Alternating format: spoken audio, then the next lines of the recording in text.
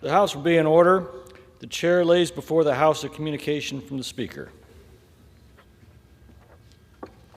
The Speaker's Rooms, Washington, D.C., January 27, 2023. I hereby appoint the Honorable Tom McClintock to act as Speaker Pro Tempore on this day. Signed, Kevin McCarthy, Speaker of the House of Representatives. The prayer today will be offered by Chaplain Kibben. Would you pray with me? Gracious God, open our eyes this day to the things that are true. Inspire our actions that they be noble. Reveal to us at every turn what is right, and may our motives be ever pure. Then may, as we live our lives here in this place, may they reflect what is lovely. May our example to each other and to this country be admirable. And should the outcome of our work today succeed in being excellent or praiseworthy, may we think not on these accomplishments for our own attribution, but may we take each of our thoughts captive, that we would instead choose to think with your mind and reflect on our efforts as participation in your creative work. May we focus our eyes on what you see and order our days as you would have us do. To you be all glory, and in your truth and righteousness do we offer our prayers this day. Amen. The chair has examined the journal of the last day's proceedings and announces to the House the approval thereof. Pursuant to Clause 1 of Rule 1, the journal stands approved. The Pledge of Allegiance will be led by the gentlelady from North Carolina, Ms. Manning. I pledge allegiance to the flag of the United States of America and to the republic for which it stands, one nation, under God, indivisible, with liberty and justice for all. The chair will entertain up to 5 requests for 1-minute speeches on each side of the aisle. For what purpose does the gentlewoman from California seek recognition? Mr. Speaker, I rise to address the House for 1 minute and to revise and extend my remarks. Without objection, the gentlelady is recognized for 1 minute. Mr. Speaker, I rise today to join my community in celebrating Lunar New Year as we ring in the year of the rabbit and year of the cat. We cannot ignore that this year's celebrations in Southern California were rocked by the worst of evil. I have attended the Monterey Park Lunar New Year celebrations in years past, and my heart is with the loved ones of the victims of the shooting in our AAPI community. However, I know that in the face of this tragedy, as we heal our wounds, we will persevere, come together, and come back even stronger. Our best days are yet to come. Good prevails over evil. Love triumphs hate. And light surfaces darkness always. That is what Lunar New Year is all about. I'm rallying with my AAPI community, and I wish all who are celebrating joy, renewal, and many blessings. So I want to greet all the public in my special New Year's greetings. 새해 복 많이 받으세요. 新年快乐, 恭喜发财, and 祝梦南無. Thank you, and I yield back. The gentlelady will please provide a translation, and her time has expired. For what purpose does the gentlelady from Pennsylvania seek recognition? Mr. Speaker, I ask unanimous consent to address the House for 1 minute and to revise and extend my Without objection, the gentlelady is recognized for 1 minute. Thank you, Mr. Speaker. Not even a month into this new year, and I'm already on the floor once again begging the same question. What will it take to stop the relentless pace of mass shootings? 3 mass shootings in California in just 3 days. 3 different men used three different ages used guns to murder their own neighbors or coworkers. And beyond the tragedies in California, there are victims of gun violence every day in every state. Regardless of our politics, we cannot continue to live and die this way. We must do more. We must do more for the victims. We must do more for the community shattered. We must do more for the families left to grieve. Each mass shooting is a glaring violation of our inalienable rights, life, liberty, and the pursuit of happiness. According to 97%, a bipartisan group of gun owners and non-gun owners, 70% of gun owners want to help reduce gun injuries and deaths. There are a lot of ways we can combat the cruel epidemic of gun violence, but what we cannot do is nothing. We must all find the courage to act. Thank you, Mr. Speaker. I yield. Gentlelady's time has expired. For what purpose does the gentlelady from Iowa seek recognition? Thank you, Mr. Speaker. I ask unanimous consent to address the House for 1 minute, revise and extend my Without objection, the gentlelady is recognized for 1 minute. Mr. Speaker, I rise today to congratulate Iowa Biodiesel Board on their recognition by the Clean Fuels Alliance America for their contributions to clean energy. Since the Iowa Biodiesel Board was created in 2007, they have been instrumental in making Iowa the #1 biodiesel producing state in the country. Biofuels are critical in the United States' goal of energy independence. They have created jobs throughout Iowa and the country and reduced overall greenhouse gas emissions.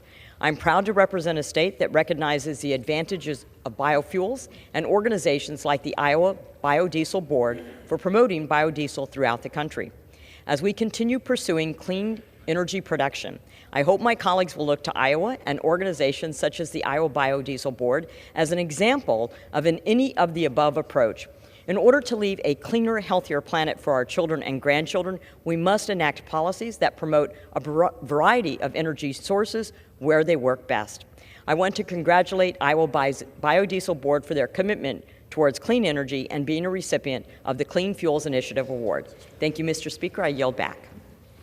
Gentlelady's time has expired. For what purpose does the gentlelady from North Carolina seek recognition? Speaker, I ask unanimous consent to address the House and revise and extend my remarks. The gentlelady is recognized for 1 minute. Thank you, Mr. Speaker.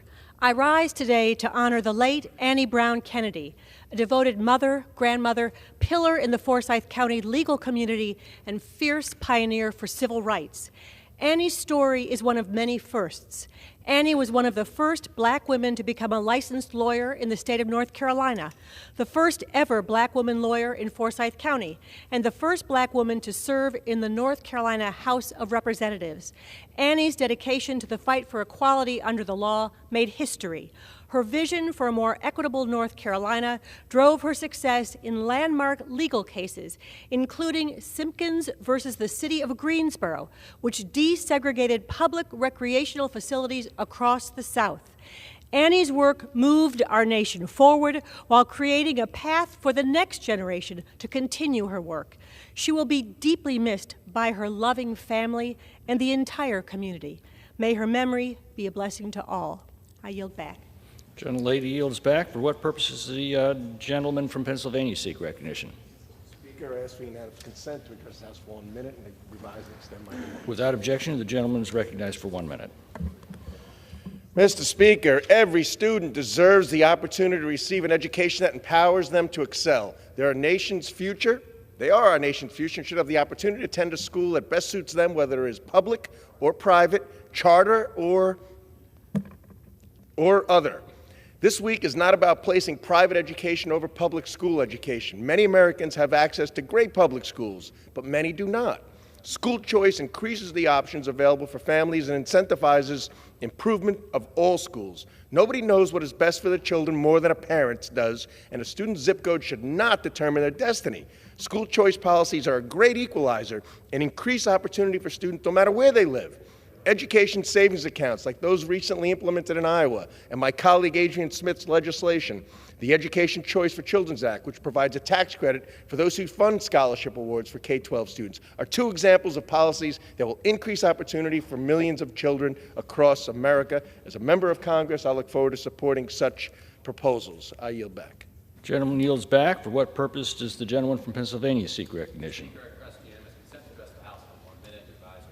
Without objection, the gentleman is recognized for 1 minute.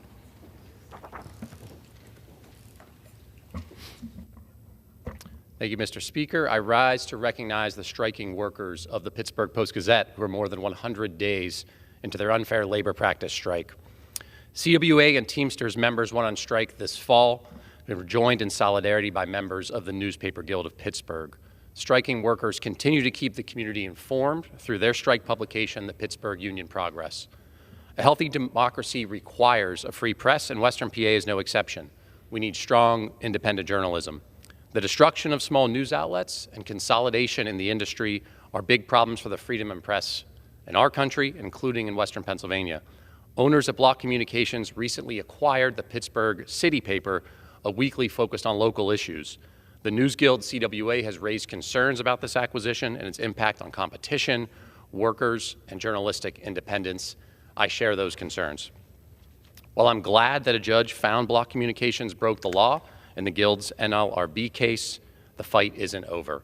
I stand in solidarity with these striking workers in Western Pennsylvania and with workers across the country fighting for the dignity that we all deserve. I yield back. The gentleman's time has expired. For what purpose does the gentleman from Pennsylvania seek recognition? Mr. Speaker, request unanimous consent to address the House for 1 minute and revise and extend my remarks. Without objection, the gentleman is recognized for 1 minute. Thank you, Mr. Speaker. Mr. Speaker, I rise today on International Holocaust Remembrance Day to honor the memory of those who were murdered during the Holocaust.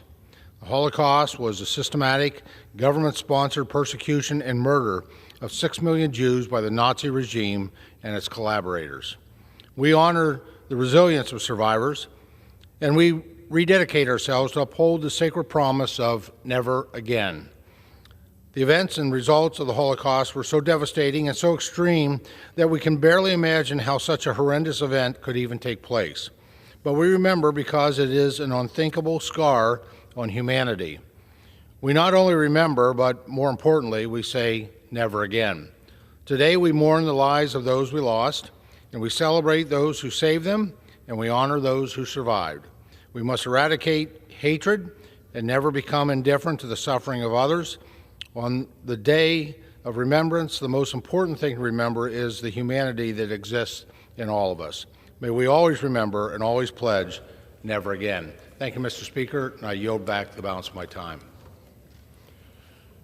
For what purpose the gentlewoman from Texas seek recognition? Mr. Speaker, I ask for unanimous consent to address the House for 1 minute and revise and extend my remarks. Without objection, the gentlewoman is recognized for 1 minute. Mr. Speaker.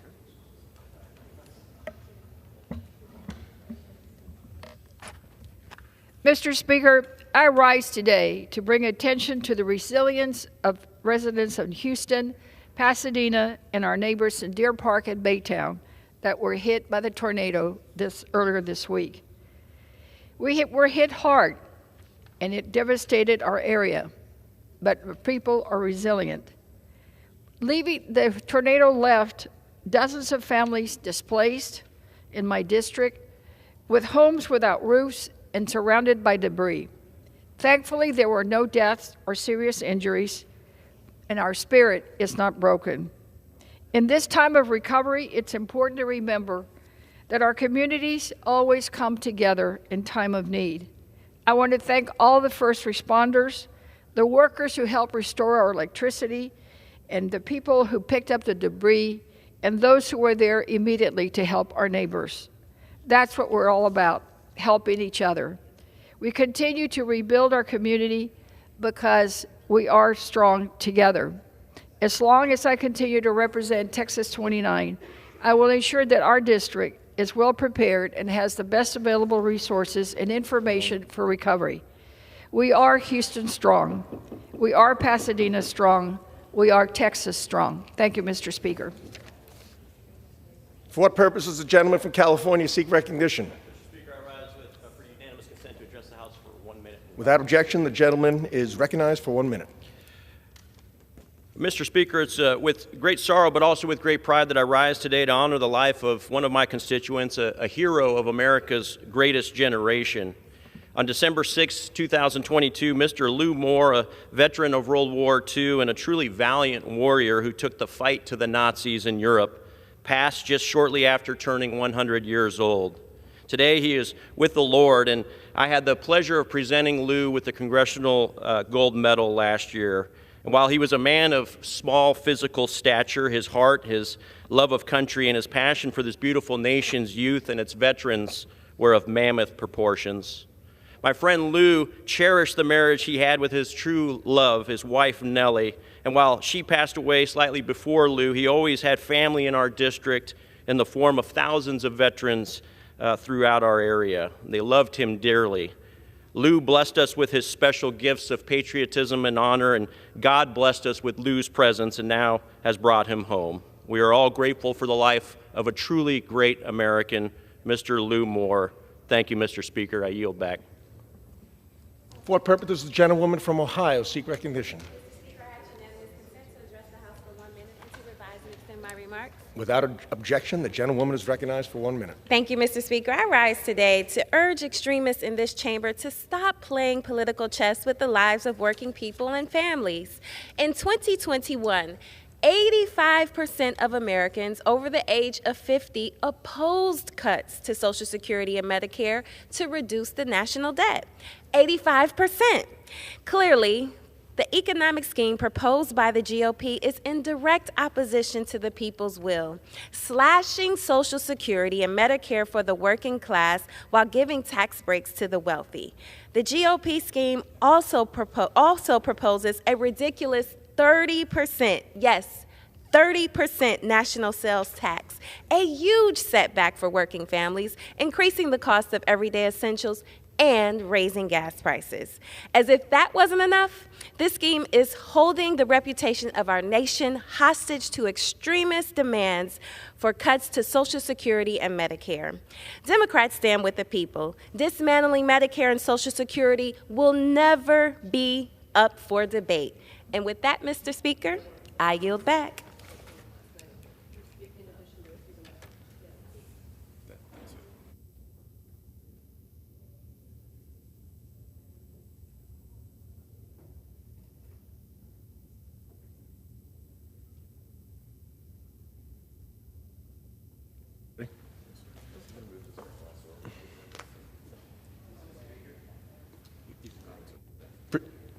The gentleman is recognized. House Resolution 5 and Rule 18, the chair declares the House in the committee to the whole House on the State of the Union for the further consideration of H.R. 21. Will the gentleman from California, Mr. McClintock, kindly take the chair?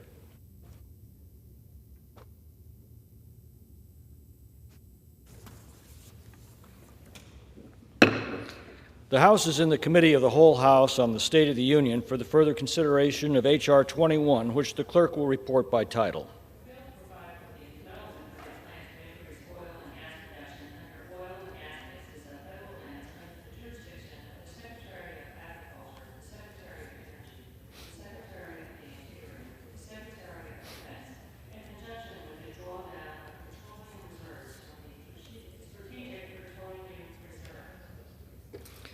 When the Committee of the Whole rose on Thursday, January 26, 2023, Amendment number 14, printed in the Congressional Record, offered by the gentlelady from Michigan, Ms. Tlaib, had been disposed of.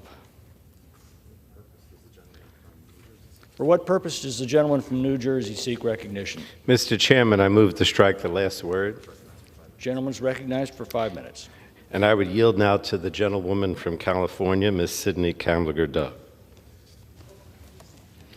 Thank you. Today I rise in opposition to H.R. 21.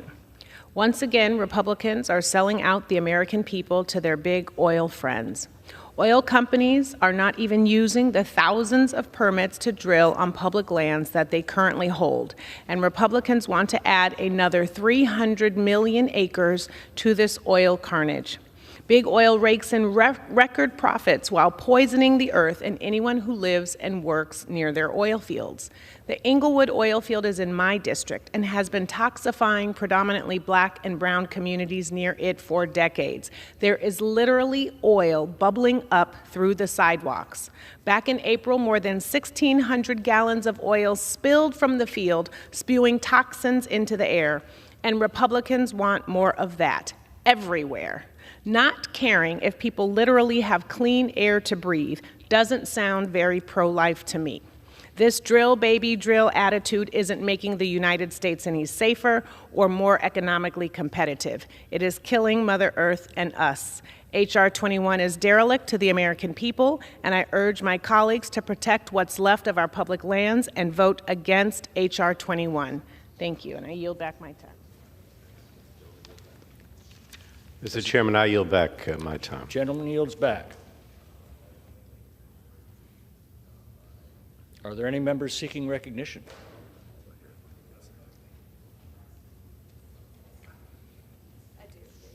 For what purpose does the gentleman from Arizona seek recognition? Thank you, Mr. Chairman. I have an amendment at the desk, numbered 145. The clerk will report the amendment. Amendment number 145, printed in the Congressional Record, offered by Mr. Grijalva of Arizona. Add at the end the following. A, protected public lands. The plan required by... May I ask for unanimous consent to dispense with the reading? Without objection, so ordered. Thank you. Gentleman's recognized for 5 minutes. Thank you, Mr. Chairman. Again, I rise to offer what I hope will be an amendment that every member in the body can support. This amendment would simply prevent new planned oil and gas drilling in our national parks or on protected public lands, including national monuments, national recreation areas, or areas of critical environmental concern. The debate yesterday and today has shown the American people that there are deep divisions between our two parties when it comes to America's energy future. We have starkly different priorities for protecting communities and the climate and securing environmental justice and safeguarding public health. And I hope the concerns that we've raised might change some minds across the aisle, though I worry it will not. However, one area in which I believe we can all agree is that we should not allow oil and gas extraction in our national parks, our national wildlife refuge, in national recreation areas, or in our conservation lands. Mr. Chairman, for those of us who have had the privilege to serve on the House Natural Resources Committee, we hear nearly every day about what parks and public lands mean to the community and in every congressional district across the country. Put simply, Americans love their parks. From the Everglades to the Grand Canyon, Shenandoah, Mesa Verde, these iconic landscapes are some of the most visited and most loved in the United States. It is our responsibility as elected officials to ensure future generations, our children, our grandchildren, will have the same opportunities we have enjoyed and experienced in these incredible places. My amendment would protect these opportunities, ensuring that any new planned oil and gas extraction would not occur in our parks or on protected public lands. And despite what some may suggest, this amendment is essentially, given the repeated extremist efforts we saw under the previous administration to open protected lands to extraction, this amendment is necessary. I hope that all my colleagues can join me in protecting our parks and protected public lands from unnecessary oil and gas extraction. I urge a vote yes on the amendment and yield back the balance of my time. Gentleman yields back. For what purpose does the gentleman from South Carolina seek recognition? Mr. Chair, I rise in opposition to this amendment, which will prohibit the leasing plan from including a whole new swath of federal lands. For 5 minutes. This is a solution in search of a problem, because many of these areas are already protected. I went through the list. I don't see any that aren't. Under the existing law, many of these places aren't open for oil and gas leasing. Nothing in H.R. 21 would change that fact. President Biden campaigned on a platform to end fossil fuels, and on day one of his administration, he imposed a moratorium on energy production on federal lands. The Biden administration has leased fewer acres than any other administration dating all the way back to World War II. H.R. 21 will reverse the dangerous precedent set by President Biden and his administration and unlock the natural resources owned by the American people for the benefit of all. The SBR shouldn't be used for political purposes. Drawing down to influence gas prices is wrong when the SBR is set aside for natural emergencies. Time of war, a strategic asset for the American people, not to be used to influence elections. This memo will increase gas prices and weaken our energy security by reimposing the Biden administration's leasing moratorium. It's wrong. It's a messaging. I get it. You're okay with releasing gas and oil out of the Strategic Petroleum Reserve to influence gas prices, weakening our nation if a natural disaster should strike. We need to replenish the SPR. We need to do it with American resources that we're blessed with in this country. That's what H.R. 21 does, so I urge a no vote on this amendment, and I yield back. Gentleman yields back. The question is on the amendment offered by the gentleman from Arizona. Those in favor say aye. Those opposed say no. The noes have it. Mr. Chairman? Gentleman from Sir, Arizona. if I would request a recorded vote on the amendment? Pursuant to Clause 6 of Rule 18, further proceedings on the amendment offered by the gentleman from Arizona will be postponed.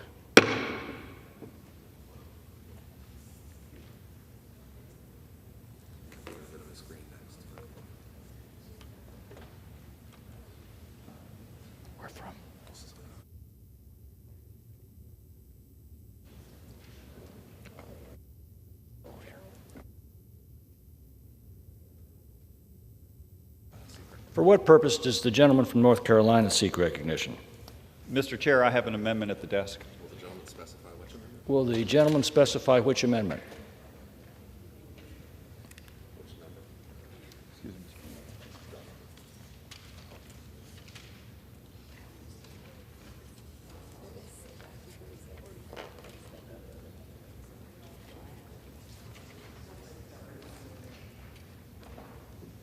Mr. Chair, Amendment 46. The clerk will designate the amendment. Amendment number 46, printed in the Congressional Record, offered by Mr. Jackson of North Carolina. The gentleman from North Carolina is recognized for 5 minutes. Thank you, Mr. Chair. We just heard from the gentleman from South Carolina that the purpose of this bill was to make sure that the use of our strategic reserve was confined to instances in which there was a national emergency. The purpose of this amendment is very simple. It is to make sure that if we are going to restrict releases from our strategic reserve, that it have an exception for national security. That's it. Very simple. If you were going to tie the president's hands to respond to an energy crisis, at least include language that allows for a swift response in the event of a threat to our national security. At least do that. I understand the concern about the use of our reserve. I do not understand lack of concern for a future situation which could call for its use when our national security is at stake. This is a simple amendment. It only adds language with respect to national security. This should be a bipartisan concern, and I welcome bipartisan support. I yield back the remainder of my time. The gentleman yields back. For what purpose does the gentleman from South Carolina seek recognition? Mr. Chair, I rise in opposition to this amendment. Gentleman's recognized for 5 minutes.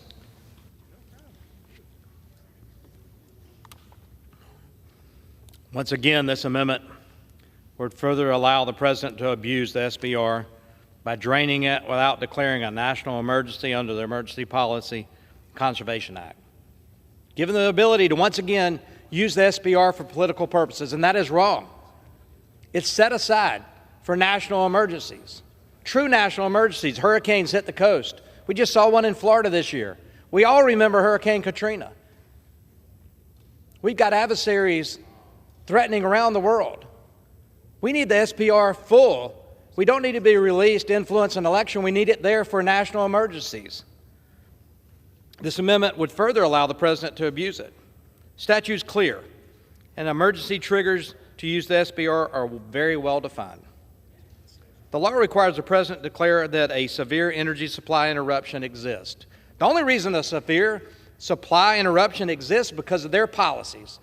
The policy of the Biden administration that took oil and gas production in this nation off the table. We have American resources here. We're blessed in this nation with abundant natural resources, but we're cursed by liberal politicians who don't want America to be energy independent. They don't want us to be energy dominant. They want to take those resources off the table for production, to increase supply, to meet demand, to lower prices for consumers, manufacturers, and people across America. The statute defines a supply interruption as follows.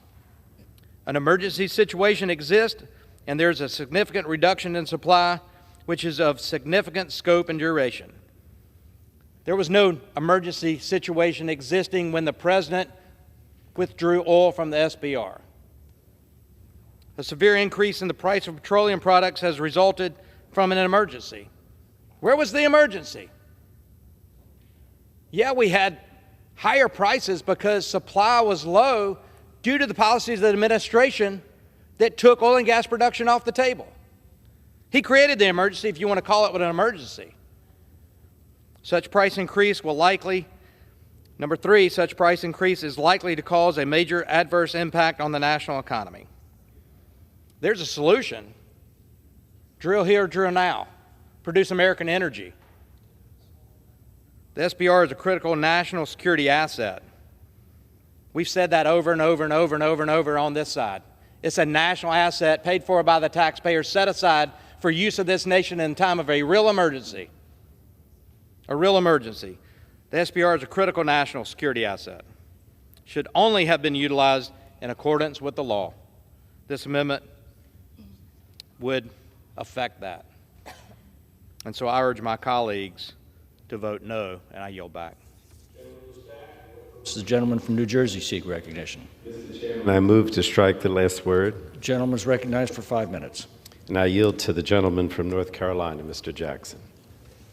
The gentleman from South Carolina concluded his remarks by saying this amendment would affect that, provided no specification for that. Look, folks, this was just about national security. We didn't get 2 words in response to the substance of this amendment.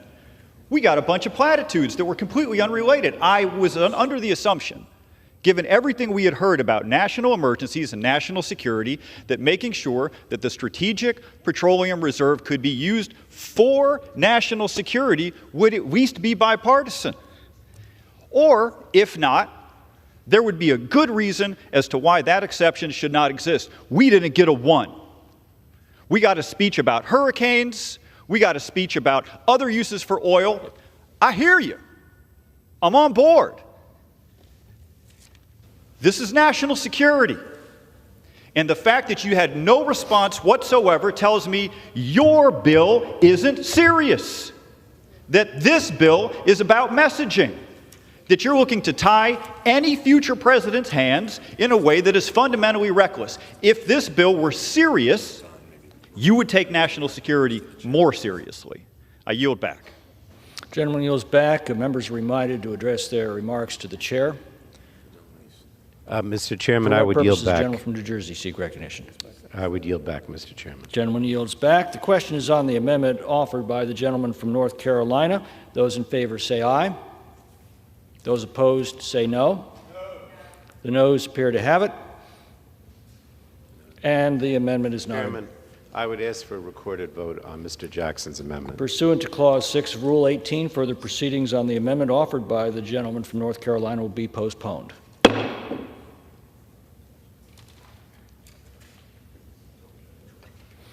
For what purpose does the gentlelady from Georgia seek recognition? I have an amendment at the desk, number 147, printed in the congressional record. Clerk will report the amendment. Amendment number 147, printed in the congressional record, offered by Ms. Green of Georgia. Add in the following, Section 3, Rule of Construction with respect to abuse of emergency I ask declarations. unanimous consent. Clerk will suspend. Consent to dispense with the reading of the amendment. Without objection, so ordered. The gentlelady from Georgia is recognized for 5 minutes. Thank you. Mr. Chair, yesterday I introduced an amendment that would take away the President's emergency power to sell our oil from the Strategic Petroleum Reserve and give that authority back to Congress. Since Joe Biden has become president, he has abused his emergency power and sold American oil to our enemies. China was the #1 buyer. President Biden abused his power to sell our oil, reduce gas prices so that the midterm elections would swing Democrats' way. It's a shame to trick the American people just to win an election. No president should be able to use their emergency powers for politics. While my amendment failed yesterday, it opened up discussion on how to solve this problem. While our leadership was working with me to protect America's Strategic Petroleum Reserve, Democrats and the Mocking Hill media were making fun of me for having a failed amendment. I want to say this: true success comes through failure. And there's one thing that needs to be pointed out about our new Republican majority. We are much different than Republican majorities of the past. We aren't afraid of conflict, of disagreement in the public's eye. We have already proven that. What all of us are afraid of is not being a successful Republican majority for the American people and stopping the Democrats' America Last policies. And what our Republican majority will continue to show the country and the mocking media is, in the words of our new great Republican speaker, it's not how you start, it's how you finish. Today, I'm introducing a new amendment that would prevent President Biden or any president from selling our strategic oil reserves for political reasons. The American people don't believe President Biden should have the sole authority to sell our oil for whatever reason he comes up with. President Biden's war on American energy has crippled our country and left us vulnerable to economic and a national security crisis. There's no reason the president should be able to sell one of our most strategic resources for political gain. Instead, the president should unleash American energy at home. I urge my colleagues to support my amendment and yield back. Yes. I rise in support of this amendment, which will simply clarify that the president is not authorized to make emergency drawdowns of the SPR for political purposes. It's pretty simple. Imagine if a Republican administration would have done what this administration did. You ought to be hollering from the tops of buildings, in the streets. It's clear President Biden has abused his emergency powers to raid our SPR for political gain. SPR was meant for true emergency energy supply interruptions. President Biden has mismanaged the SPR. 250 million barrels, over 40% of the SPR, has been drained in less than 2 years, 15 months. We need to unleash American energy production by expanding energy production in this country on federal lands and across the country. We're going to work on that in the House majority to expand American energy production. We're fighting, like Marjorie is, to deliver affordable and reliable energy for all Americans. We're also fighting to maintain and bolster our energy security, and that's what this is about. Energy security, national security. H.R. 21 furthers these goals, and I support this amendment and the passage of H.R. 21. I yield back to the gentlelady. Thank you. I yield back. Gentlelady yields back. Members are reminded to refrain from engaging personalities toward the president. For what purposes, gentleman from New Jersey? Mr. Chairman, I rise in opposition to the amendment. Claim the time in opposition. The gentleman is recognized for 5 minutes. And I yield myself such time as I may consume. I listened to the gentlewoman from Georgia, and to me, this amendment is unbelievable. I mean, she says that you can't draw down or sell petroleum products under this amendment for political and non-emergency purposes. Well, I mean, everything around here is political, so I don't even know how you would define that. But what the president has been doing is using the Strategic Petroleum Reserve to help bring down the price of gasoline at the pump, or in other cases to increase supply because of the supply shortage because of Russian action in the invasion of Ukraine. These are, in my opinion, totally legitimate emergency purposes to help the American people and help the supply chain. Now, what the bill does is to say, well, if you want to do that, if you want to use the reserve, then you have to drill for more oil on public lands. Well, isn't that political?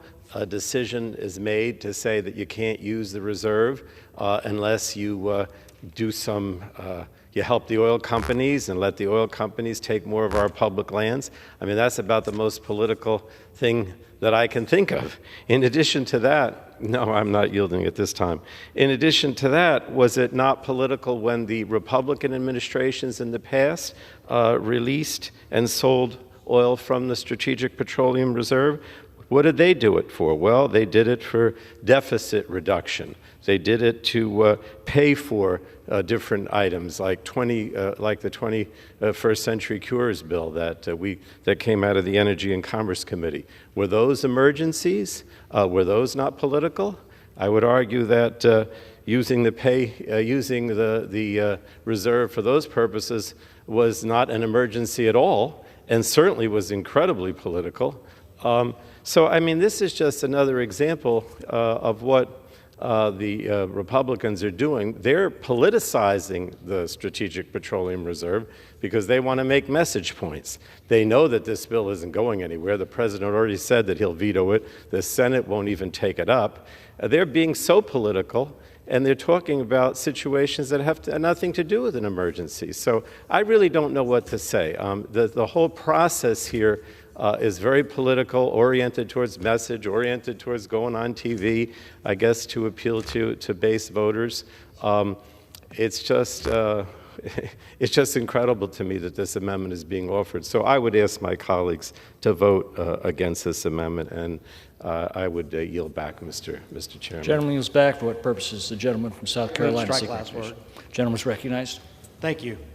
You know, the Democrats try to paint this picture that rising energy costs was Putin's war, Putin's gas hikes. I had to do some research. The gentleman from North Carolina tried to make this all about the war in Ukraine. The reason the president did this, just a little factoid. The first drawdown of the SPR was 2 months before Russia invaded Ukraine. So this isn't about a national emergency related to Ukraine, related to Vladimir Putin. This isn't Putin's price hike on gasoline for American consumers. This is the Biden administration's war on American energy. He said it on the campaign. He's implemented it today. He implemented it from day one, and it continues. The SPR is a strategic asset for the American people to meet the needs in the time of crisis, such as a national emergency or a time of war. So let's just be clear. It should not be used for political gain, political influence. The American people see right through this. They appreciated a little bump, and that's all it was, a speed bump at the pump for them. Prices went right back up. It didn't have much influence on the price of energy in this country, but what can have influence on the price of energy in this country is producing American energy resources. My goodness, we're blessed in this nation with natural gas and oil to meet the demands of a growing economy. Your constituents and mine are paying the price at the pump. It's time to unleash American dominance, energy dominance, which we can. I'd like to yield some time to the gentlelady from Georgia. Mr. Chair, my Democrat colleague across the aisle pointed out exactly what I was saying, that the entire reason why President Biden released our very precious oil that the American people paid for with their hard-earned tax dollars for our emergency reserves, the reason why it was released was to reduce gas prices before an election. And our Democrat colleague completely admits that. And then goes on to blame the war in Ukraine for the reason that we have a low supply. But yet, talk about serious. Let's talk about the most unserious decisions, that the Senate would not take up this bill to protect American strategic petroleum reserves, that the Senate would not take up this bill and pass my amendment to stop any president, Democrat or Republican, for selling oil out of our SPR for political reasons, and to imagine that President Biden would say that he would not consider this bill. President Biden is telling America that he doesn't care about our emergency supply or our national security. President Biden gives a serious, clear message to the American people that he will destroy the fossil fuel energy industry, and that will hurt every single American. There are no politics that can play with that. I urge my colleagues to pass my amendment and H.R. 21. I yield back. I yield back balance. Gentleman yields back. The question is on the amendment offered by the gentlelady from Georgia. Those in favor say aye. Aye. Those opposed say no. The ayes have it, and the amendment is agreed to. For what purpose does the gentleman from California seek recognition? I have Amendment 88 at the desk. Clerk will designate the amendment. Amendment number 88, printed in the Congressional Record, offered by Mr. Sherman of California. Gentleman's recognized for 5 minutes. American gas prices are too high. The pressure is on this Congress to do something about it. President Biden has done something about it by releasing oil at a strategic time from the Strategic Petroleum Reserve, and gas prices are down from their peak. But Americans want more. But they want real action, and instead they get what is nothing more than a 2-day fraud on this House floor, a bill that would do absolutely nothing to reduce oil prices or gas prices. And yet, by spending 2 days on this floor, by making this the bill of the week, we fool the American people into thinking that Congress is doing something. Now, how utterly meaningless is this bill? It will do nothing to increase oil production in the United States, for it calls only for a plan to be created, but not necessarily implemented. And it implies that it would do something to increase oil production, but not for well more than a year after the crisis began, any spike in oil prices. And finally, even if more oil is produced in the United States, it'll be exported and will lower the world price perhaps by a penny. This is a messaging bill. Its message is to attack President Biden, who's the only one who has actually done something to reduce oil prices. So let's look at what this bill does. It calls for a plan. Well, if the administration wants to give us a plan, they'd give us a plan. Washington is filled with plans. The American Petroleum Institute has a plan. Everybody's got a plan. So we draft another plan. What does that do? Now, it forces the administration to write a plan about leasing more land for oil drilling. They're free to list parcels where everybody knows there's no oil and nobody wants to bid. If they don't want to do a plan, that's the plan they'll give us. But let's say they give us the plan that the majority seems to want. They can write the plan, accompany with a letter explaining that they think it won't reduce oil prices, that it's bad for the environment, and therefore they're not going to implement it. So now we have a plan that's similar to what they want and a letter saying why it won't be implemented. This is what we offer the American people. If we're going to have a bill that requires a plan, we ought to adopt this amendment that offers the administration a chance to create a different kind of plan, a plan to prohibit or limit exports. The illustration of how important this is can be seen just north of our border. Canada produces twice as much oil as they consume, and their consumers are paying $2 a gallon more than we're paying. So producing more oil inside your country doesn't seem to lower oil prices for those living to the north of the United States. Why? Because the oil is simply exported at the world price. Now that guarantees, if we actually produced more oil in the United States and exported it, more profits for oil companies, but not a penny of reduction at the price. If instead we had a plan to limit or prohibit exports, we would lower certainly the price of natural gas, and I believe that under many circumstances we would reduce the price of oil and gasoline paid for by the American people. So to come to this floor with a bill requiring a plan to be added to the hundreds of existing plans that already exist, that requires an administration to create a plan that the majority tells us the administration doesn't want to create, allows the administration to create a plan that they wouldn't like, allows the administration to create a plan that they would like and then refuse to implement it, and then tell the American people that you're doing something to lower the price of gasoline now.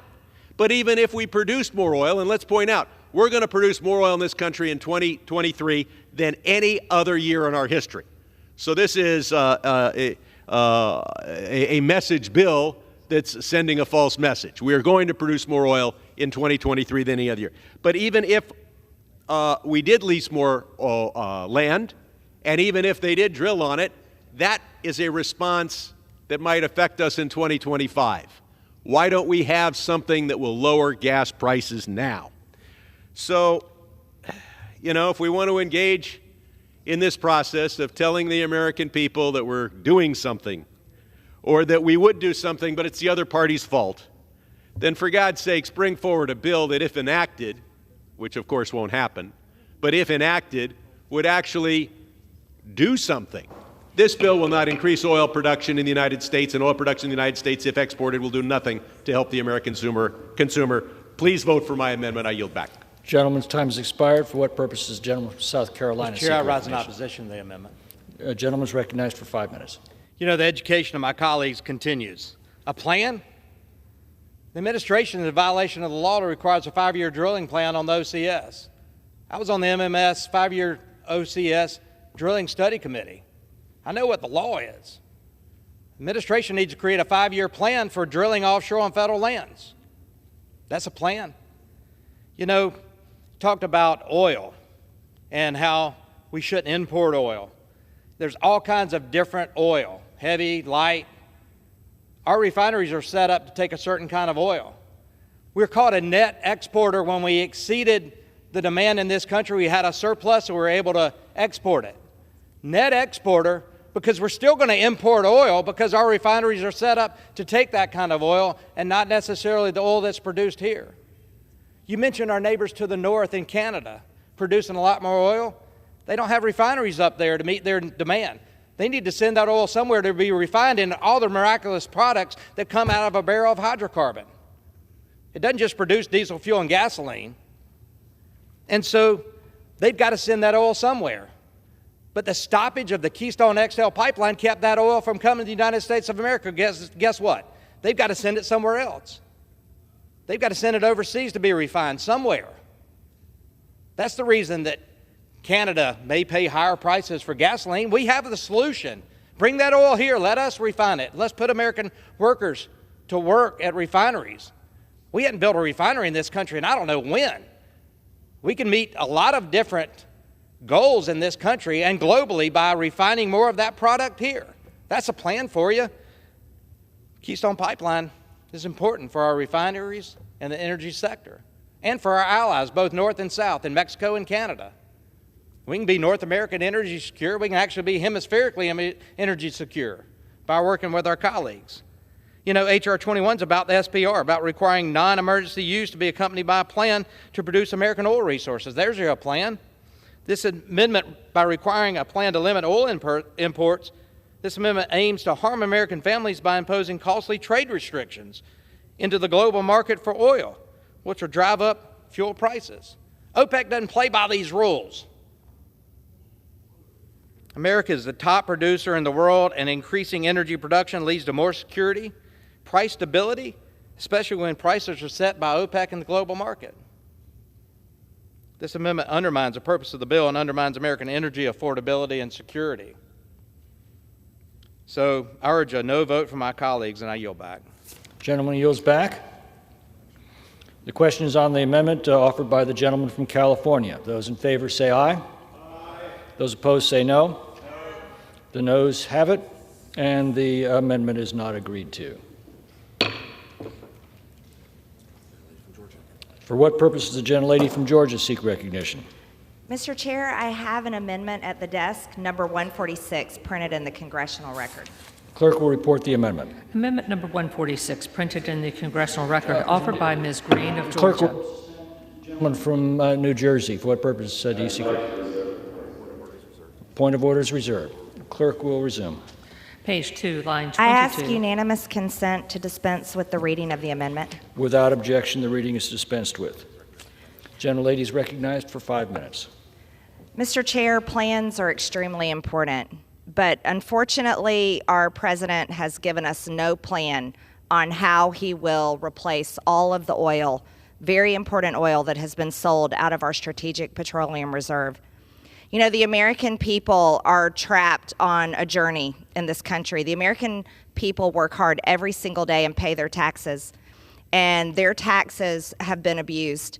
Their tax dollars were used to fill up the supply in the Strategic Petroleum Reserve. And in 2 years' time, this president has sold out America by selling our Strategic Petroleum Reserves and creating a national security crisis for all of America. I'm introducing an amendment today that will require a leasing plan from day one of President Biden's presidency, Inauguration Day, when this bill is enacted into law. President Biden will have to come up with a plan to tell the American people how he will clean up his mess and refill America's SPR. I urge my colleagues to support this amendment, and I yield back. Gentlelady yields back. For what purpose does the gentleman from New Jersey seek recognition? Mr. Chairman, I insist on the point of order. The gentleman will state his point of order. The pending amendment violates the germaneness requirement of Rule 16, Clause 7. That rule precludes amendments, and I quote, on a subject different from that under consideration. The subject matter of the underlying bill is a requirement that the Department of Energy issue a plan related to the leasing of federal lands for oil and gas drilling before certain first drawdowns from the Strategic Petroleum Reserve. However, the subject matter of the pending amendment is different.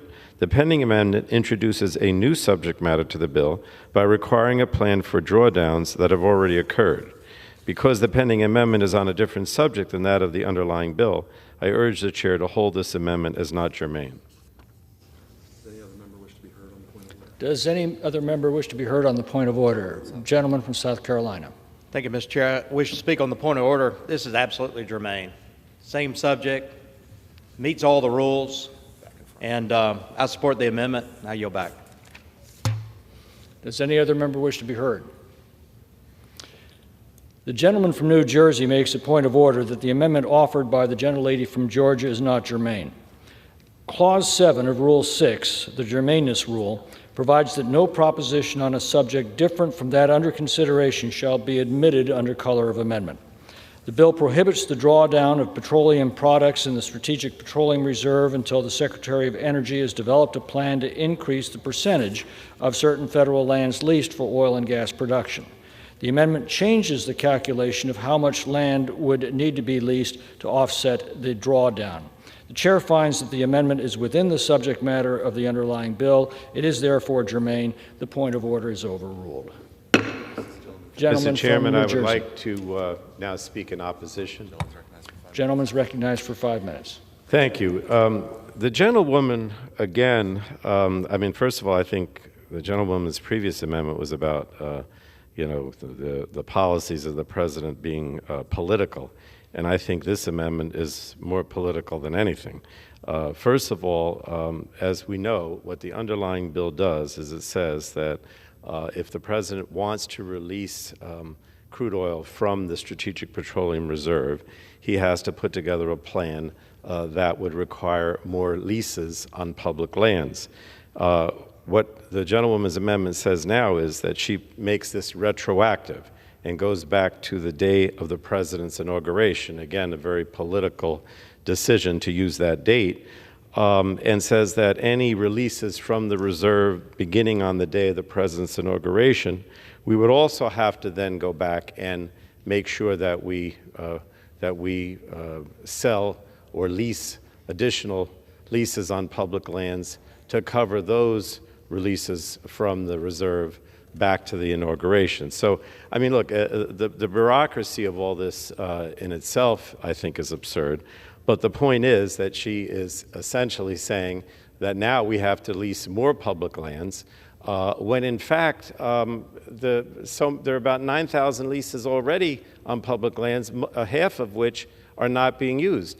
The oil companies do not want to pump more oil, because that brings down the price. They don't want any releases from the Strategic Petroleum Reserve, because that brings down the price. So all that the Republican majority is doing here is trying to help the oil companies, trying to make sure that there's no tools on the part of the administration to increase supply, to bring down the cost of gasoline at the pump. Whatever the oil companies, which are making huge profits, want to do, that's what they want to do as well.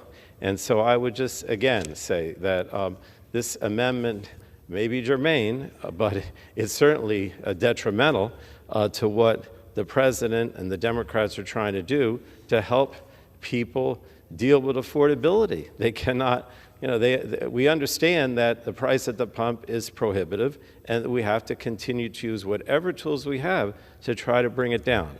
The Republicans, on the other hand, don't want to do any of that. They want to make political points, and they want to do the bidding of the oil companies. So with that, Mr. Chairman, I would oppose this amendment and yield back.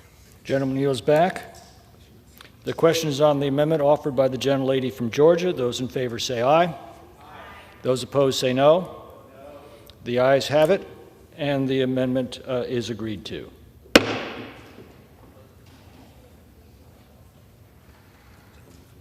For what purpose does the gentleman from California seek recognition? Mr. Speaker, I have an amendment at the desk. Will the gentleman specify which amendment? Number 61. Clerk will designate the amendment. Amendment number 61, printed in the congressional record, offered by Mr. Liu of California. Gentleman from California is recognized for 5 minutes. Thank you, Mr. Speaker. This amendment would create an exception allowing for a drawdown of the Strategic Petroleum Reserve if the Secretary determines that the drawdown will result in a net profit for the United States. So let me tell you what this is all about. I can summarize this debate of the last 2 days into one sentence. Joe Biden lowered your gas prices, and Republicans are upset about it. That's what this is about. Joe Biden lowered your gas prices last year, and that makes Republicans mad. And how do we know? They said it out loud. The gentlewoman from Georgia earlier this morning just said that Joe Biden lowered your gas prices for political reasons. You know, I don't care why a president lowers your gas prices. If any president can lower your gas prices, we should support that president's action. And if prices surge later this year, if gas prices surge again, Joe Biden should be able to use the tools at his disposal and lower your gas prices again. We should be giving the president even more flexibility to use the Strategic Petroleum Reserve to lower your gas prices. Joe Biden lowered your gas prices, and Republicans want to keep him from doing that again. We don't want to stop the president from lowering your gas prices. We want Joe Biden to lower your gas prices again if he could do that.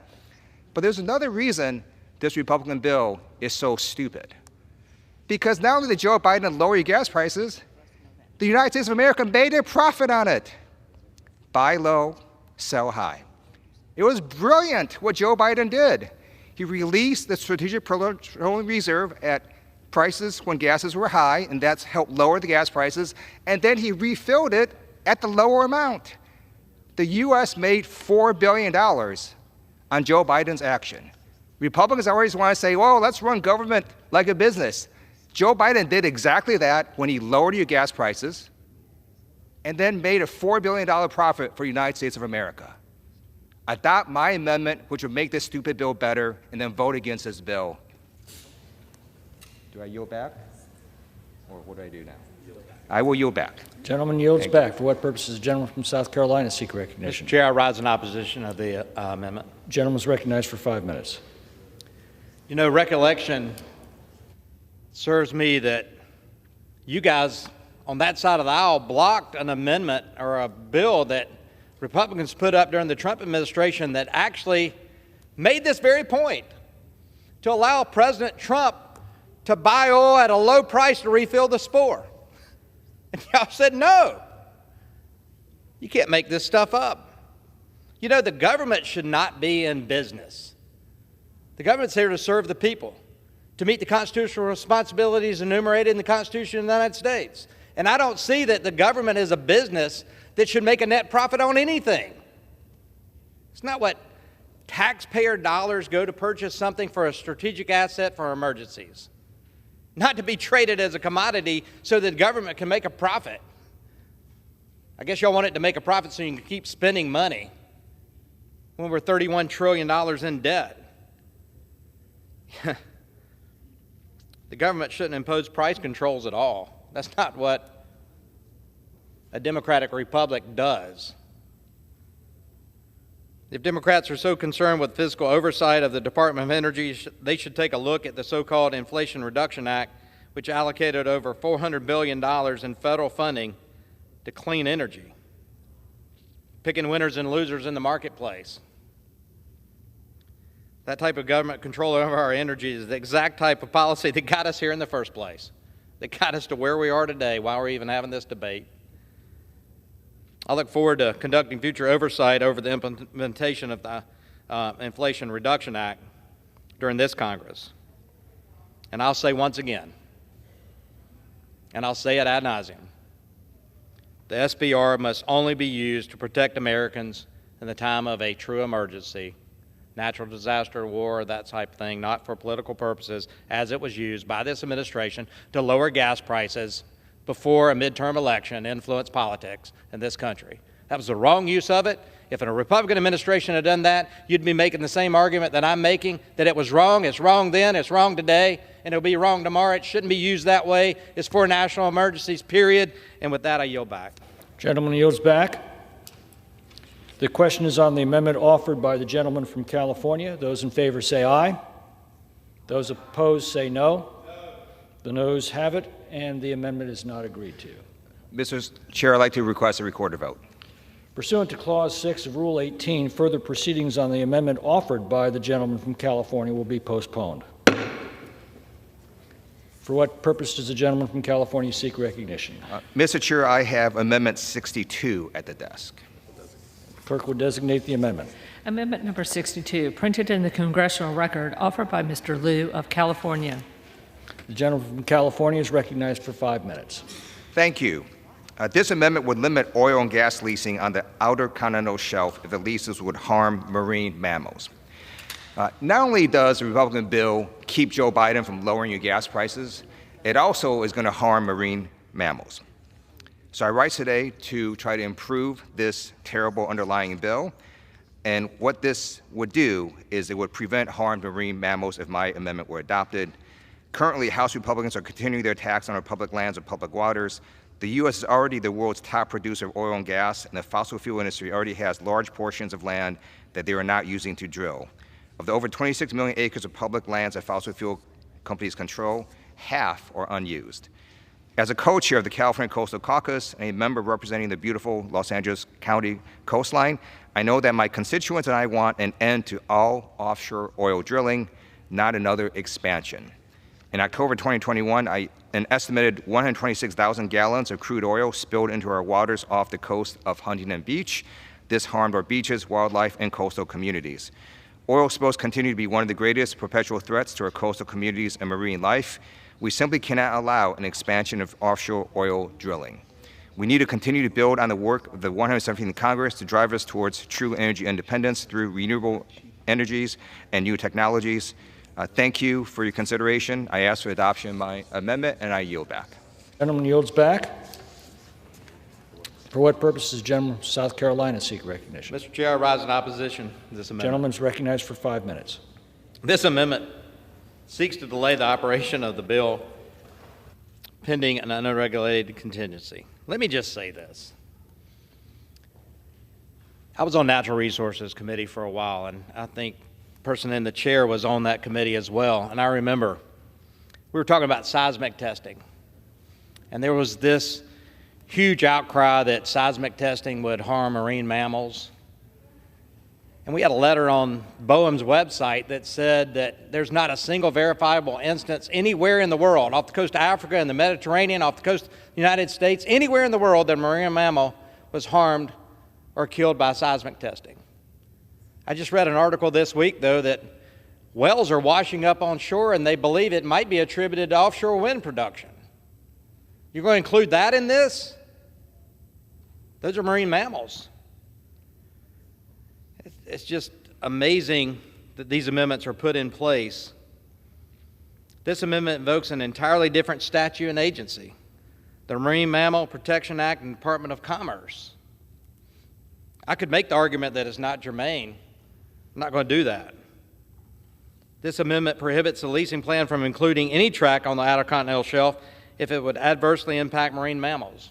Show me where a marine mammal has been killed from oil and gas production or exploration.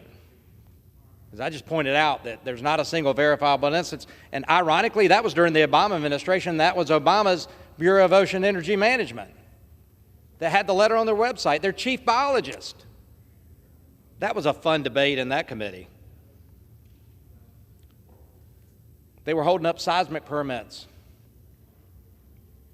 But they would permit a wind farm offshore or a solar panel that was frying birds or knocking endangered species out of the air in a heartbeat, but would let us go after these abundant resources that we had offshore and onshore. This is nothing more than an attempt to delay the implementation of H.R. 21. There's nothing in the bill that changes any laws relating to protection of marine mammals. It's worth noting that about offshore wind. I urge my colleagues to vote no on this messaging amendment on the other side, and I yield back. Gentleman yields back. The question is on the amendment offered by the gentleman from California. Those in favor say aye. Those opposed say no. No. The noes have it, and the amendment is not agreed to.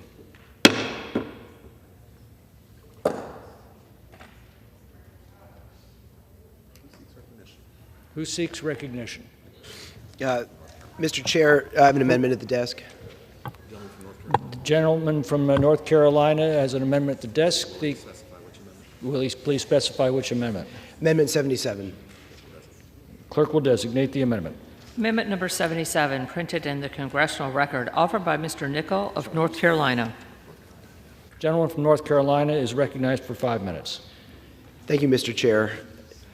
I rise in support of Amendment 77.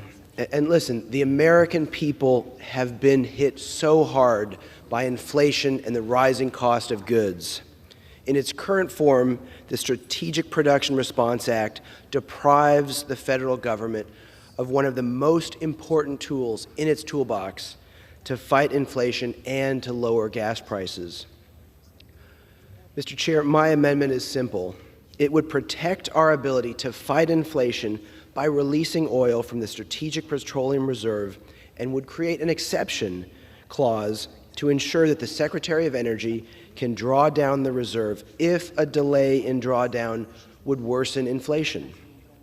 Releasing oil from the Strategic Petroleum Reserve in response to Russia's invasion of Ukraine was a critical strategy that helped lower gas prices for American families. This bill, without my amendment, could hurt working Americans struggling so hard with rising prices. I urge my colleagues to support my amendment to protect American families from rising gas prices and runaway inflation. Listen, lowering gas prices is not a political tactic. It is a question of survival for many Americans. Mr. Chair, I yield back the balance of my time. Gentleman yields back. For what purpose does the gentleman from South Carolina seek recognition? Mr. Chair, I rise in opposition to this amendment. Gentleman is recognized for 5 minutes. Thank you. Inflation? The Biden policies are causing inflation across this country and not allowing America to come roaring back after the pandemic. First thing he did was stop oil and gas production in this country, ended leases, stopped federal leasing. And that's caused gas prices to go up that affect all of our constituents, not just the lower income ones, but all of them. And the lower income people pay a higher percentage of their discretionary income for energy due to this administration's policies. A higher percentage. That means they have less money to spend on other commodities that they want to buy to improve their lives. If you want to lower inflation in this country, let's get the economy back. And one way to get the economy back is to provide cheap diesel fuel so that those commodities can be transported across the country. And that diesel fuel is affordable for the farmers to plant their crops and harvest their crops. Inflation is going to continue because of this administration's policies affecting energy prices for our farmers. Commodities are going to be higher than they are today because of the input cost. Fertilizer comes from energy sources. That's an input cost. Diesel fuel for tractors and trucks transport the crops from the crop to the processors to the store. If we want to lower inflation in this country, we do it through American energy dominance. We've got the resources. All we got to do is go tap them, increase supply to meet demand. That is how you lower prices, and that's how you address the inflationary data that we're seeing. Inflation is caused by this administration spending too much money, printing too much money, and not increasing American energy security. Providing plans under H.R. 21 that will lead to the increase in production of American energy. It creates wealth, it creates jobs, it creates tax revenues, it leads to lower prices, and it definitely combats inflation. We know this from the shale revolution, which added hardworking Americans added to their jobs, added to their bank accounts, added to their spending, increased economic activity, a healthy economy, limited inflation.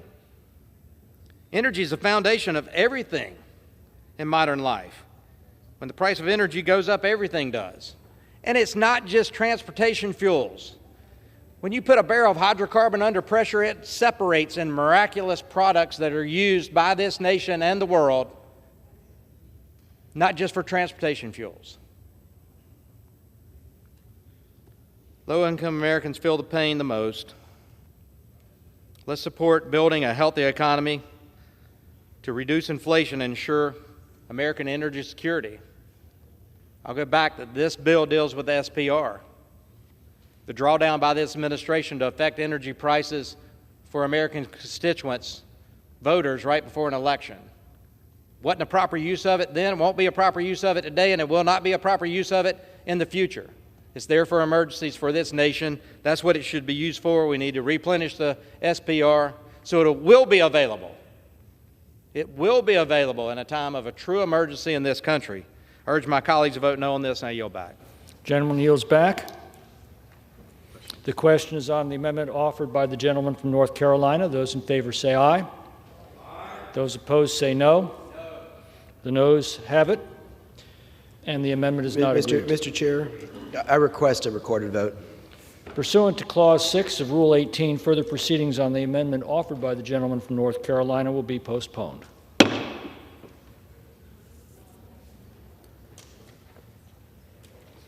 For what purpose does the gentleman from New Jersey seek recognition? Mr. Speaker, I have an amendment at the desk. It's designated amendment number 95. Gentleman from South Carolina. Mr. Chair, I reserve a point of order against the amendment. Point of order is reserved. Clerk will designate the amendment. Amendment number 95, printed in the congressional record, offered by Mr. Pallone of New Jersey. The gentleman from New Jersey is recognized for 5 minutes. Thank you, Mr. Chairman. I yield myself such time as I may consume. I rise to offer an amendment which would add the text of my Buy Low and Sell High Act, which I reintroduced last week, along with my colleagues Representatives Craig, Crow, Custer, Spanberger, and Trone.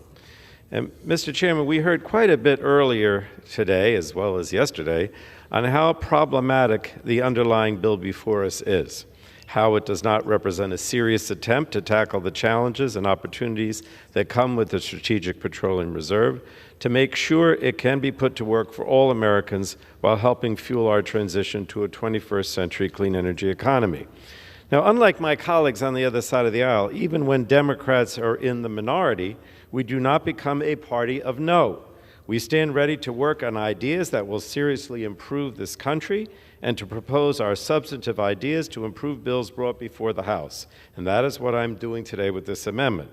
The Buy Low and Sell High Act is a serious bill that takes the Strategic Petroleum Reserve seriously. It doesn't use it as a political football, but instead regards it as a valuable tool to our arsenal of energy security. The amendment would create an economic petroleum reserve within this reserve that would be specifically to sell crude oil when prices are high and buy crude oil when prices are low. Some of the profits for that would then be reinvested into the American economy, accelerating the electrification revolution that everyone from President Biden to the CEO of every automaker can tell us is happening, not in the future, but right now. It would also create a network of regional product reserves so we can have a full national network of crude and petroleum products. The Colonial Pipeline hack nearly 2 years ago was illustrative of the need for regional product reserves. Crude by itself doesn't do us any good without refining capacity and the infrastructure to take it across the country. Regional product reserves can fight local shortages immediately. So my amendment also includes Ms. Houlihan's important bill, which goes further than our Republican chamber did 2 weeks ago in preventing barrels from our strategic reserves from not just going to China, but also not going to Russia, Iran, and North Korea. Unlike our colleagues, Mr. Chairman, Democrats are not soft on Russia. We're not soft on Iran. We're not soft on North Korea. And finally, the bill would build on the work in the fiscal year 2023 omnibus bill that this chamber passed last month to give the Department of Energy further flexibility with congressionally mandated sales from the reserve and required the Department of Energy time those sales to maximize revenue back to the American taxpayer. Now, these are all common sense ideas. They should be bipartisan ideas. They're certainly more serious than the bill before us today. And so, unfortunately, it seems that Republicans aren't willing to engage in a serious endeavor like this. They're not willing to hear our dissenting views on this. But in any case, I would ask that this amendment be adopted so we can take a serious look at what needs to be done to address the energy crisis. And with that, I yield back. Gentleman yields back. For what purpose, the gentleman from South Carolina seek recognition? Mr. Chair, I insist on the point of order. The gentleman will state his point of order. The amendment violates Clause 7 of Rule 16 of the rules of the House because it's not germane to the underlying bill. It fails the test for subject matter and fundamental purpose. The amendment opens up new statutes and topics. Specifically, the amendment would amend Section 3009 of America's Water Infrastructure Act of 2018, page 27, line 8, for reference. That statute is not amended by H.R. 21, not even discussed. The amendment would create a new regime of government supply and price controls not at all contemplated in this bill's simple leasing plan. It's totally different in subject matter, totally different in purpose, totally different in the end game. For that purpose, the amendment's not germane. And I would also note that this amendment has been determined to have an impact on direct spending, although CBO has not yet determined the magnitude. So I say the amendment's not germane in so many ways, and look forward to the ruling. Does any member seek to address the point of order? Gentleman from New Jersey. Thank you, Mr. Chairman. The amendment meets the germaneness requirement of Rule 16, Clause 7. The amendment is germane because the amendment does not introduce a new subject to the text proposed to be amended. The subject of the introduced bill is applying certain requirements to drawdowns from the Strategic Petroleum Reserve. The subject of the amendment also applies certain requirements to drawdowns. But again, Mr. Chairman, I have to stress that the reason that this amendment is germane is because we are trying on the Democratic side to seriously address the energy crisis and the energy future of this country. The Republicans are not doing that. They're simply using political points and trying to prevent the use of the reserve to actually help reduce the cost of gasoline at the pump. But with that, I will yield back. The gentleman yields back. Does any other member wish to be heard on the point of order? Seeing none, the chair is prepared to rule. The gentleman from South Carolina makes a point of order that the amendment offered by the gentleman from New Jersey is not germane. The bill prohibits the drawdown of petroleum products in the Strategic Petroleum Reserve until the Secretary of Energy has developed a plan to increase the percentage of certain federal lands leased for oil and gas production. The amendment addresses sundry additional subject matters, including the Home Heating Oil Reserve, state energy transportation plans, and assistance for Western Hemisphere refineries. The chair finds that the amendment goes beyond the subject matter of the underlying bill. It is therefore not germane. The point of order is sustained.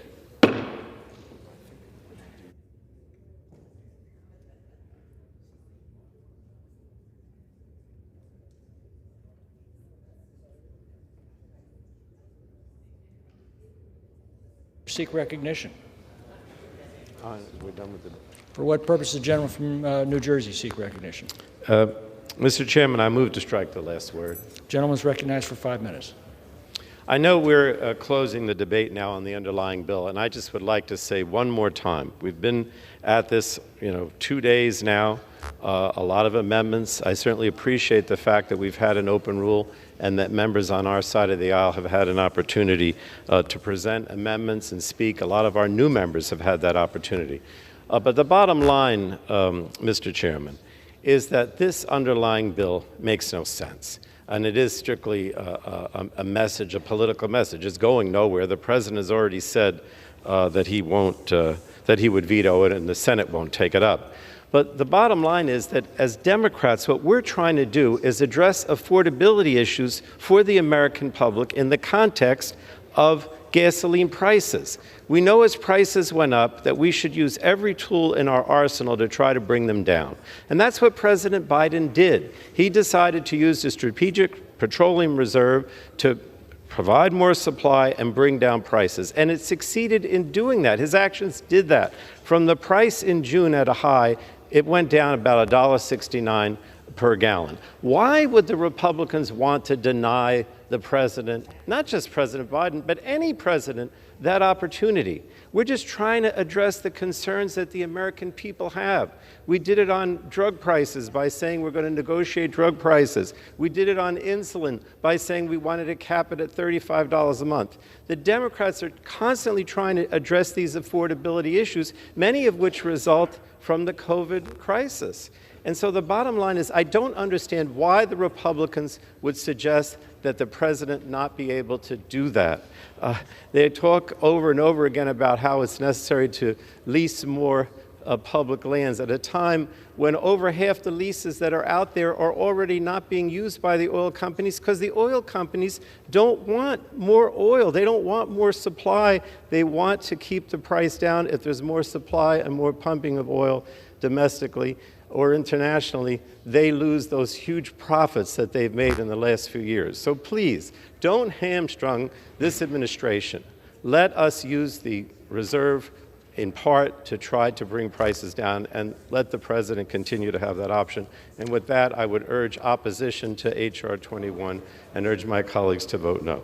I yield back. Gentleman yields back. For what purpose the gentleman from South Carolina seek recognition? Mr. Chair, I rise in opposition to the amendment. You know, the more things change, the more they stay Gentlemen the will same. suspend. There is no amendment before the House. Yeah. Move to strike last word. Gentleman's recognized to strike the last word. Thank you. Got a little ahead of myself there. The more things change, the more they stay the same. Members of Congress standing on this floor talking about buy low, sell high. I look back to 2 Congresses ago during the Trump administration. Republicans stood on this floor and offered this very thing, to allow the President of the United States to buy a commodity, oil, at the lowest price possible so they will replenish the SPR. Thank y'all for acknowledging that fact. But unfortunately, oil isn't cheap right now. You're not going to be able to buy oil very low unless we change the policies of this country and start producing American energy. Increase supply to meet demand, lowers prices. It's pretty simple economics 101. The answer to our energy security is not reflexive Democrat big government price controls, which will restrict energy resource development and supply, drive up energy costs, which we're seeing, adding to the current inflation rate, which is over 6%. GDP numbers came out today. Very slow growth in this nation. We have a solution. Produce American energy. Fuel the economy. Help your constituents. Lower transportation fuels. Lower energy costs at their home through American Energy Resources. Price controls always end with gas lines and fuel shortages. Truckers stuck this year on the side of the interstate for days because diesel fuel shortages. I talked about that earlier. Consumer prices are through the roof. Anything transported by 18-wheeler is going to be more on the consumer shelf because the price of diesel fuel is passed on to the consumer and the prices. It's how the economy works. Cargo ships, planes, everybody's paying more for fuel. That will result in higher prices, inflation, as a direct result of the Biden administration's policies to end American energy production and ultimately American energy dominance. The U.S. is the #1 oil and gas producer in the world, and we have the resources here to produce millions more barrels a day. H.R. 21 is about restoring U.S. leadership in the world in the realm of energy production. It's about reducing political interference in markets and unleashing the benefits of free and open markets and encourage innovators to invest and take risk, and end our dependence on OPEC to demand and set price controls for a global market. The shale revolution just didn't happen in countries with price and supply controls. It happened because of innovation in this country. It happened in America, where we encourage entrepreneurial spirit instead of a top-down, government-controlled economy. It's estimated that shale revolution saved U.S. consumers $203 billion annually. That equates to about $2,500 per family. Guess what? Because of the Biden administration policies, those same constituents of ours are paying about $2,500 more per year in cost. Not just energy costs, but inflationary costs all across the spectrum. It also lowered energy-related greenhouse gas emissions by an estimated 527 million metric tons per year because of natural gas. If we want to alleviate the burden of record high energy prices on the American people, the American families, Democrats should reverse the regulatory death grip on the policies they have on the oil and gas industry. I got a solution: build more pipelines in this country and let's get the resources to where they're needed, in our states and in our communities, in our homes. Rather than destroy the SBR by turning it into a political tool, as we saw the Biden administration do, let's unleash American energy production and become American energy dominant once again. So I urge a no vote on this amendment, and I yield back the balance. Gentleman yields back. Do any other members seek recognition? Seeing none, pursuant to Clause 6 of Rule 18, proceedings will now resume on those amendments on which further proceedings were postponed in the following order.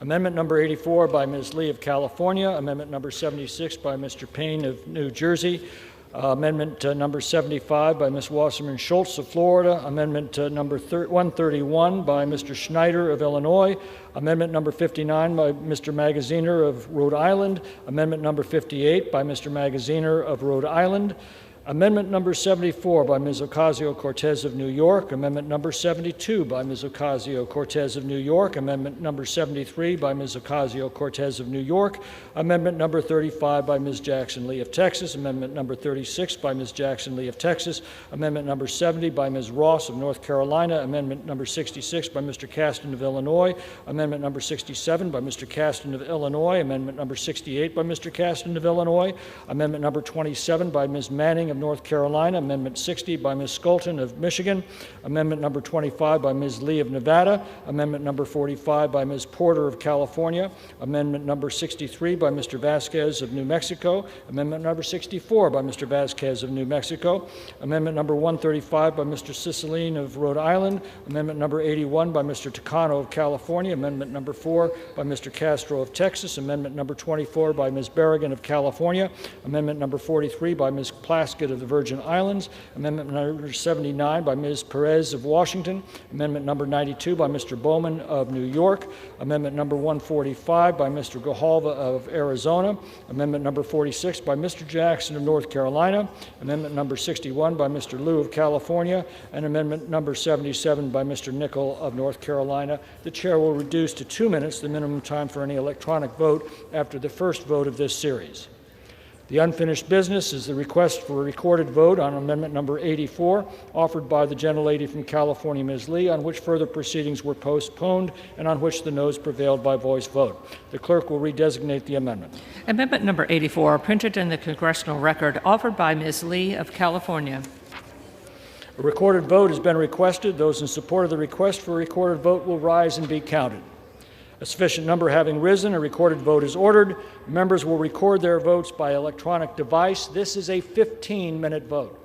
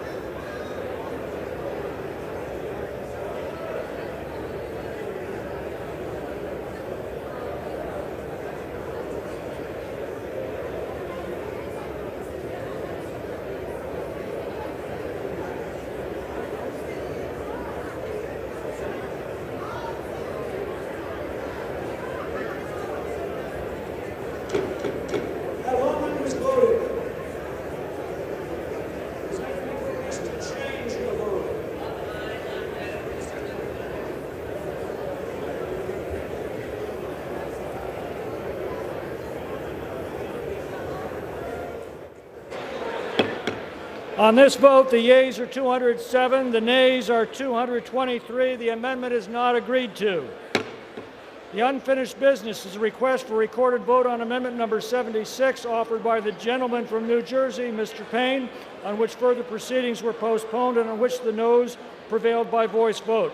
The clerk will redesignate the amendment. Amendment number 76, printed in the Congressional Record, offered by Mr. Payne of New Jersey. A recorded vote's been requested. Those in support of the request for a recorded vote will rise and be counted. A sufficient number having risen, a recorded vote is ordered. Members will record their votes by electronic device. This is a 2-minute vote.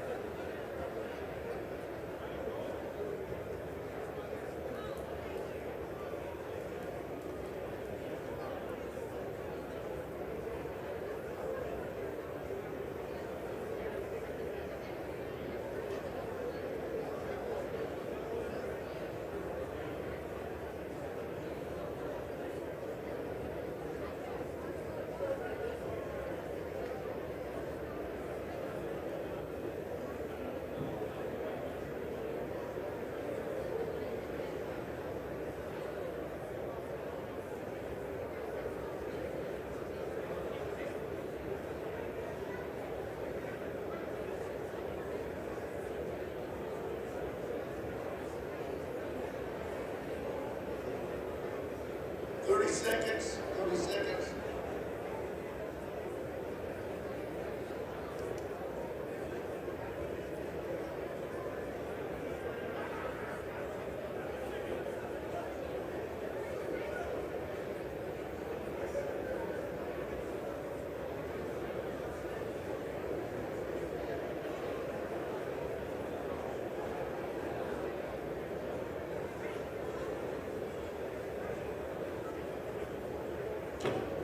Have all members voted? Have all members voted?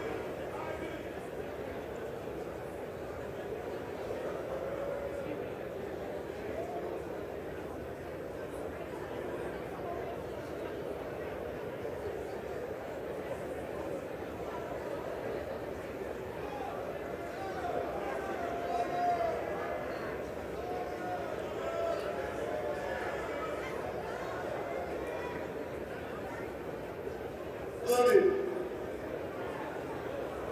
Does any member wish to change their vote?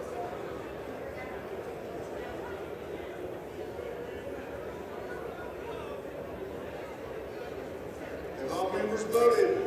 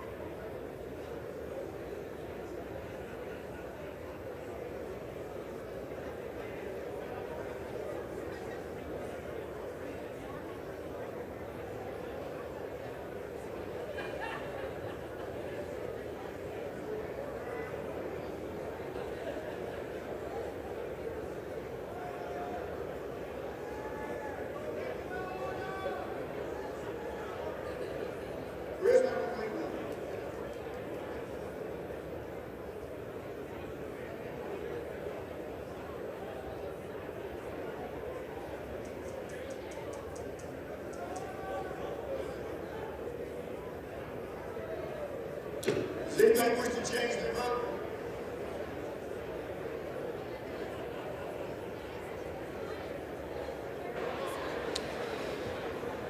On this vote, the yeas are 211, the nays are 217.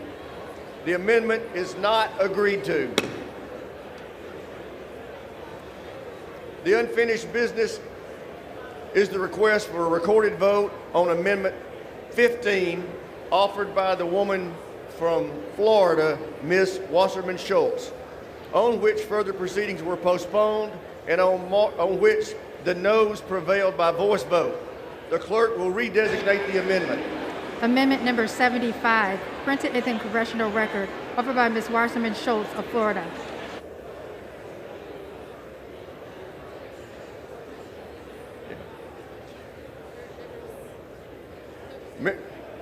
A sufficient number, a recorded vote has been requested. Those in support for the request of a recorded vote will rise and be counted.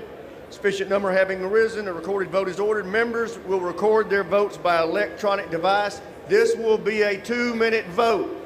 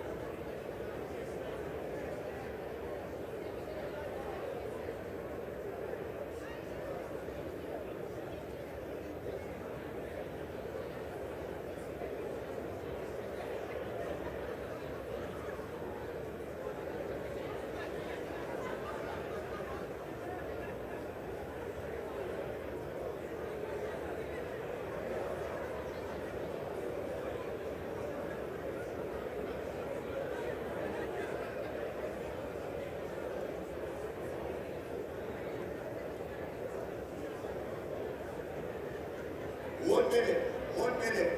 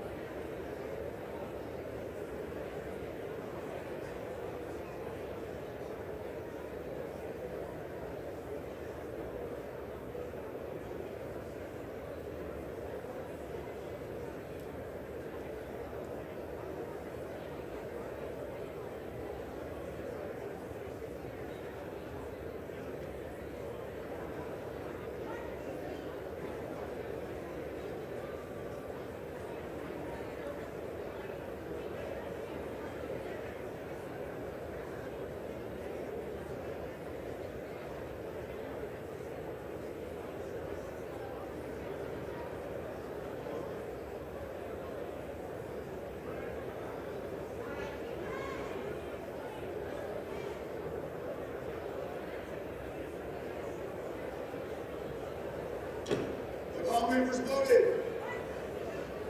Any member wants to change their vote?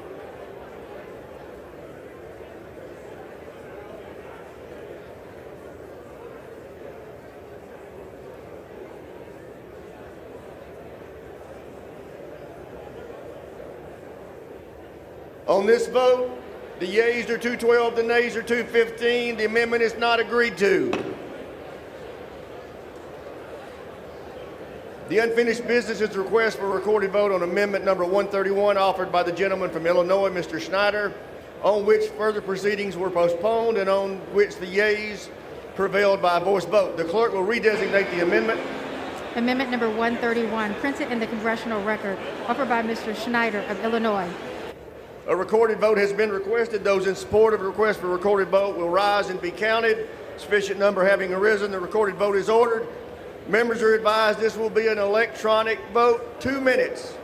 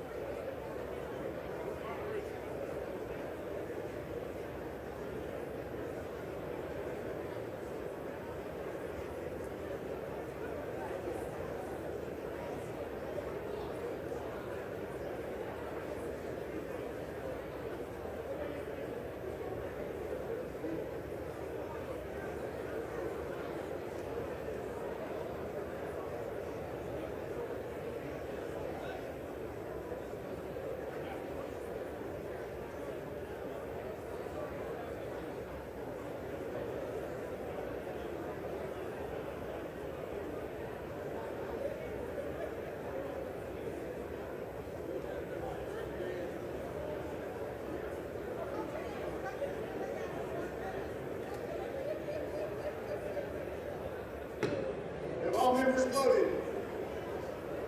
Does any member wish to change their vote?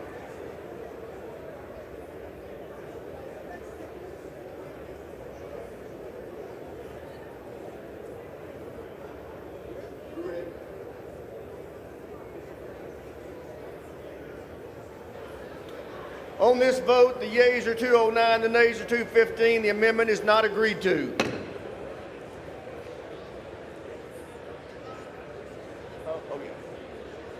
Oh, this is. The unfinished business is the request for a recorded vote on amendment number 59 offered by the gentleman from Rhode Island, Mr. Magaziner, on which further proceedings were postponed and on which the noes prevailed by voice vote. The clerk will redesignate the amendment. Amendment number 59, printed in the Congressional Record, offered by Mr. Magaziner of Rhode Island. A recorded vote has been requested. Those in support of a recorded vote will rise and be counted. Sufficient number having arisen, a recorded vote is ordered. The members will record their votes by electronic device. This will be a 2-minute vote.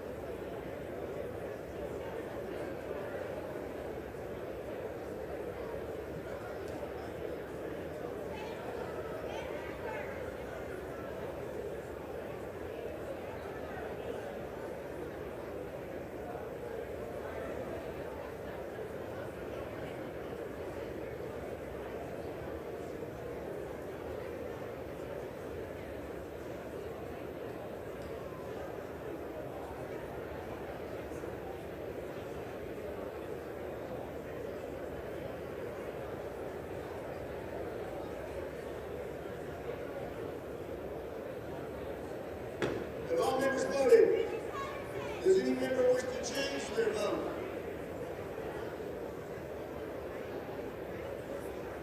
Does any member wish to change their vote?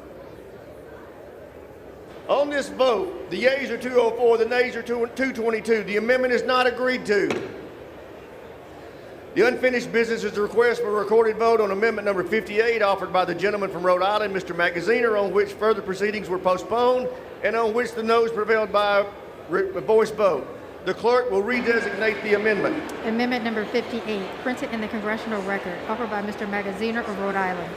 A recorded vote has been requested. Those in support of a request for a recorded vote will rise and be counted. Sufficient number having arisen, a recorded vote is ordered. Members will record their vote by electronic device. This will be a 2-minute vote.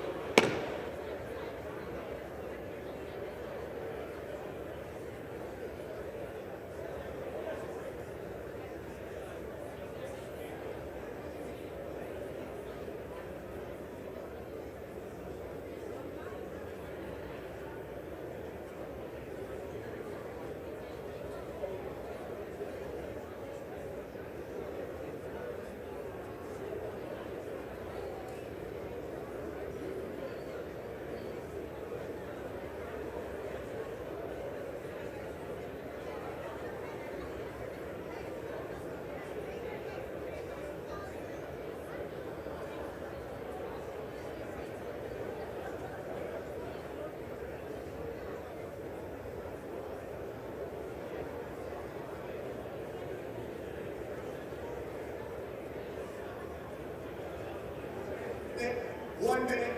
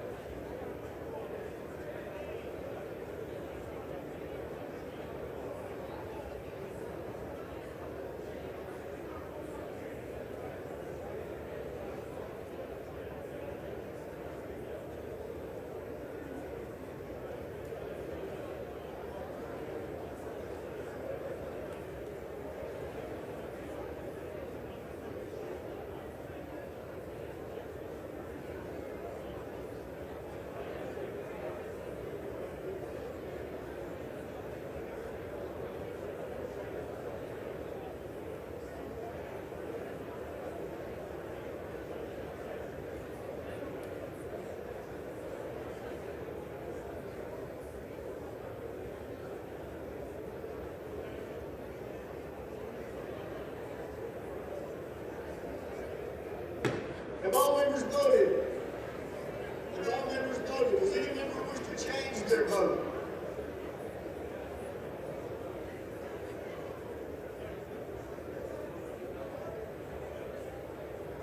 On this vote, the yeas are 205, the nays are 220. The amendment is not agreed to. The unfinished business is a request for recorded vote on amendment number 74 offered by the gentlewoman from New York, Ms. Ocasio-Cortez, on which further proceedings were postponed and on which the noes prevailed by voice vote. The clerk will redesignate the amendment. Amendment number 74, printed in the Congressional Record, offered by Ms. Ocasio-Cortez of New York. A recorded vote has been requested. Those in support of a recorded vote will rise and be counted. Sufficient number having arisen, a recorded vote is ordered. Members will record their votes by electronic device. This will be a 2-minute vote.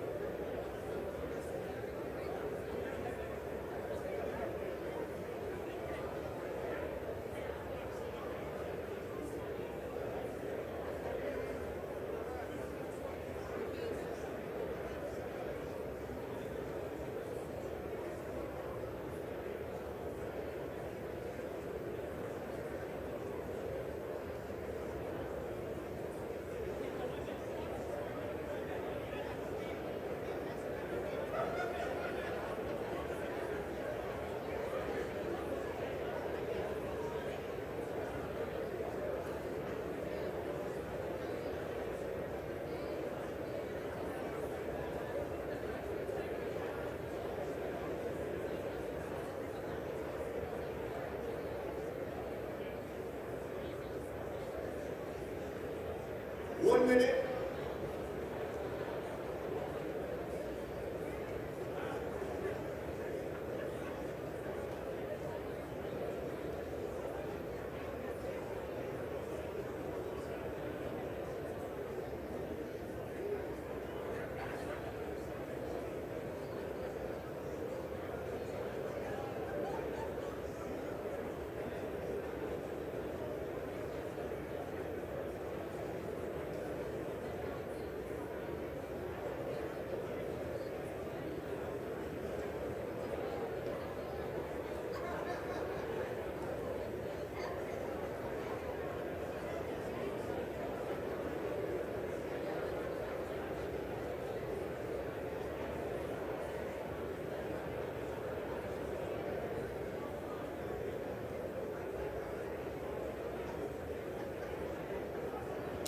Have all members voted?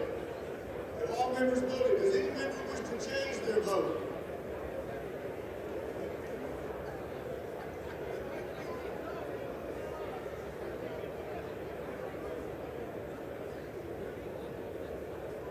On this vote, the yeas are 171, the nays are 256. The amendment's not agreed to.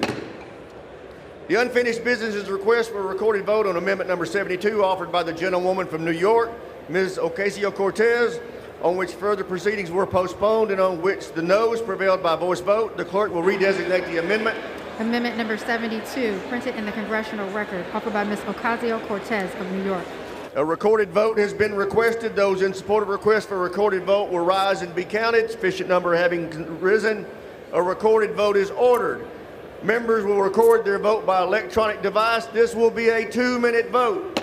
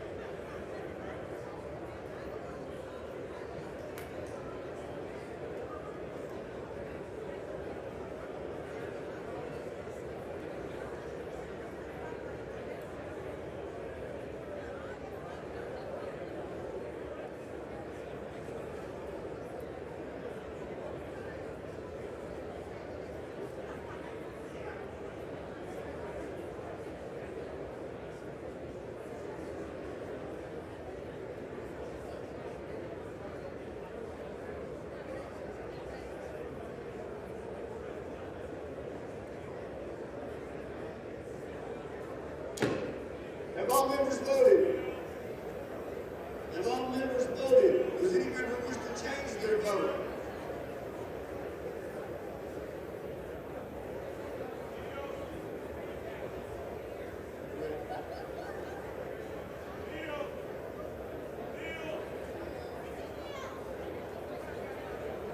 On this vote, the yeas are 193, the nays are 228. The amendment is not agreed to.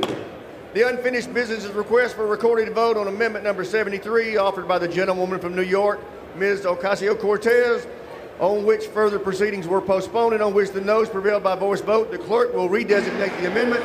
Amendment number 73, printed in the congressional record, offered by Ms. Ocasio-Cortez of New York. A recorded vote has been requested. Those in support of the request for a recorded vote will rise and be counted. Sufficient number having arisen, a recorded vote is ordered. Members are advised to vote by electronic device. This will be a 2-minute vote.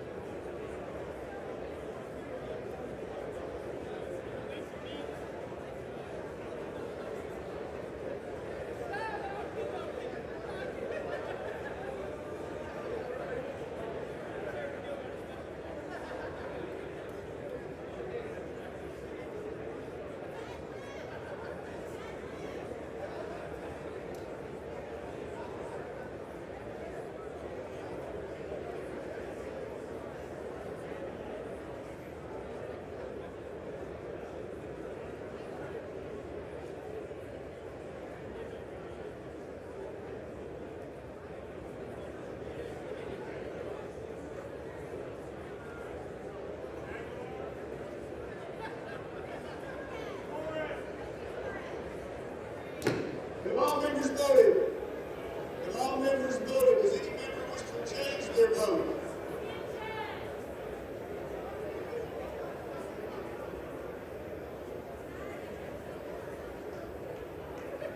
To change their vote?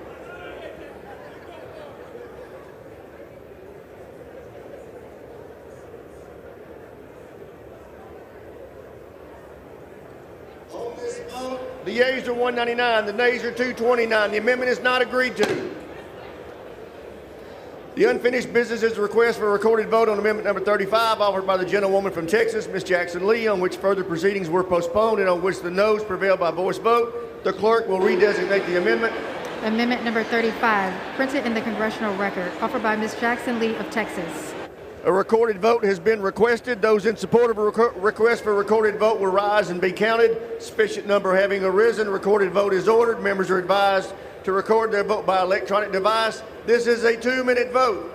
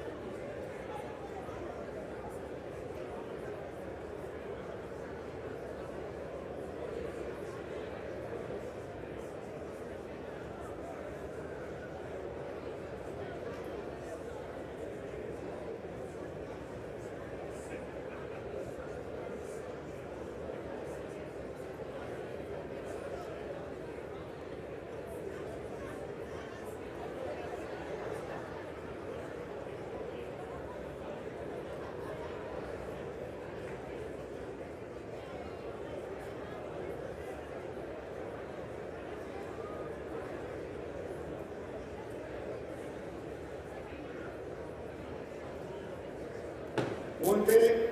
1 minute remaining.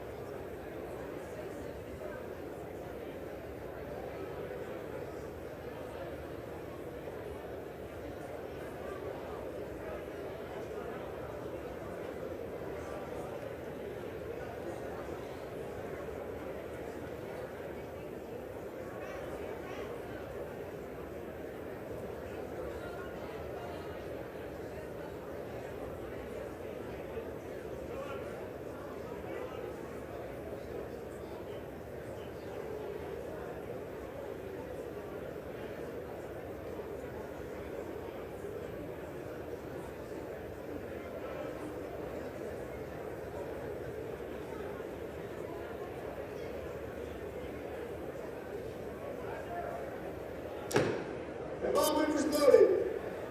Have all members voted? Does anyone want to change their vote?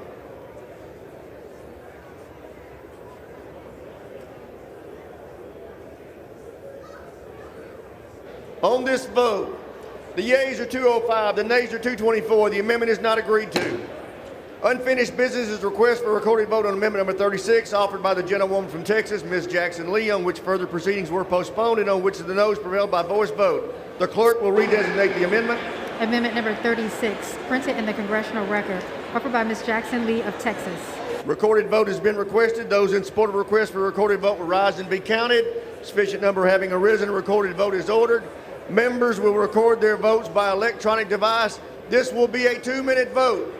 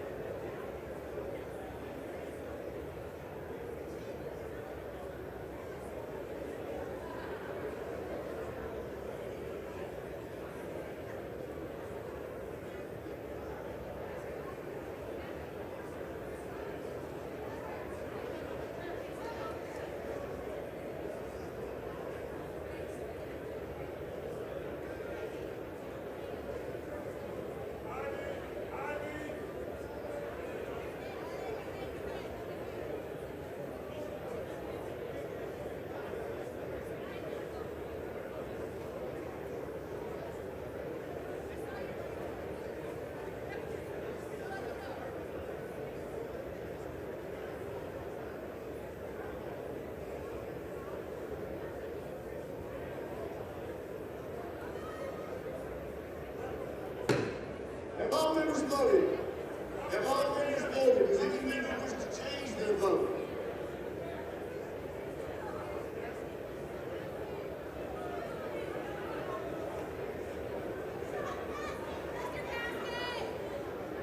On this vote, the yeas are 207, the nays are 220. The amendment is not agreed to.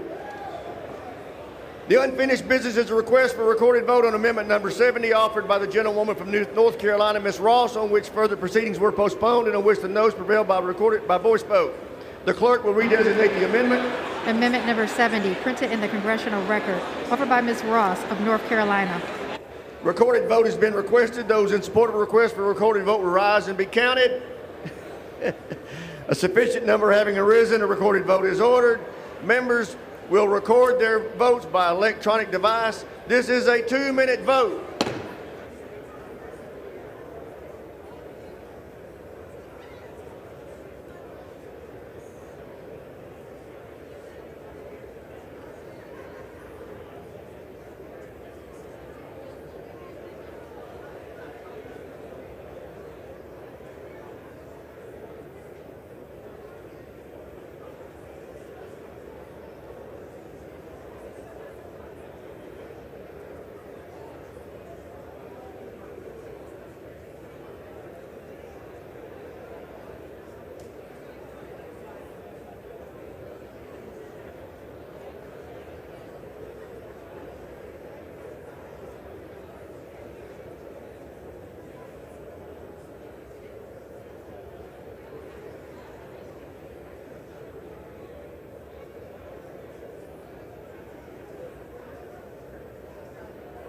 remaining. 1 minute remaining.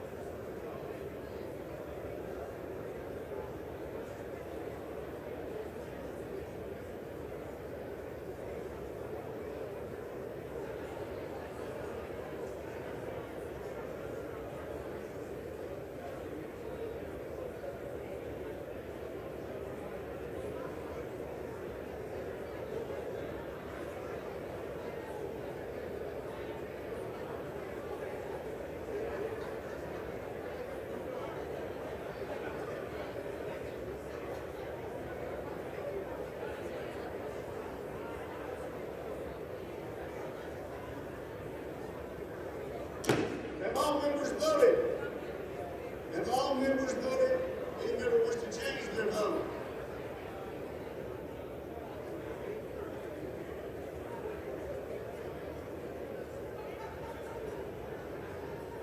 On this vote, the yeas are 212, the nays are 218. The amendment's not agreed to.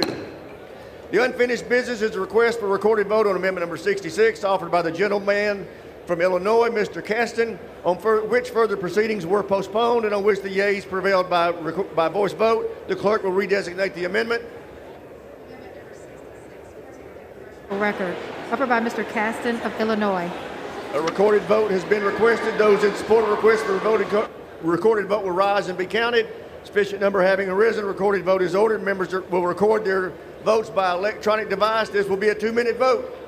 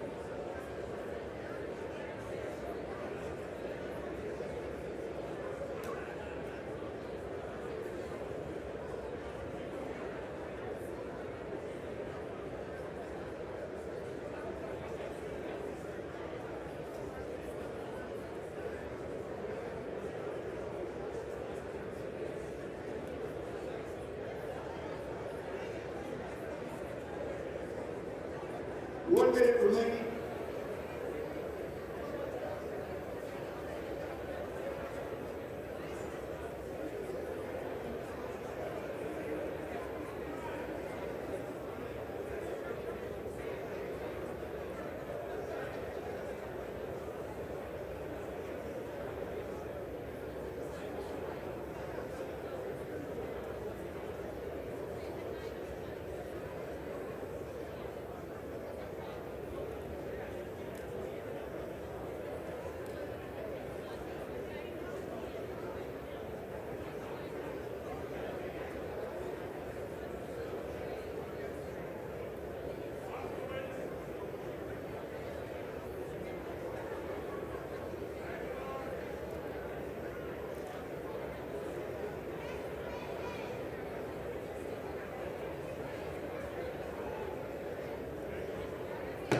Have all members voted?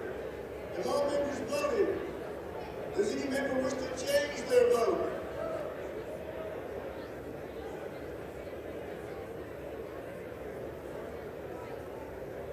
Have all members voted? On this vote, the yeas are 199, the nays are 231. The amendment's not agreed to. The unfinished business is a request for a recorded vote on amendment number 67, offered by the gentleman from Illinois, Mr. Caston, on which further proceedings were postponed and on which the noes prevailed by voice vote. The clerk will redesignate the amendment. Amendment number 67, printed in the Congressional Record, offered by Mr. Caston of Illinois. A recorded vote has been requested. Those in support of the request for a recorded vote will rise and be counted. Sufficient number having arisen, the recorded vote is ordered. Members will record their votes by electronic device. This will be a 2-minute vote.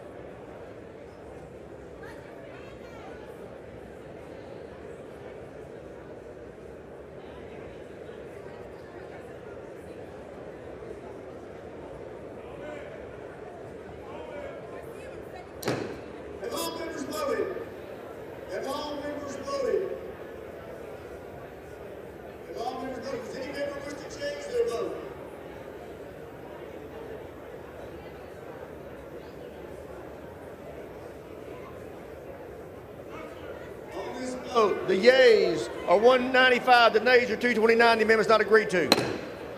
The unfinished business is a request for a recorded vote on amendment number 68 offered by the gentleman from Illinois, Mr. Caston, on which further proceedings were postponed and on which the noes prevailed by voice vote. The clerk will redesignate the amendment. Amendment number 68, printed in the congressional record, offered by Mr. Casson of Illinois.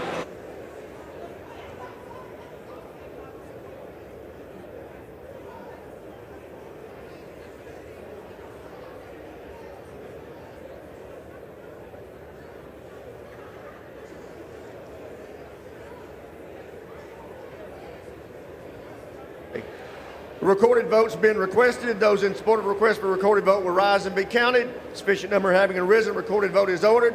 Members will record their votes by electronic device. This is a 2-minute vote.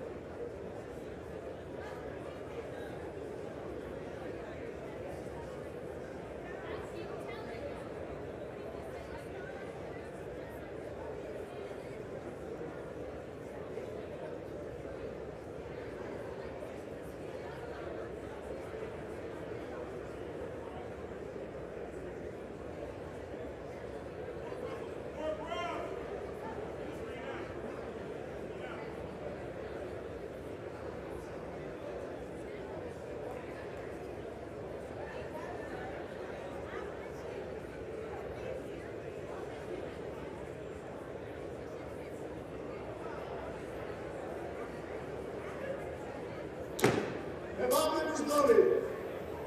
Have all members voted? Does any member wish to change their vote?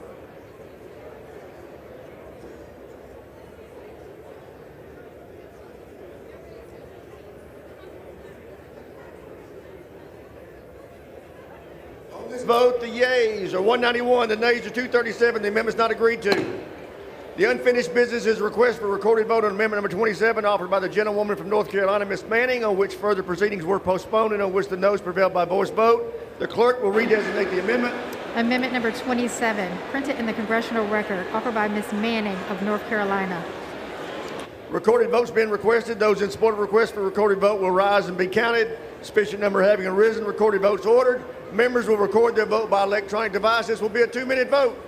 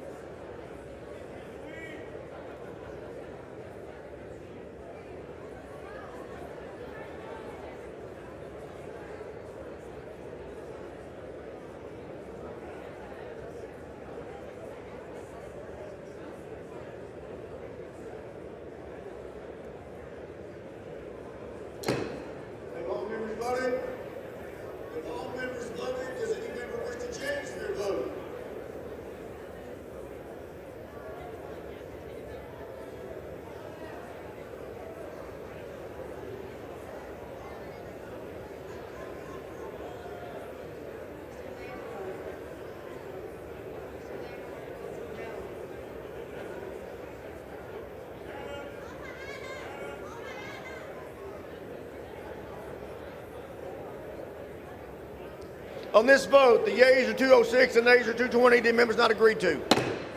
The unfinished business is the request for recorded vote on amendment number 60 offered by the gentlewoman from Michigan, Ms. Colton, on which further proceedings were postponed and on which the yeas prevailed by voice vote. The clerk will redesignate the amendment. Amendment number 60, printed in the congressional record, offered by Ms. Colton of Michigan. A recorded vote's been requested. Those in support of the request for a recorded vote will rise and be counted. Sufficient number having arisen, recorded votes ordered. Members will record their votes by electronic devices. This is a 2-minute vote.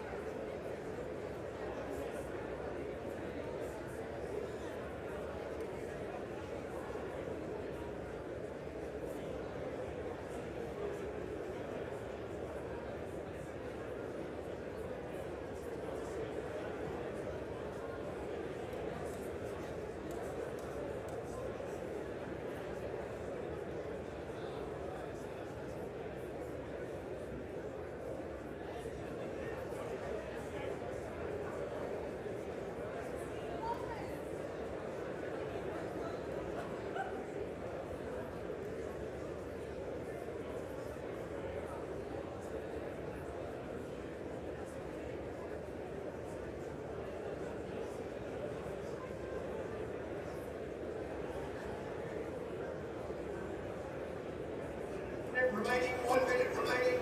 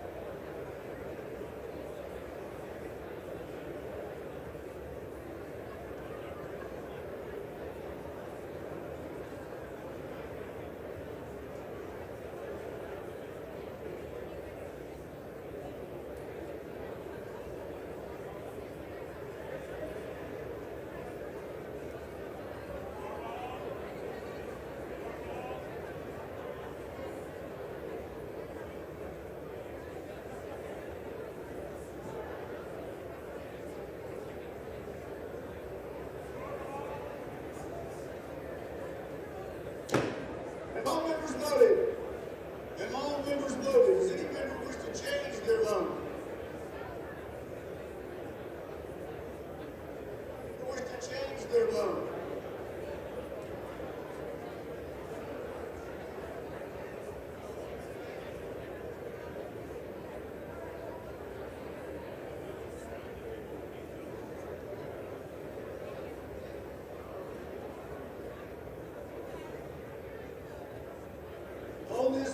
The yeas are 207, the nays are 221. The amendment is not agreed to.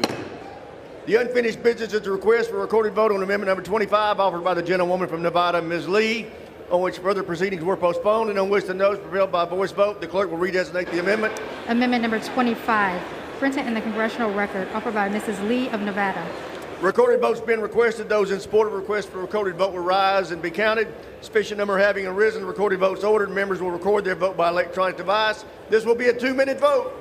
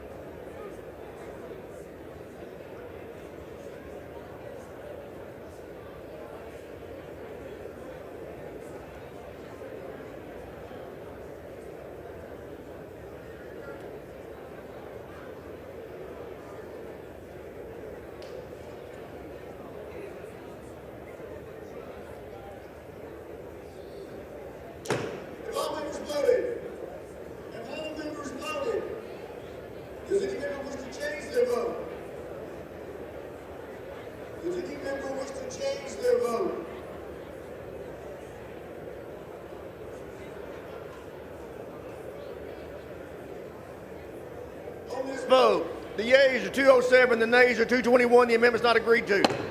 The unfinished business is a request for a recorded vote on amendment number 45 offered by the gentlewoman from California, Ms. Porter, on which further proceedings were postponed and on which the noes prevailed by voice vote. The clerk will redesignate the amendment.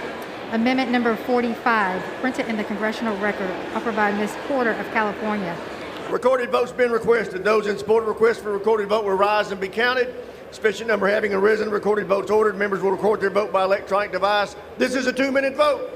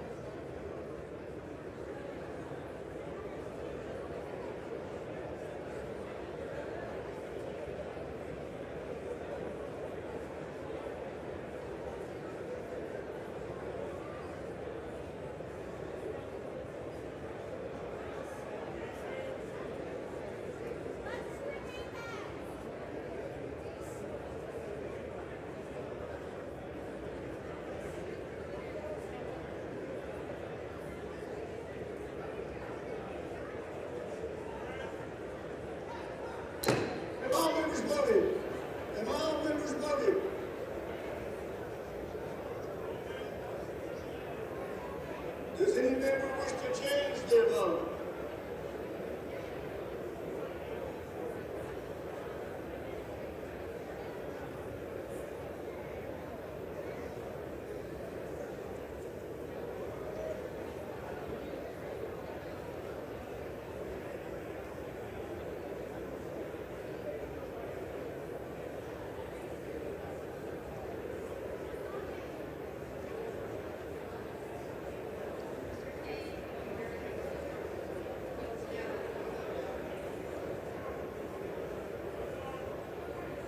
Have all members voted?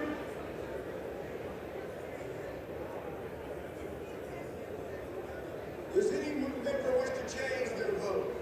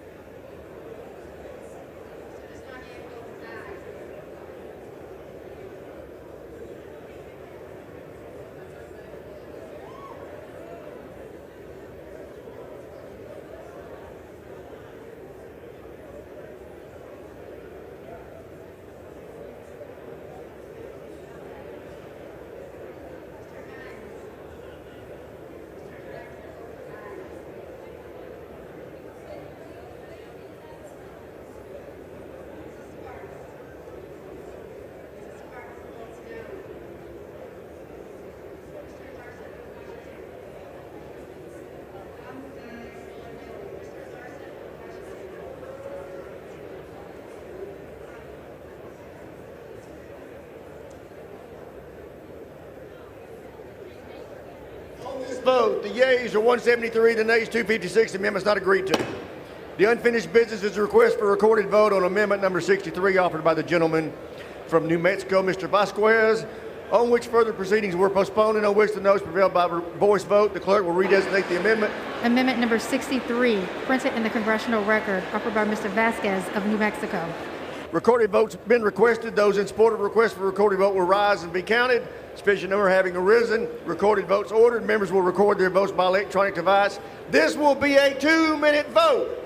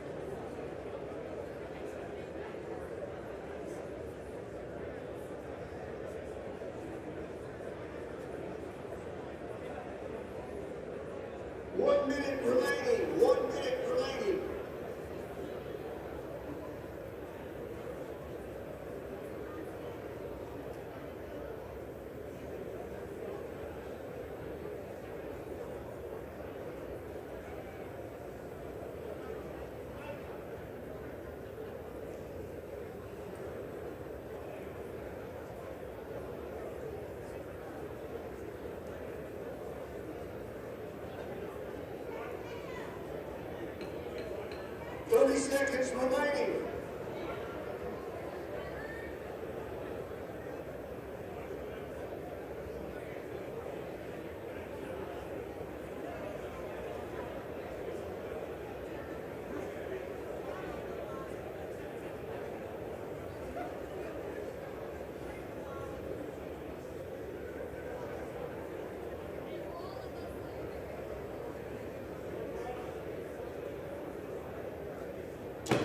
If all members voted, the city member wants to change their vote.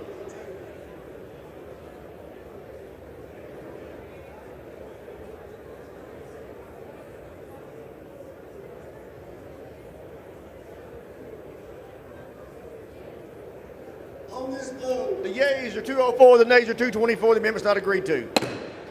The unfinished business is request for recorded vote on the amendment number 64 offered by the gentleman from New Mexico, Mr. Vasquez, on which further proceedings were postponed and on which the noes prevailed by voice vote. The clerk will redesignate the amendment. Amendment number 64, printed in the congressional record, offered by Mr. Vasquez of New Mexico.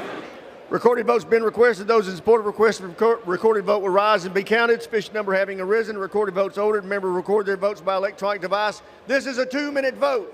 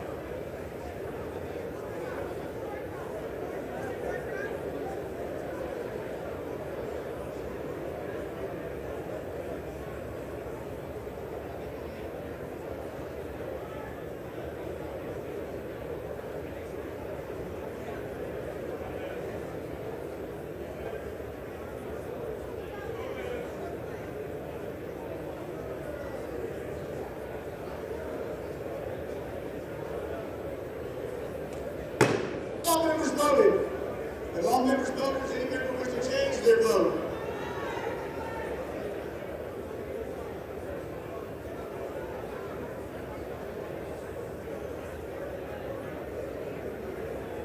On this vote, the yeas are 187, the nays are 240, and the amendment's not agreed to.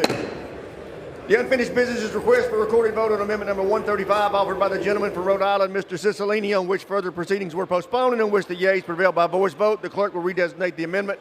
Amendment number 135, printed in the Congressional Record, offered by Mr. Cicilline of Rhode Island. Recorded votes been requested. Those in support of a recorded vote will rise and be counted. Sufficient number having arisen. Recorded votes ordered. Members will record their vote by the electronic devices. It's a 2-minute vote.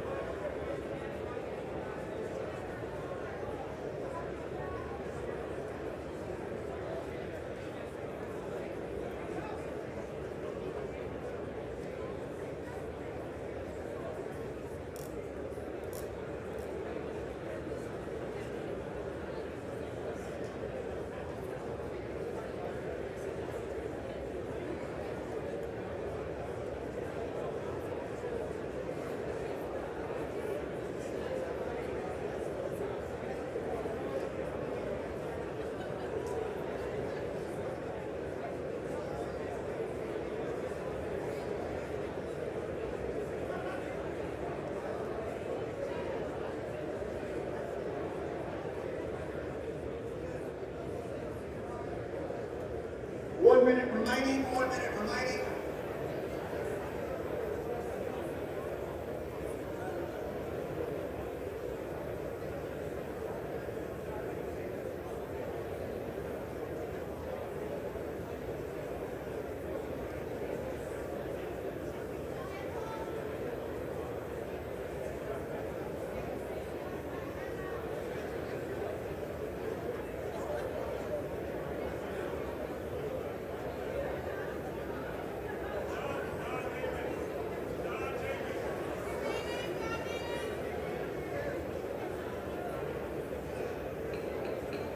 Yes.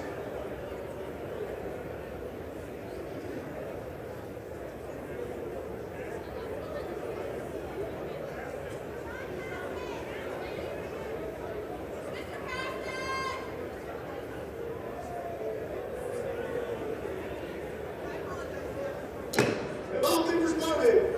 Have all members voted? Does any member wish to change their vote?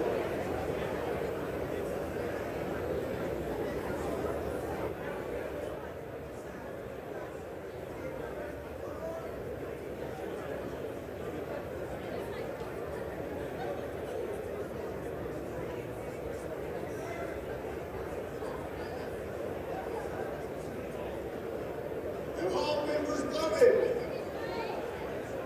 Will it get to the well and vote?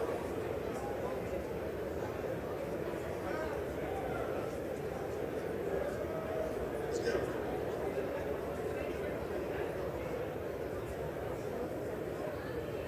On this vote, the yeas are 211, the nays are 217. This amendment's not agreed to. The unfinished business is request for recorded vote on amendment number 81 offered by the gentleman from California, Mr. Takano, on which further proceedings were postponed and on which the noes prevailed by voice vote. The clerk will redesignate the amendment. Amendment number 81, printed in the Congressional Record, offered by Mr. Takano of California. Recorded votes been requested. Those in support of a recorded vote will rise and be counted. Sufficient number having arisen. Recorded votes ordered. The members will record their vote by electronic device. This is a 2-minute vote. Members are advised to remain in the chamber and near a voting machine.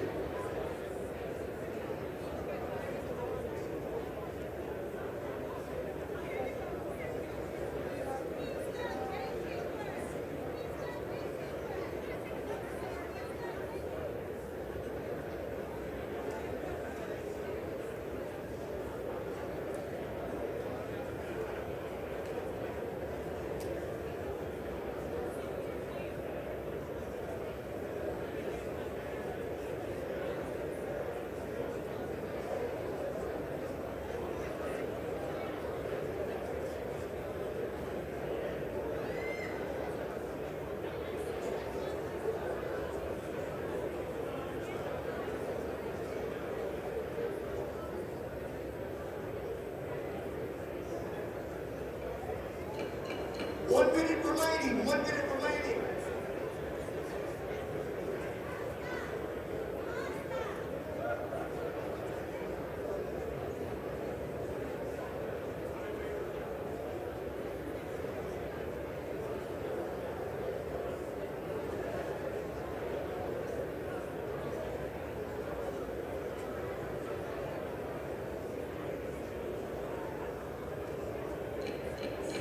Seconds remaining.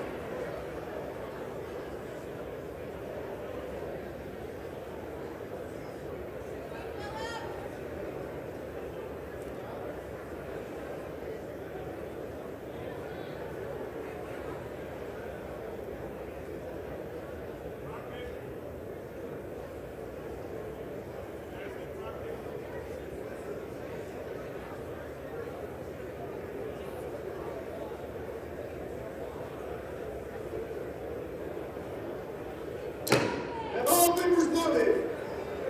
Have all members voted? Does any member need to change their vote?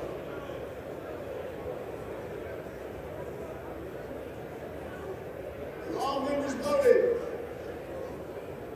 On this vote, the yeas are 208, the nays are 221. The amendment's not agreed to. The unfinished business is a request for a recorded vote on amendment number 4 offered by the gentleman from Texas, Mr. Castro, on which further proceedings were postponed and on which the noes prevailed by voice vote. The clerk will redesignate the amendment. Amendment number 4, printed in the congressional record, offered by Mr. Castro of Texas. Recorded votes been requested. Those in support of the request for a recorded vote will rise and be counted. Sufficient number having arisen, recorded votes ordered. Members will record their vote by electronic device. This is a 2-minute vote.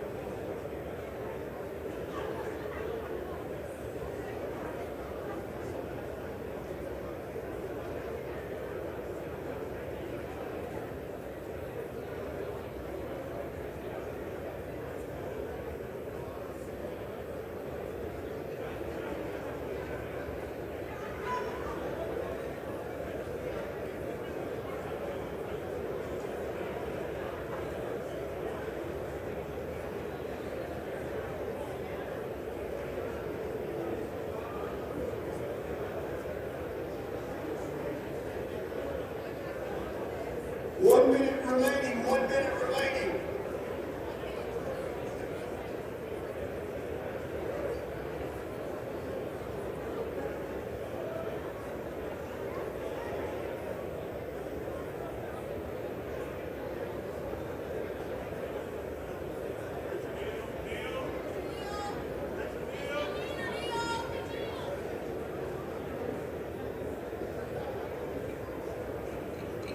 Seconds remaining.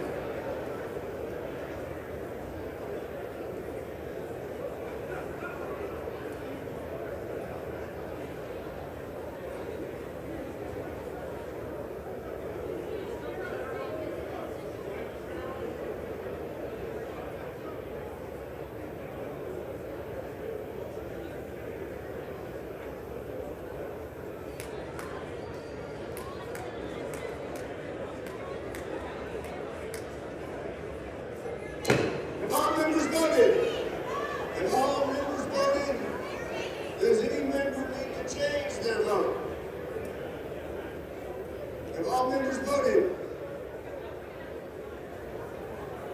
Members are advised to remain in the chamber and ready to vote.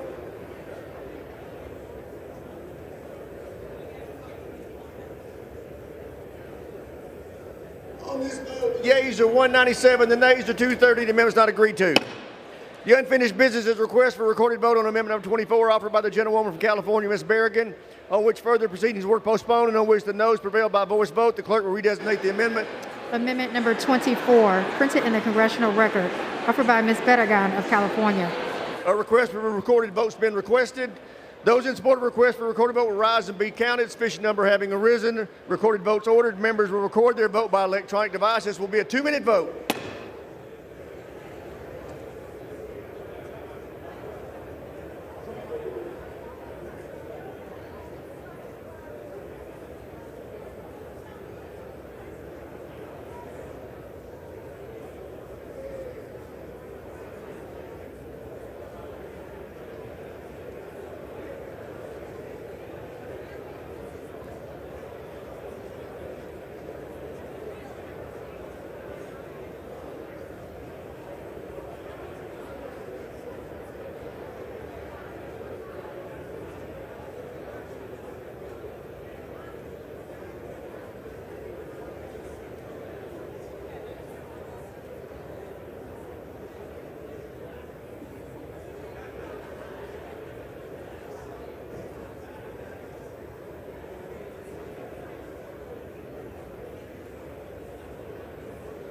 1 minute remaining. 1 minute remaining.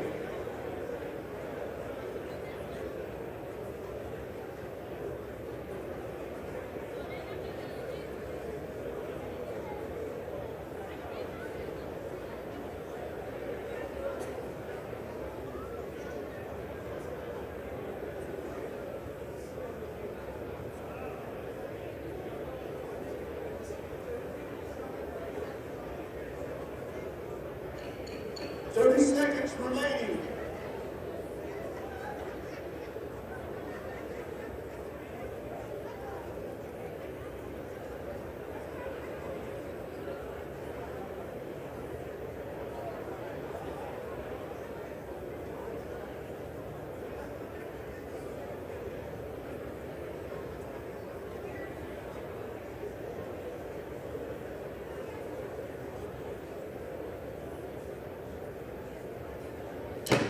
All members voted. If all members voted, does any member need to change their vote?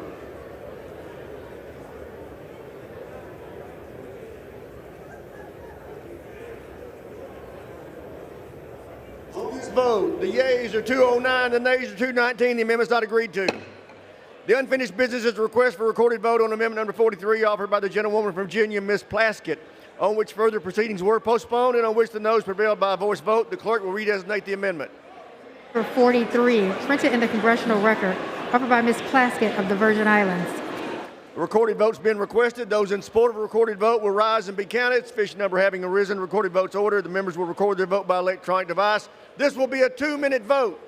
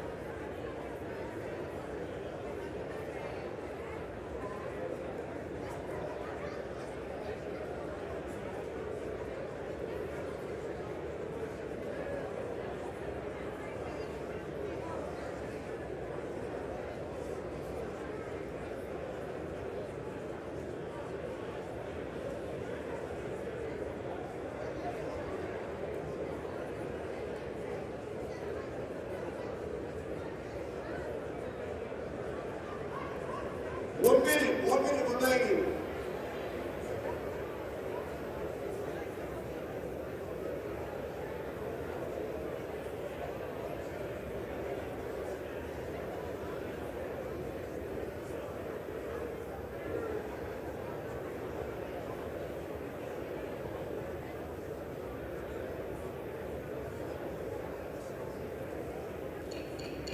Seconds remaining.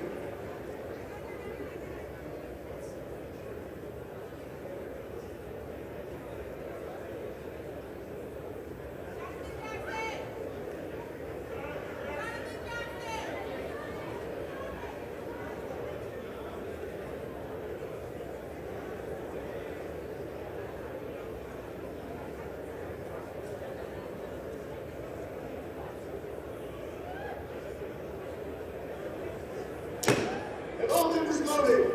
If all members voted, does any member need to change their vote? If all members voted.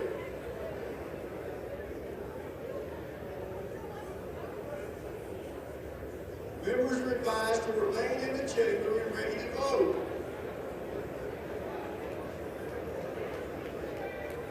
On this vote, the yeas are 209, the nays are 221, and the amendment's not agreed to. The unfinished business is a request for recorded vote on amendment number 79 offered by the gentlewoman from Washington, Ms. Perez, on which further proceedings were postponed and on which the noes prevailed by voice vote. The clerk will redesignate the amendment. Amendment number 79, printed in the Congressional Record, offered by Ms. Perez of Washington. A recorded vote's been requested. Those in support of a recorded vote will rise and be counted. Sufficient number having arisen, recorded vote is ordered. Members will record their vote by electronic device. This will be a 2-minute vote.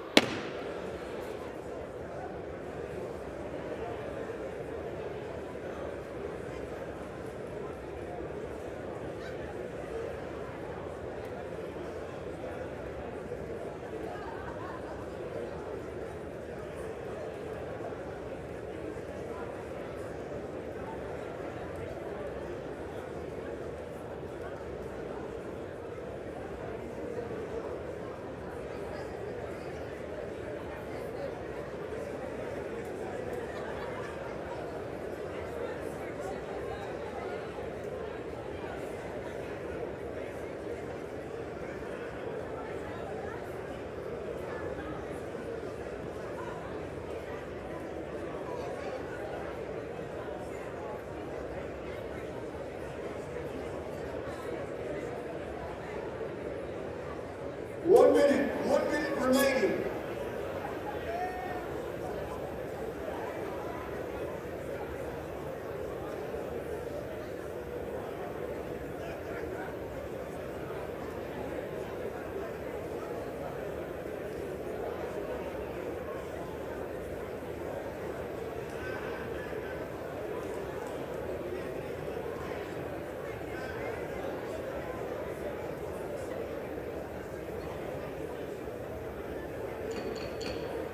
Seconds remaining.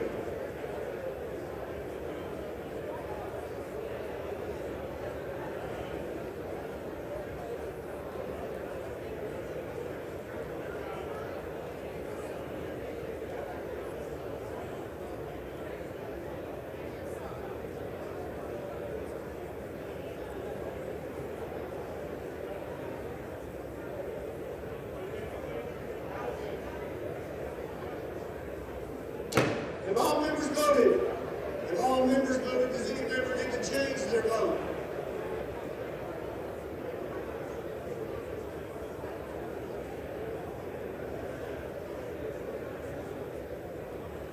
On this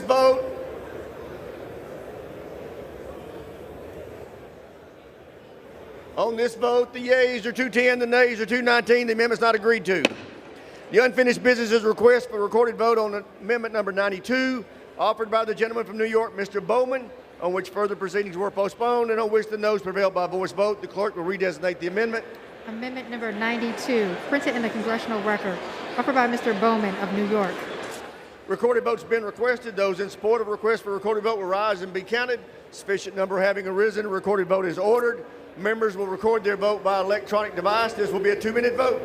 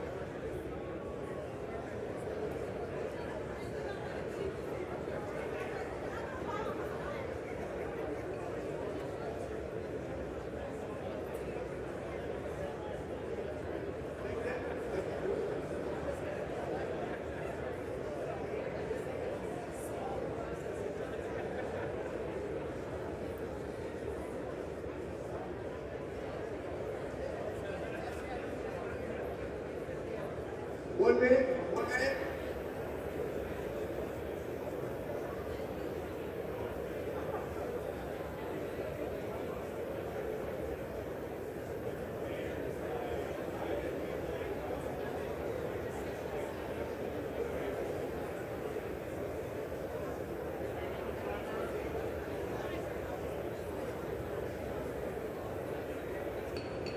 Thirty seconds remaining.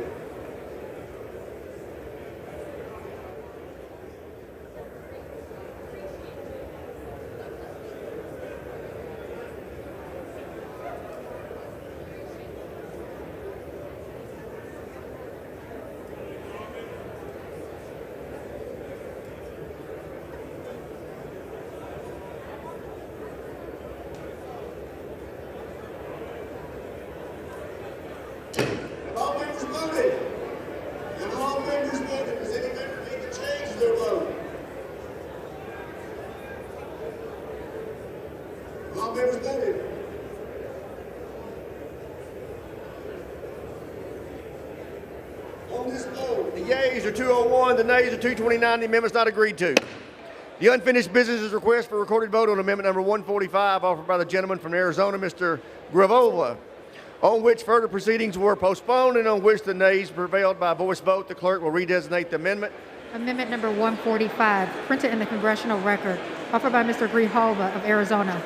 Recorded votes been requested. Those in support of a recorded vote will rise and be counted. Sufficient number having arisen, a recorded vote's ordered. Members will record their vote by electronic device. This is a 2-minute vote.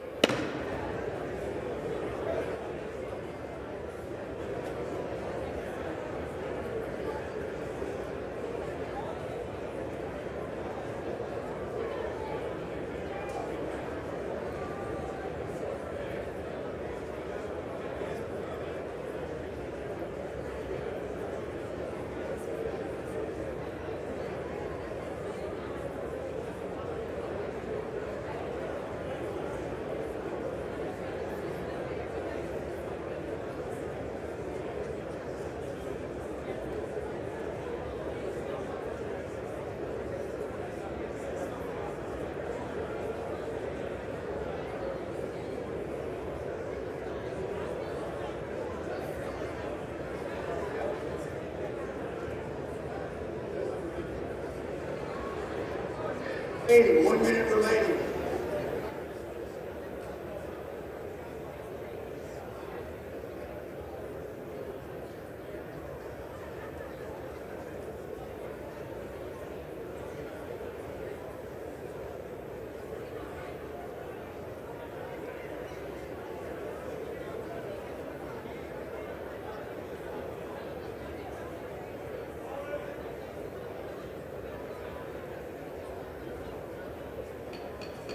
Seconds remaining, 30 seconds.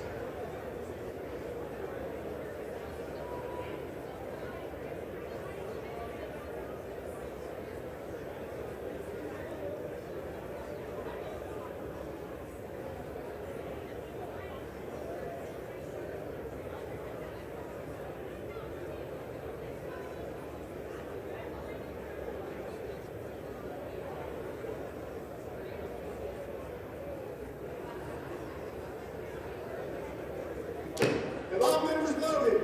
Have all members voted? Does any member need to change their vote? All members voted.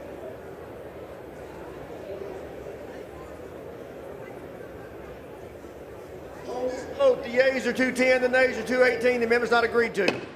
The unfinished business is a request for a recorded vote on amendment number 46, offered by the gentleman from North Carolina, Mr. Jackson, on which further proceedings were postponed and on which the noes prevailed by voice vote. The clerk will redesignate the amendment. Amendment number 46, printed in the Congressional Record, offered by Mr. Jackson of North Carolina. Recorded votes been requested. Those in support of a recorded vote will rise and be counted. Sufficient number having arisen, a recorded votes ordered. Members will record their vote by electronic devices. This is a 2-minute vote.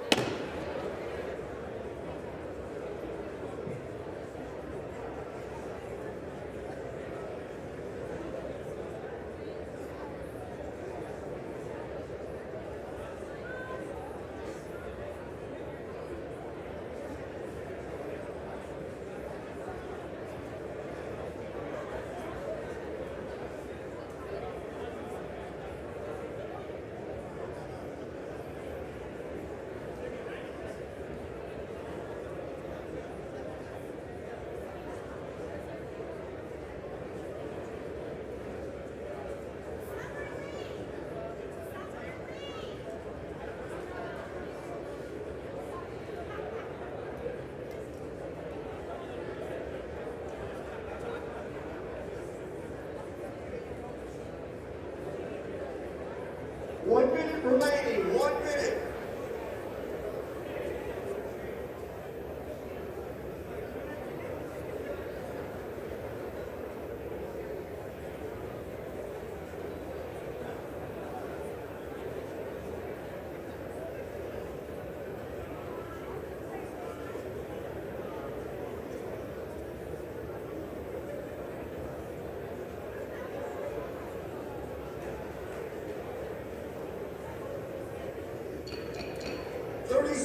Remaining 30 seconds.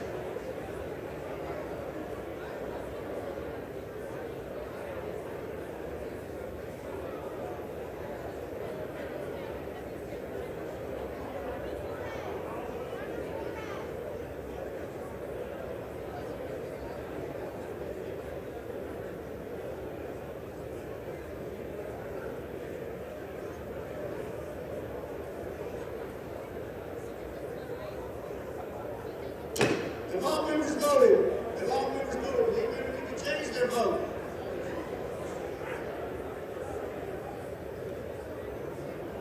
Yeas to this vote 210, the nays are 220. The amendment's not agreed to. Unfinished business is a request for a recorded vote on amendment number 61, offered by the gentleman from California, Mr. Liu, on which further proceedings were postponed and on which the noes prevailed by a voice vote. The clerk will redesignate the amendment. Amendment number 61, printed in the Congressional Record, offered by Mr. Liu of California. Recorded votes been requested. Those in support of a recorded vote will rise and be counted. Sufficient number having arisen, a recorded votes ordered. Members will record their vote by electronic device. This will be a 2-minute vote.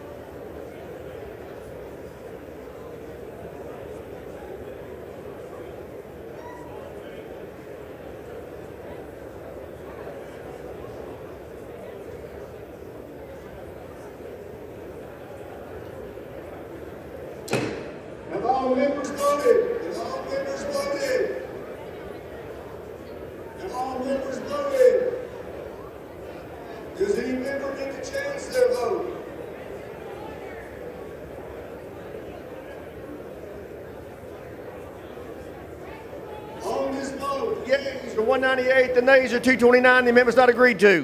The unfinished business is a request for a recorded vote on the amendment number 77 offered by the gentleman from North Carolina, Mr. Nickel, on which further proceedings were postponed and on which the noes prevailed by voice vote. The clerk will redesignate the amendment. Amendment number 77, printed in the congressional record, offered by Mr. Nickel of North Carolina. Recorded votes have been requested. Those in support of a recorded vote will rise and be counted. Sufficient number having arisen, recorded vote is ordered. Members will record their vote by electronic device. This will be a 2-minute vote.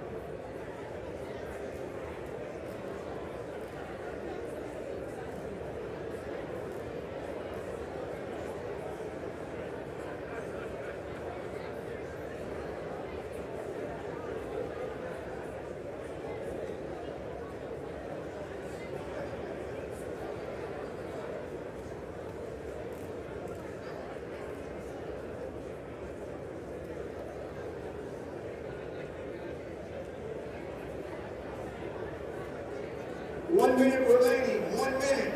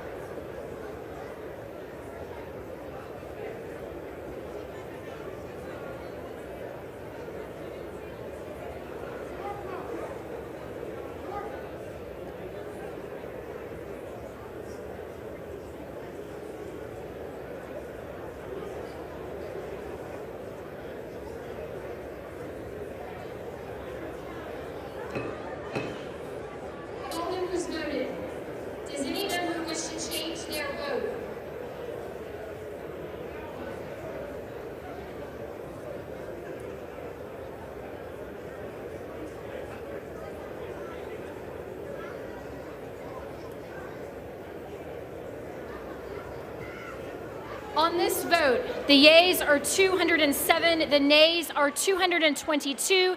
The amendment is not agreed to.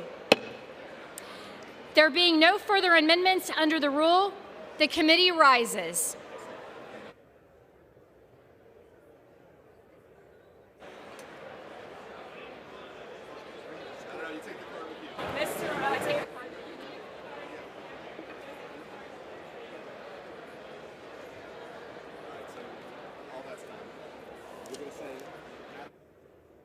Madam Chair.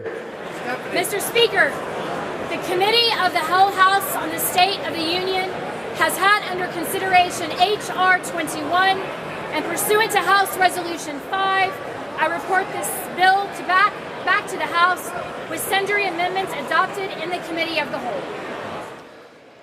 The Chair of the Committee of the Whole on the State of the Union reports that the committee has had under consideration Bill H.R. 21 and pursuant to House Resolution 5 reports the bill back to the House with sundry amendments adopted by the Committee of the Whole. Under the rule, the previous question is ordered.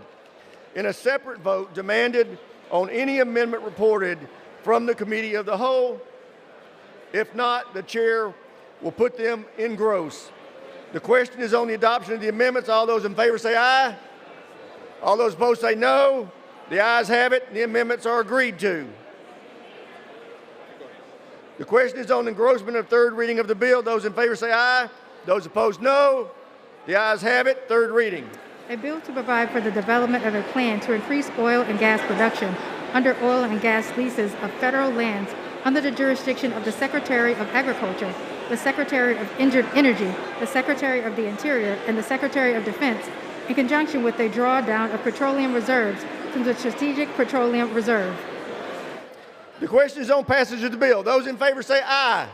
Those opposed say no. The ayes have it. The bill is passed without objection. The motion to reconsider is laid on the table. What's the gentleman from New Jersey seek recognition for?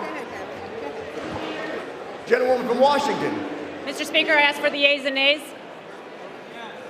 Yeas and nays are requested. Those in favor of vote by the yeas and nays will rise. Sufficient number having arisen, the yeas and nays are ordered. Members will record their votes by electronic device. This will be a 5-minute vote.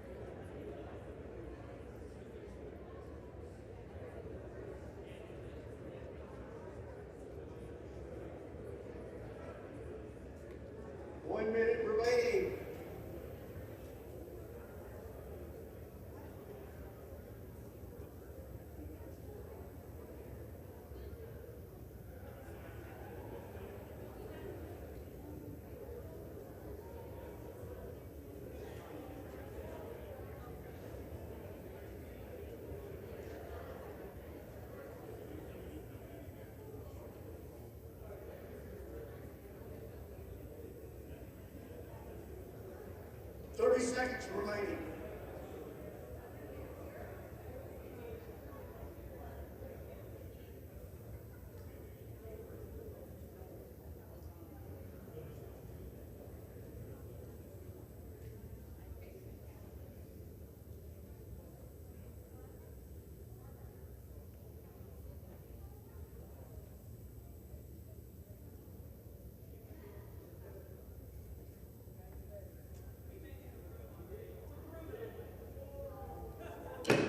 All members voted. See if people get to change their vote.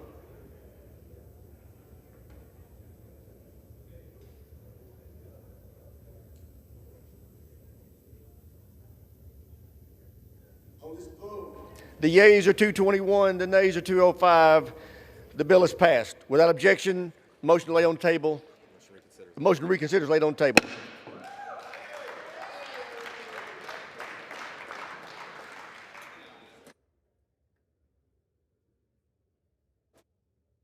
Are we swapping out?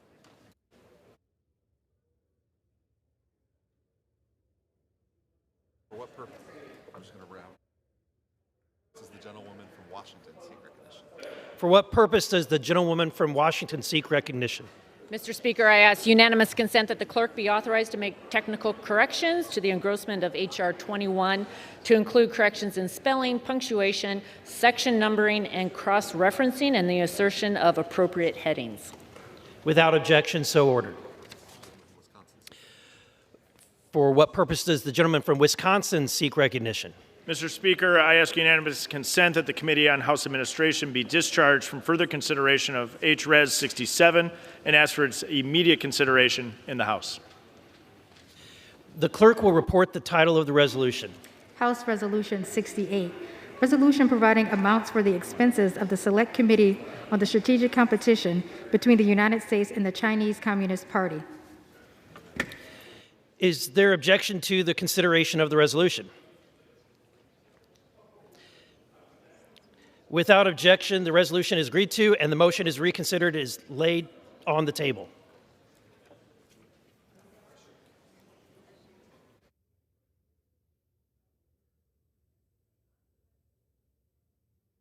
Gavel's House will be in order. Okay. The House will be in order. For what purpose does the gentlewoman from California seek recognition? Mr. Speaker, I seek recognition to pay tribute to those who lost their lives in my congressional district in the community of Half Moon Bay on Monday of this week. Without objection, the gentlewoman is recognized. Thank you, Mr. Speaker. 7 lives, my colleagues, 7 precious lives. Farm workers in a community that is as all-American as can be. About 11,000 people. It's a bucolic community on the magnificent California coastside. It is known for its pumpkin festival. It's known for its maverick and competition in terms of surfers. But it also, for over a century, has been known for its floriculture and its agriculture. And so it was on Monday that one individual went to a nursery, actually where he worked. He knew exactly who he was pursuing. It was intentional, it was targeted, it was execution. And children witnessed this. Children witnessed it. He left that site, drove about 1.5 miles to Highway 1, which is the scenic highway with the magnificent Pacific Ocean on one side, the community the other, to another nursery, and murdered 3 others. The first 3 weeks of this new year, 39 mass shootings in the United States of America.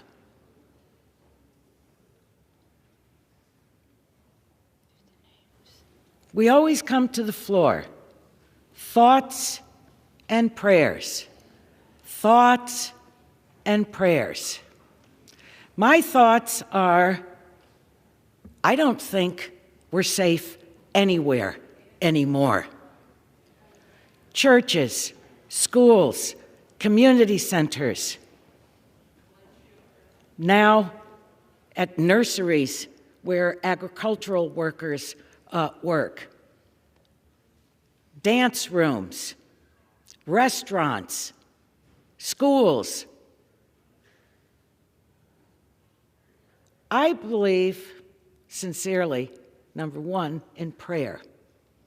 And so my prayer today is that there will be a collective examination of conscience in the Congress, because we have a responsibility in this. We all do, regardless of party. This is a matter of conscience. It's a moral issue. When the number one cause of death of children in our nation is from gun violence, we have to stop and examine our conscience. We say, home of the brave, land of the free. My prayer today is that we will be the home of the safe.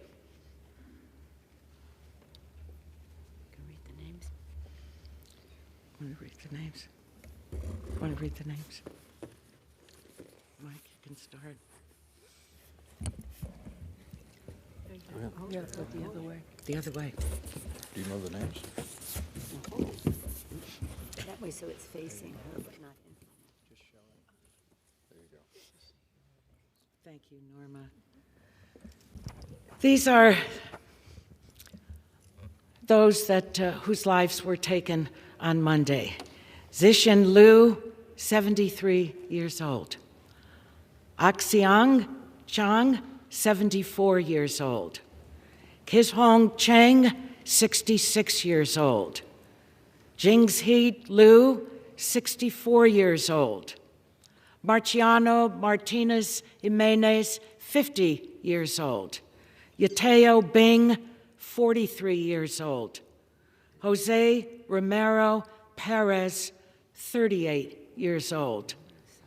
God rest them.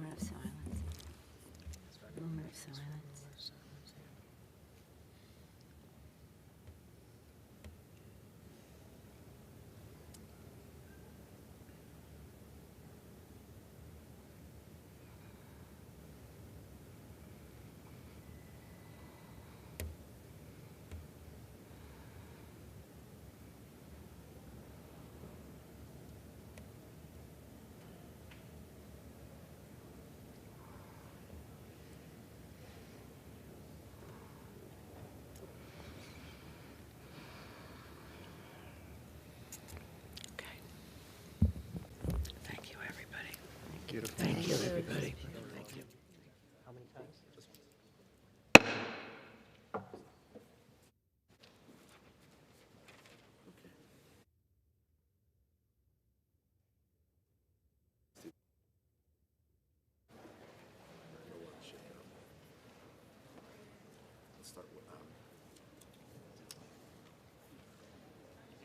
Let's start with the chair lays before the House of Communication.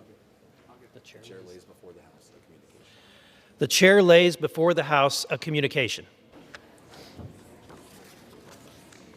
The Honorable, the Speaker, House of Representatives, sir. Pursuant to 22 United States Code 7002, I am pleased to appoint the following member to the United States China Economic and Security Review Commission. On behalf of the Speaker, Mr. Jacob S. Hellberg of Miami Beach, Florida. As previously agreed, because of the change in Congress and the presumed statutory intent of the Commission, I am appointing Mr. Hellberg on behalf of the Speaker. As such, I am pleased to make this appointment. Signed sincerely, Hakeem Jeffries, Democratic Leader. The chair announces the Speaker's appointment pursuant to Sections 5580 and 5581 of the revised statutes, 20 U.S.C. 42 through 43, and the order of the House of January 9th, 2023, of the following member on part of the House to the Board of Regents of the Smithsonian Institute. Dewey of California.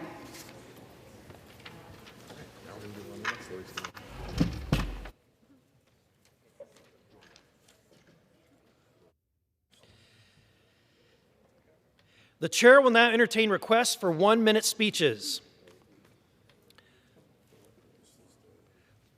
For what purpose does the gentleman from Missouri rise? Rise to address the House for 1 minute, Mr. Speaker. Without objection, the gentleman from Missouri is now recognized for 1 minute. Thank you, Mr. Speaker. I rise today as a voice for the farmers and ranchers of Missouri's 4th Congressional District and really our nation. I promise to listen to their concerns, their needs, and find real solutions and serve their voice here in Congress. Well, today I am proud to stand before you as I introduce our very first bill, Amplifying Processing of Livestock in the United States Act. We call it the A+ Act. This is our first bill, and as a member of the House Agriculture Committee, I am dedicated to finding common sense solutions for our farmers and ranchers whom I represent. Well, the good people of Missouri have asked that we introduce this legislation which releases the livestock industry from unnecessary and decades-old regulations. The A+ Act increases packer competition for livestock and meat processing capacity at the local level. It fixes local supply chain issues, and it supports small businesses. I am committed to our farmers and our ranchers and will always, always serve their voice here in Congress. Thank you, Mr. Speaker, and I yield back. Thank you. For what purpose does the gentleman from New Jersey rise? Ask unanimous consent to address the House for 1 minute, revise and extend my remarks. Without objection, the gentleman is recognized for 1 minute.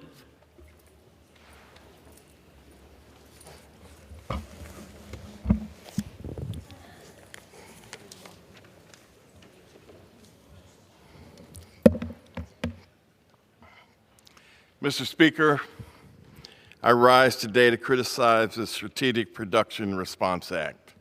This bill is a direct attack on the Strategic Petroleum Reserve and threatens our country's economic and national security. The reserve was created in 1975 to protect Americans from another oil embargo and create stability in our economy. And it was created by a Republican president, Gerald Ford. Now Republicans want to connect oil releases from the reserve to dangerous oil drilling on federal lands. The release of oil from the reserve helped lower gas prices by almost $2 after the Russians invaded Ukraine. It helped working Americans put food on the table and pay their rent during that time. But Republicans want to punish the middle-class Americans with higher gas prices and ruin the environment in the process. It is a disgraceful bill, and they should be ashamed to even introduce it. And with that, I yield back. For what purpose does the gentleman from New York rise? Without objection, the gentleman from New York is recognized for 1 minute.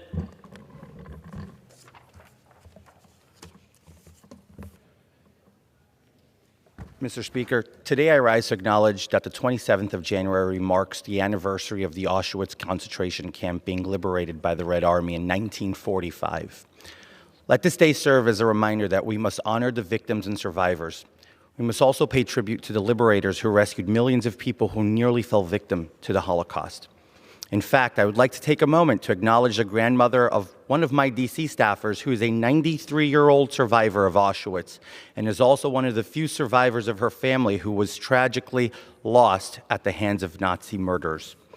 Anti-Semitism is a plague in this nation, and it is undoubtedly up to us to ensure this kind of tragedy is never to be seen again.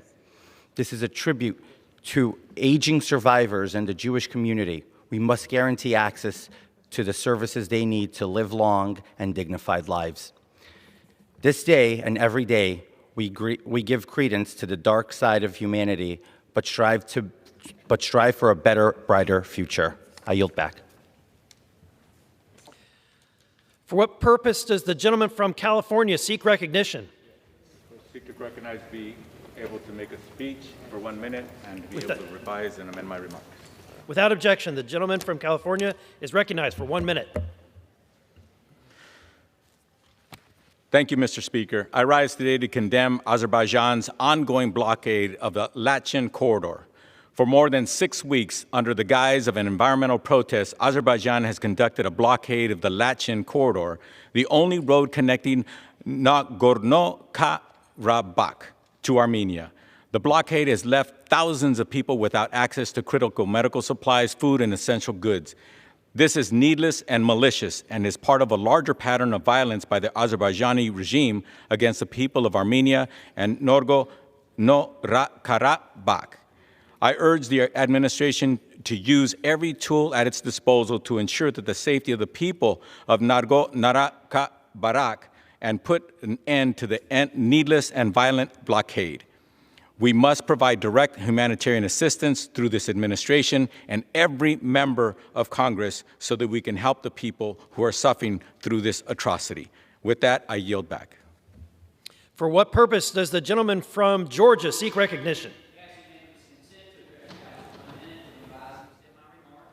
Without objection, the gentleman from Georgia is recognized for 1 minute. Mr. Speaker, I rise today to recognize and honor the heroic Brantley County first responders. In early January, there were several drug overdoses on the west end of the county. Thanks to the hard work and the expertise of the Brantley County paramedics, EMTs, deputies, dispatchers, and many others, multiple people were saved. To honor them for their outstanding work, I would like to name everyone involved: Brantley EMS, Chad Hester, Dale Jewell, Kim Carter, and David Ferrier. Brantley County 911 operator Devani Cady. Brantley County deputies Vanessa Wilson and Christopher Egerton. Lastly, Deputy Ralph McCormick and Detention Officer James Leston Jacobs. Because of the heroic acts of this selfless group, many lives have been saved. You all deserve a hero's welcome and celebration. On behalf of myself, the 1st Congressional District of Georgia, and the nation, thank you for your service. Thank you, Mr. Speaker, and I yield back. For what purpose does the gentlewoman from North Carolina seek recognition? I seek unanimous consent to address the House for 1 minute, revise and extend my remarks. Without objection, the gentlewoman is recognized for 1 minute. That's better. Mr. Speaker, I rise today to defend women's access to medication abortion. In the wake of the Dobbs decision, the Justice Department reaffirmed that states cannot ban the abortion pill, which now accounts for a majority of abortions nationwide. Medication abortion is safe and effective. It is health care. However, in North Carolina, women face unnecessary limitations that not only allow treatment to be delayed by 72 hours, but require counseling before medication abortion. This week, a brave physician in North Carolina, Amy Bryant, filed a lawsuit challenging these dangerous restrictions. Let's be clear. Any state that limits physicians' ability to prescribe abortion medication is causing harm to women and creating needless barriers to health care. We cannot give up on the fight for full reproductive autonomy. Thank you, Mr. Speaker, and I yield back. For what purpose does the gentleman from New York seek recognition? I ask unanimous consent to address the House for 1 minute and to advise and extend my remarks. Without objection, the gentleman from New York is recognized for 1 minute. I rise today to recognize International Holocaust Remembrance Day. Together, we must all honor the millions of lives that were lost to the unspeakable atrocities committed by the Nazi regime. The Holocaust claimed the lives of over 6 million Jews and millions of other residents of Europe.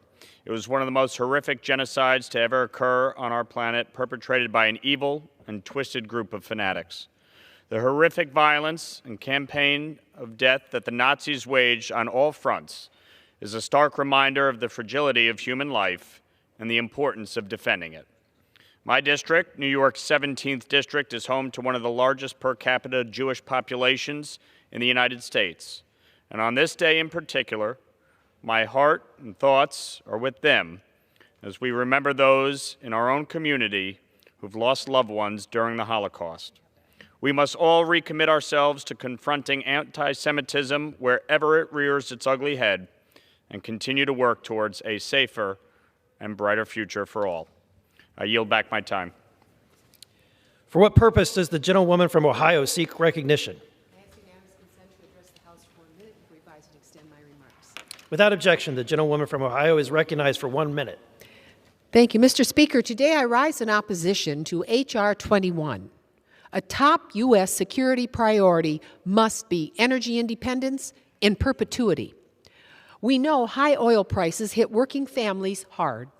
Last year, the Biden administration rightly released oil from the Strategic Petroleum Reserve, and oil prices dropped $1.69 a gallon in my area. Unfortunately, the bill we had debated adds layers of bureaucracy, 4 agencies and departments thick, limiting our progress to stabilize prices.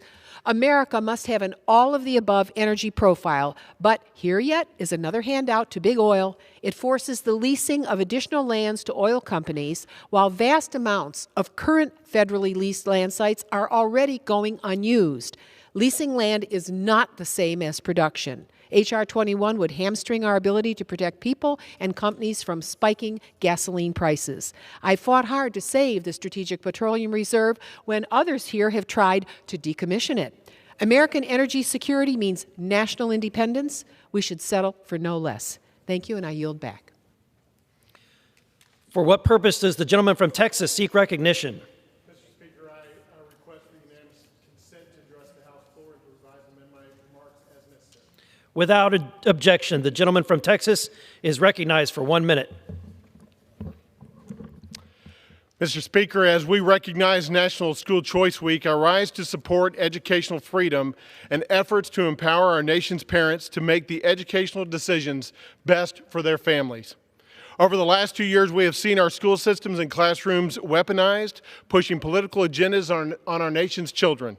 These agendas have undermined the core purpose of our school systems, educating our children and preparing them for a successful future. And these biased agendas are nothing more than liberal propaganda forced on our children, and they simply do not belong in the classroom. As the proud parent of 4 school-aged children, I understand how critical it is for parents to direct the education of their children, whether through the public school system, private schools, charter schools, home schools, or otherwise. Each is a vital part of our educational system. As one of the newest members of the Committee on Education and the Workforce, I look forward to restoring the rights of parents to direct their child's education, not the federal government acting in loco parentis. I yield back. For what purpose does the gentleman from Rhode Island seek recognition? I request unanimous consent to address the House for 1 minute and to revise and amend and extend as necessary. Without objection, the gentleman from New York is recognized for 1 minute. Thank you, Mr. Speaker. We often say the words, never forget. Never forget the worst genocide in history, we say. Today, on International Holocaust Remembrance Day, we must acknowledge the uncomfortable reality that we as a country are not adequately passing the critical lessons from the Holocaust to the next generations.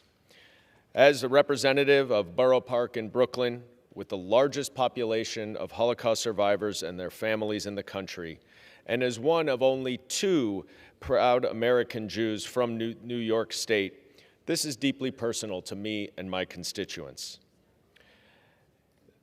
We must continue to educate the next generations of Americans to understand the importance of the Holocaust so that it is not lost and that we never forget. I would like to stand here and read the names of my neighbors, those in my community who lost family and other loved ones in the Holocaust, but that list is just far too long. So instead, I ask that each of us take a moment to reflect today, to confront our past, and to acknowledge the work that must be done in the future to make sure that we truly never forget. I yield back. For what purpose does the gentleman from Wisconsin seek recognition? I'd like to request unanimous consent to speak for 1 minute and to revise and extend my remarks. Without objection, the gentleman from Wisconsin is recognized for 1 minute.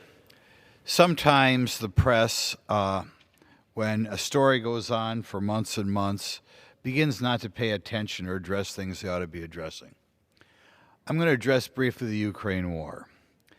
It would sure be wonderful if that war ended. There are different estimates as to the number of people killed in that war, but I think all estimates would say put it over 20,000 people. This for countries that, quite frankly, have problems and a shortage of people.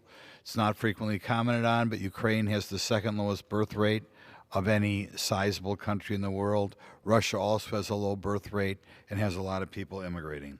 So I would hope the press or our government would look for somebody, we can't do it, but look for some country, France, Turkey, Israel, someone to broker a peace here before any more people die, and the hatred that inevitably comes with war becomes greater and greater. Thank you. For what purpose does the gentlewoman from Pennsylvania seek recognition?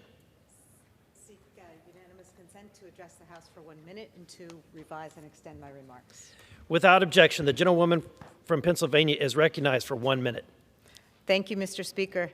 As chair of the Congressional Youth Caucus, I rise to recognize National Mentoring Month to celebrate the impact of youth mentoring and to ask caring adults across the country to consider becoming mentors as our youth face the overwhelming challenges of our time. 1/3 of young people in the United States don't have a meaningful connection with a responsible adult outside their homes, but such connections can have a powerful positive impact on their economic mobility, mental health, violence prevention, and identity development. I've been a youth mentor since college, and it's incredibly rewarding. I've been honored to participate in and celebrate the personal and professional growth of scores of young people. This week, we welcomed mentors from across the country to Capitol Hill, including visitors from the Philadelphia region who work with Mentor and Big Brother, Big Sisters, and we heard about the work they do to support young people in our communities every day. I urge all adults to consider how they can serve their communities and the next generation by becoming mentors through sport, career exploration, school, or faith-based programs. I yield back. For what purpose does the gentleman from Mississippi seek recognition? Without objection, the gentleman from Mississippi is recognized for 1 minute.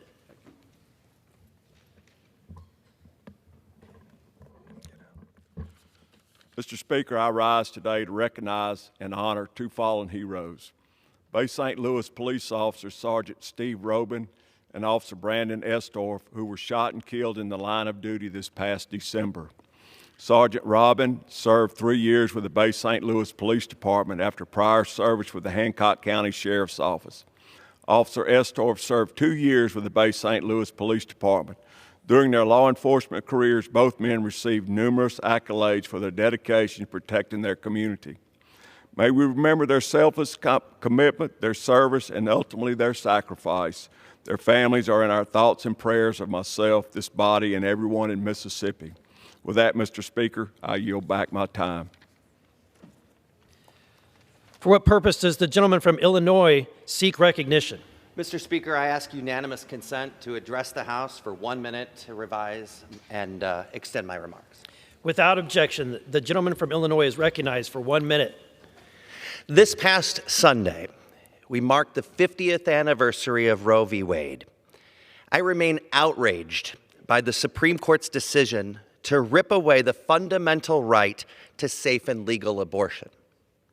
Already, states have implemented abortion bans, leaving women desperate to access reproductive health care.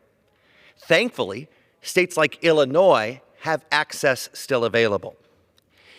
In the wake of the Supreme Court's extreme decision, I've heard from women all across central and northwestern Illinois, mothers and grandmothers, who are devastated that their daughters and granddaughters will grow up in a country with fewer rights than they had. I tell them that I will never stop fighting for a world where everyone has the freedom to make their own health care decisions.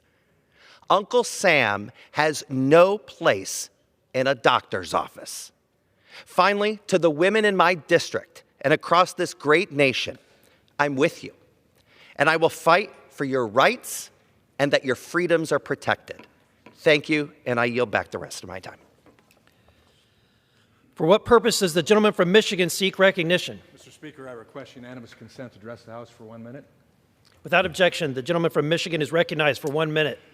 Thank you, Mr. Speaker. Since being sworn in as Michigan's 5th Congressional District representative, I've been fortunate to get to know so many great people. From Lake Michigan to Lake Erie, I've been traversing southern Michigan to meet with my constituents and discuss the many issues that are important to them. I've met with Michigan DNR at Warren Dunes State Park to discuss how we can protect the Great Lakes and our natural resources here in Michigan. I've been able to tour several small businesses and manufacturing facilities across the district, meet with law enforcement from Berrien County to Monroe, and have meetings with local leaders in Adrian, Jackson, Marshall, Monroe, New Buffalo, Niles, Stevensville, and Three Rivers.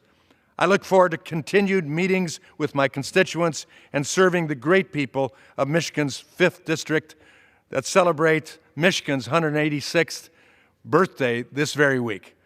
Mr. Speaker, I yield back. For what purpose does the gentlewoman from Pennsylvania seek recognition? Mr. Speaker, I ask unanimous consent to address the House for 1 minute and to revise and extend my remarks.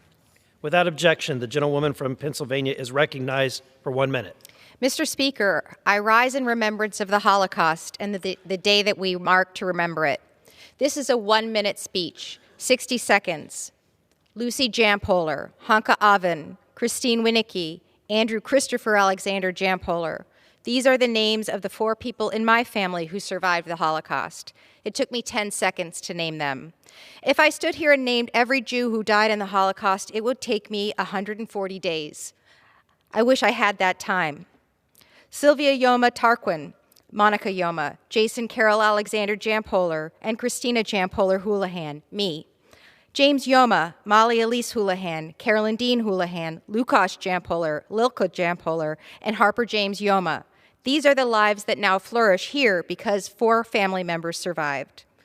It would take me nearly a year to name all of us if I could name everyone who has been produced as a result of the people who survived the Holocaust. Please, let us take the time. Let us never forget.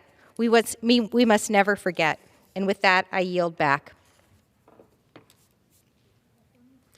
For what purpose does the gentleman from California seek recognition? Seeking unanimous consent to address the House 1 minute, revise general remarks. Without objection, the gentleman from California is recognized for 1 minute. Thank you, Mr. Speaker. I rise in sadness to acknowledge the loss of a local icon and hero, Ernie Reynolds, Sr. of Oroville, California. Ernie was born in a very small cabin in the woods in 1930, one of 10 children. Indeed, he knew the value of hard work and faith. He left the home at the age of 12, and at only 16, he wanted to join the military, so he embellished his age and signed up for the Coast Guard. He went on to eventually serve the Merchant Marines during the Korean War and sailed around the world 7 times. After his service, Ernie and his wife Sally settled in downtown Oroville. There he founded A1 Masonry, which went on to build many local projects, including the brickwork on the banks of the river, the historic Eagles Hall, a sporting goods store, the Chinese Temple, and McDonald's, among many others. He knew the value of service, serving on several local boards and districts to make his community better. He was a local hero. One day in 1972, he was testifying at a trial in the downtown courthouse, and a gunman walked in, shot the judge, killed an attorney. Ernie managed to wrestle this guy down and disarm him. For his courage, Ernie was awarded a Certificate of Valor from the State Attorney General. Ernie raised a strong family who also knew the value of hard work and faith in their community, their Christian faith. Ernie was preceded in death by his wife, Sally, after 72 years. He still has a beautiful, strong family that are going strong in Oroville, California. Ernie is the man to come see and visit, whether it's about politics or just spend time in his living room or out on his front porch. We're going to miss him. What a true hero and icon in our community. I yield back. For what purpose does the gentleman from Kentucky seek recognition? Thank you, Mr. Speaker. I ask unanimous consent to address the House for 1 minute, extend and revise my remarks. Without objection, the gentleman from Kentucky is recognized for 1 minute. I rise today to honor the life of Henry Berg Brousseau. Henry was a fighter. He was deeply passionate about LGBTQ plus issues and dedicated to making a difference for everyone. Henry was my intern in the Kentucky State Senate and helped kill a discriminatory bathroom bill. He went on to study politics at GW and work at HRC, where he continued his fierce advocacy work. Losing Henry is a stark reminder that extremist efforts to erase trans people from society have real-life consequences. More than 80% of transgender individuals experience suicidal ideations, and nearly half have attempted suicide. Anti-trans rhetoric must stop. No more families should experience this pain. We now have the 988 crisis line to call or text when experiencing a mental health crisis. Use it. Henry was a smart, kind, and passionate person. He made the world a better place. I'll close by echoing the words of Henry's mother, Karen, my colleague in the Kentucky State Senate. Practice tolerance and grace, and love your neighbor. I yield back. For what purpose does the gentlewoman from Illinois seek recognition? Thank you, Mr. Speaker. I ask for unanimous consent to address the House for 1 minute and to revise and extend my remarks. Without objection, the gentlewoman from Illinois is recognized for 1 minute. Thank you. Mr. Speaker, I rise today for the first time as the proud representative of Illinois' 13th Congressional District. For those of you that don't know me yet, I'm Nikki Budzinski, and I'm honored to serve the people of Central and Southern Illinois.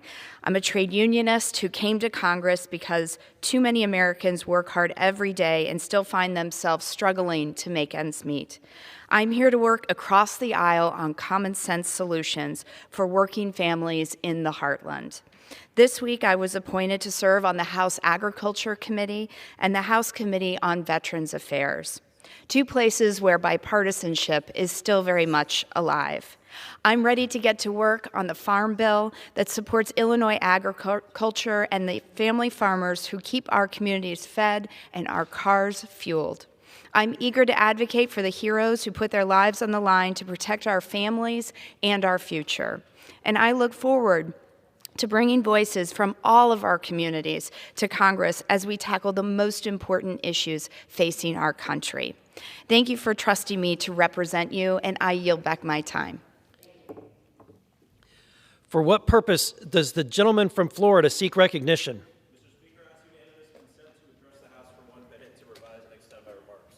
Without objection, the gentleman from Florida is recognized for 1 minute.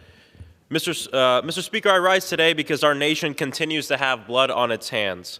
This week, we once again bore witness to the senseless murder of dozens of innocent people, where in states like California experienced 3 mass shootings in just 44 hours. How many more sisters, brothers, siblings, parents, grandparents, and loved ones have to be senselessly shot and killed?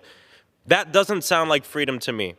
Our people deserve the freedom to live without the fear of gun violence, the freedom to go to the grocery store, to school, and to live life for God's sakes. When will we stop valuing guns more than human life? Can anyone in this chamber look a parent in the eyes who just lost a child due to gun violence and tell them that their child isn't worth meaningful action? Because I won't. And yet, here we are today. Another shooting, another day, and another community devastated due to senseless gun violence. I yield back the balance of my time. For what purpose does the gentlewoman from Texas seek recognition? Mr. Speaker, I ask unanimous consent to address the House for 1 minute to revise and extend my remarks. Without objection, the gentlewoman from Texas is recognized for 1 minute. Thank you. Mr. Speaker, I rise today gravely concerned about the passage of H.R. 21. Texas hardworking families sent me to Washington to represent them in good faith. And dozens of them fear the passage of this bill. My constituents are working every single day to make ends meet and took time out of their day to share their fears of this bill becoming law. Why? Because this Republican bill will raise costs on working families across the country. When Hurricane Gustav hit my home state of Texas, key energy supplies went offline, and we relied on the quick response from the Strategic Petroleum Reserve to avoid catastrophe. The SPR has been used countless times to keep the lights on during emergencies. H.R. 21 will make it impossible for our government to quickly respond to emergencies, leaving Americans abandoned in the dark when they most need lights. After going a week without electing a speaker, I think Congress should get its own house in order before trying to claim the powers of the president or interfere with the energy market. With that, I yield back. For what purpose does the gentlewoman from Vermont seek recognition? Mr. Speaker, I ask unanimous consent to address the House for 1 minute and to revise and extend my remarks. Without objection, the gentlewoman from Vermont is recognized for 1 minute. Mr. Speaker, over 65 million Americans rely on Social Security. They shouldn't have to choose between essentials like medication, food, or housing. That's why it's our job to expand and shore up Social Security and not gut it. Cutting these programs hurts the poorest and most vulnerable among us. We must support seniors to age with dignity. We must ensure that Americans with disabilities receive the security they depend on. Social Security is an essential tool that lifts up 9 million American women out of poverty. 2/3 of my home state, Vermont, middle-aged and older. We need to expand the infrastructure and funding to fully support them in their retirement. We owe them this.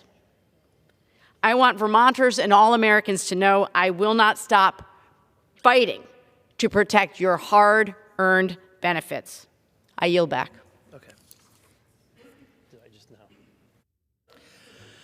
Under the Speaker's announced policy of January 9th, 2023, the gentleman from Texas, Mr. Green, is recognized for 60 minutes as the designee of the Minority Leader. Thank you, Mr. Speaker. Mr. Speaker, and still I rise. And today I would like to thank the Speaker of the House, Speaker McCarthy, and the leadership on the Republican side, as well as Minority Leader Jeffries and the leadership on the Democratic side, for affording me this opportunity to be heard. And still I rise, Mr. Speaker, and I rise today because there are moments in time that impact the rest of time. January 27th of 1945 was such a time. January 27th, 1945. It is said that there are days that will live in infamy. This has to be at the top of the list of such days. Because today we will commemorate International Holocaust Remembrance Day because of an event that took place on January 27th, 1945. Please allow me to share with you, Mr. Speaker, some information that I have from the U.S. Holocaust Memorial. On January 27, 1945, the Soviet Army entered Auschwitz and liberated more than 7,000 remaining prisoners who were mostly ill and dying. It is estimated, Mr. Speaker, that at minimum 1.3 million people were deported to Auschwitz between 1940 and 1945. And of these, at least 1.1 million people were murdered. One person who survived, whose name I shall not reveal, but is available to me for those who might want to make a further inquiry, indicated, quote, "So I was hiding out in the heap of dead bodies because in the last week, when the crematoria didn't function at all, the bodies were just building up higher and higher." Another person indicated, and they said, From now on, you do not answer your name. Your name is your number. And the delusion, the disappointment, the discouragement that I felt like I was not a human person anymore. This is what happened to people at Auschwitz, human beings, reduced to numbers, sentenced to death, innocent people. Another article from the Holocaust Memorial. This one indicates, and this is the Holocaust Memorial Day Trust in the UK, indicates that 27 January 1945, liberation of Auschwitz and Birkenau. On 27 January 1945, Soviet soldiers liberated Auschwitz, Birkenau, the largest Nazi concentration and extermination camp. Many people focus on the concentration aspect of what happened there, and we should. But the horrific occurrence included extermination. This means, in everyday language, the murder of innocent people. This article goes on to indicate when Soviet soldiers arrived, they found several thousand emaciated survivors and the smoldering remains of gas chambers and crematoria after the Nazi had attempted to destroy evidence of their crimes. An article from History.com indicates this day in history, January 27, 1945, Auschwitz is liberated. On January 27, 1945, Soviet troops entered Auschwitz, Poland, freeing the survivors of the network of concentration camps and finally revealing to the world the depth of the horrors perpetrated there. Auschwitz was really a group of camps designated 1, 2, and 3. There were also 40 smaller satellite camps. This was a commercial operation, as it were, wherein there was a systemic means by which persons were being put to death. These are my words. Continuing with the words from the article, it was at Auschwitz, too, that Birkenau, established in October 1941, that the SS created a complex, monstrously orchestrated killing ground. 300 prison barracks, 4 bathhouses in which prisoners were gassed, corpse cellars, and cremating ovens. It seems that, stepping aside for a moment, it seems that it is difficult for some people to believe what actually occurred. It is so horrific that some human minds refuse to accept what occurred. Now, there may be others who, for reasons associated with malice aforethought, who have just decided they won't agree. But there are many people who just cannot, with their human mind, conceive of such a thing happening.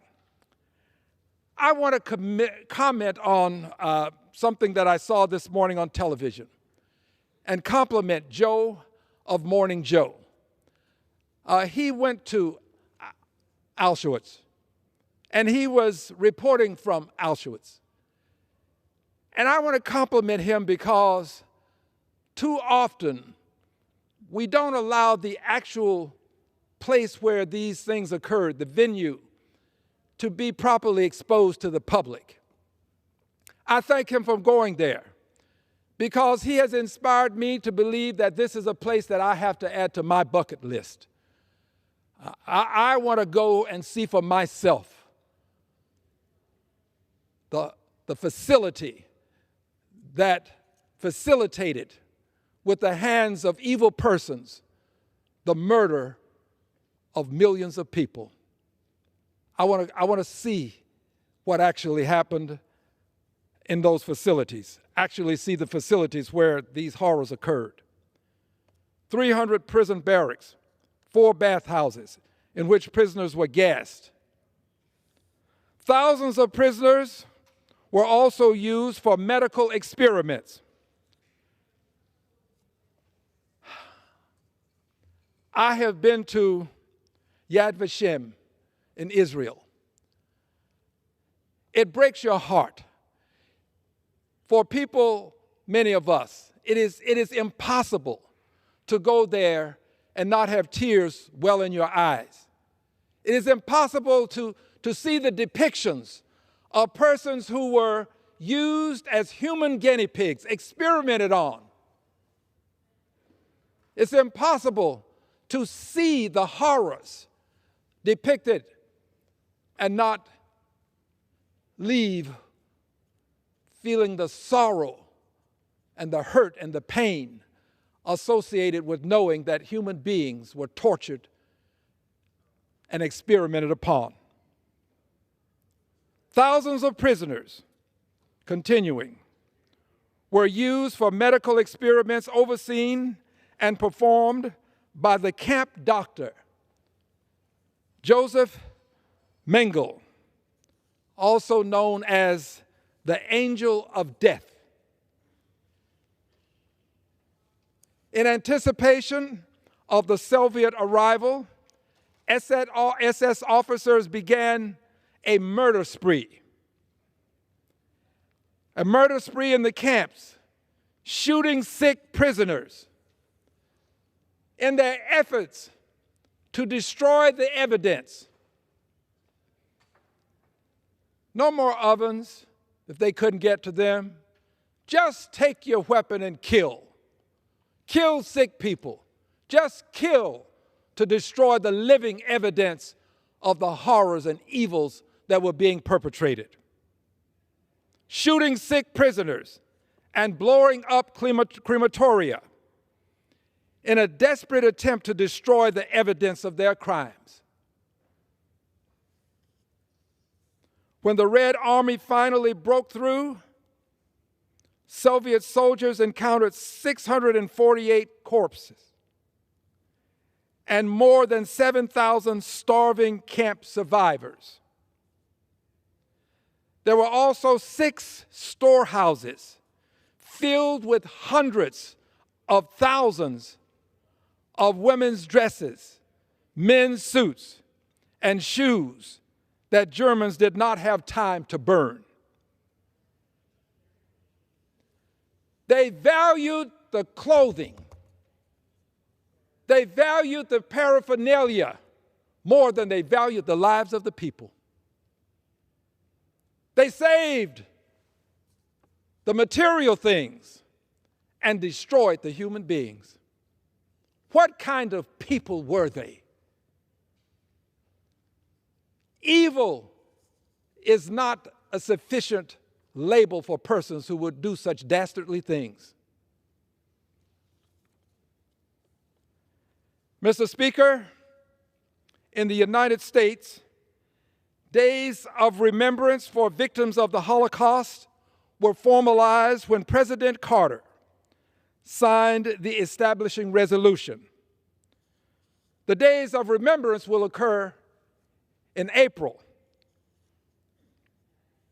President Carter signed the resolution.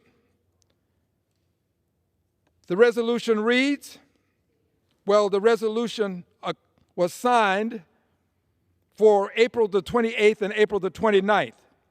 It passed the House on April 17th of 1978, passed the Senate on April 25th of 1978. And the President Carter, signed the resolution on September the 18th of 1978. The Holocaust Remembrance Day resolution, designating April the 28th and 29th of 1979 as days of remembrance of victims of the Holocaust. Here are words from the resolution. Whereas 6 million Jews and millions of other people were murdered in concentration camps as part of a program of extermination carried out by the Nazi Party during World War II. Whereas people of the United States should recognize, this is what the resolution says, I would add, people of the world should recognize that all acts of bigotry are rooted in the cruelty of spirit and callousness that led the Nazi to commit atrocities against millions of people and should dedicate themselves to the principle of human equality. Speaking aside for a moment, the world should recognize, not just the United States, but the world, that those who tolerate bigotry perpetuate bigotry. The acceptance of bigotry, the toleration of bigotry is the perpetuation of bigotry. And we should all devote ourselves to the principle of human equality. This is from our resolution, the dedication and devotion of ourselves to human equality. I'm proud of the House of Representatives for passing this resolution. It continues. Whereas the people of the United States should recognize that tyranny creates the political atmosphere in which bigotry flourishes and should be vigilant to detect and ready to resist the tyrannical exercise of power. Let me step aside for a moment and remind us that not only should we resist the tyrannical exercise of power, we should also resist the voices that verbalize power. We should resist those who would march through the streets of an American city carrying torches, shouting, "Jews will not replace us." Our failure to resist and to announce, state without question, without hesitation or reservation, that such persons are persons who are perpetuating bigotry and hatred, the kind of bigotry and hatred that can lead to the death of people. Our failure to do so is a means by which our inaction causes the perpetuation of bigotry and violence. Inaction is unacceptable. Every person has a duty, a responsibility, and an obligation to speak up and speak out against such demonstrations by people in this country. The unfortunate circumstance is that in this country, there is at least one person who would proclaim that among those who were screaming, "Jews will not replace us," there is at least one person who found some very nice people to be among the ranks of those who would say such a thing. Whereas on April 28th and 29th of 1945, the armed forces of the United States liberated surviving victims of Nazi internment in the concentration camp in Dachau, Germany, and revealed to the world evidence of a tragic human Holocaust that must never be forgotten. To never forget is to do more than recite what happened. To never forget requires that we also denounce those who would do dastardly deeds today. It's good for us to say that those who perpetrated deeds in the past should not be forgotten. But we must also denounce those who would perpetrate such dastardly deeds today. And these deeds include statements that some people see as harmless. What they see as just name calling. When you call a person a name who happens to be of a certain ancestry, Coco, Chow, that's just name calling to some people. But when it comes from a person who has held the highest office in the land, it's more than name calling. It gives some people a belief that people of a certain ethnicity, of a certain ancestry, that they are not as worthy of human life as others. We have a responsibility to call out these things. We cannot allow this kind of name calling, which can eventually conclude in the loss of life, to go unchecked. We have to check it. I'm here today to check it. Ours is a great country. I love my country. I salute the flag. I say the Pledge of Allegiance. I sing the national anthem. I stand. I place my hand over my heart. I love my country. But that doesn't mean that I won't criticize those who would do things that would cause harm to others within the country. It also doesn't mean that I won't defend those who choose not to salute the flag, who choose not to say the Pledge of Allegiance or sing the national anthem. That is a right that they have in this country. But we also have to recognize that all of us, we have to denounce people who say things, who use words that, according to Emily Dickinson, when she indicated to us, a word is dead when it is said, some say, I say it just begins to live that day.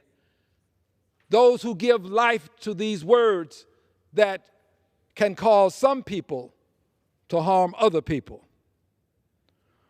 Whereas the Nazi concentration camp in Dachau, Germany is not only a shocking symbol of Nazi brutality and destruction, but also a symbol of danger inherent in tyranny.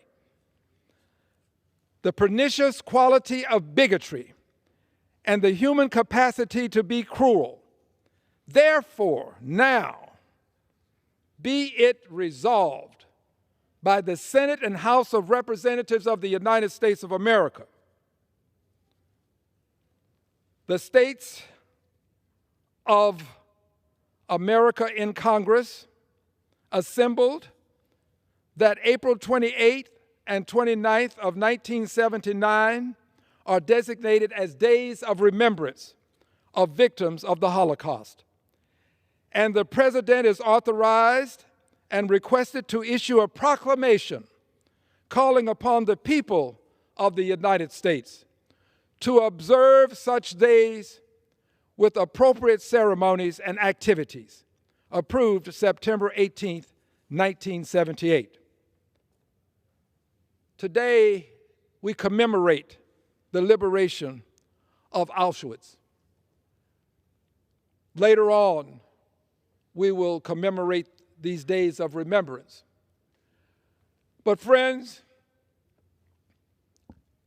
I have lived long enough now to know that if we fail to remember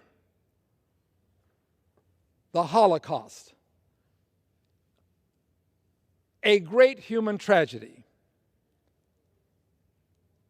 a crime against humanity unlike any other. There is no other crime against humanity that can be compared to the Holocaust. just as there's no other crime against humanity that can be compared to slavery. But if we fail to remember the crimes against humanity committed in Auschwitz, I believe, unfortunately, that humankind is capable of repeating the horrors of the Holocaust. It is our eternal vigilance that will prevent this from ever occurring again. And our failure to be vigilant will create days that the human mind cannot conceive of occurring again. So I am here today as a member of Congress to make sure that my record reflects that I will not forget, that I will stand with my Jewish brothers and sisters against all who would claim that the Holocaust never occurred, against all who would proclaim that Jewish people have done things that would merit this kind of horrific behavior. I stand with them. They are my brothers and sisters. Their lives are important to me, and the lives that were lost are important to me. I want my record to reflect that when I had the opportunity as a member of Congress to stand before the world and take a stand, Mr. Speaker, I want my record to reflect that I took a stand against the evils that took place at Auschwitz and the evils of the Holocaust. I yield back the balance of my time. Thank you. Under the Speaker's announced policy of January 9th, 2023, the gentleman from Georgia, Mr. Carter, is recognized for 60 minutes as a designee of the Majority Leader. Mr. Speaker, I ask unanimous consent that all members may have 5 legislative days in which to revise and extend their remarks and include extraneous material on the subject of this special order.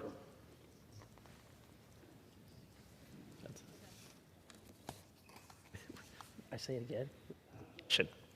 Mr. Speaker, during my special order today, my colleagues and I will express grave concerns about the impact that our service members and their families are facing as a result of the Defense Health Agency's decision to proceed with Express Scripts Pharmacy Network contract.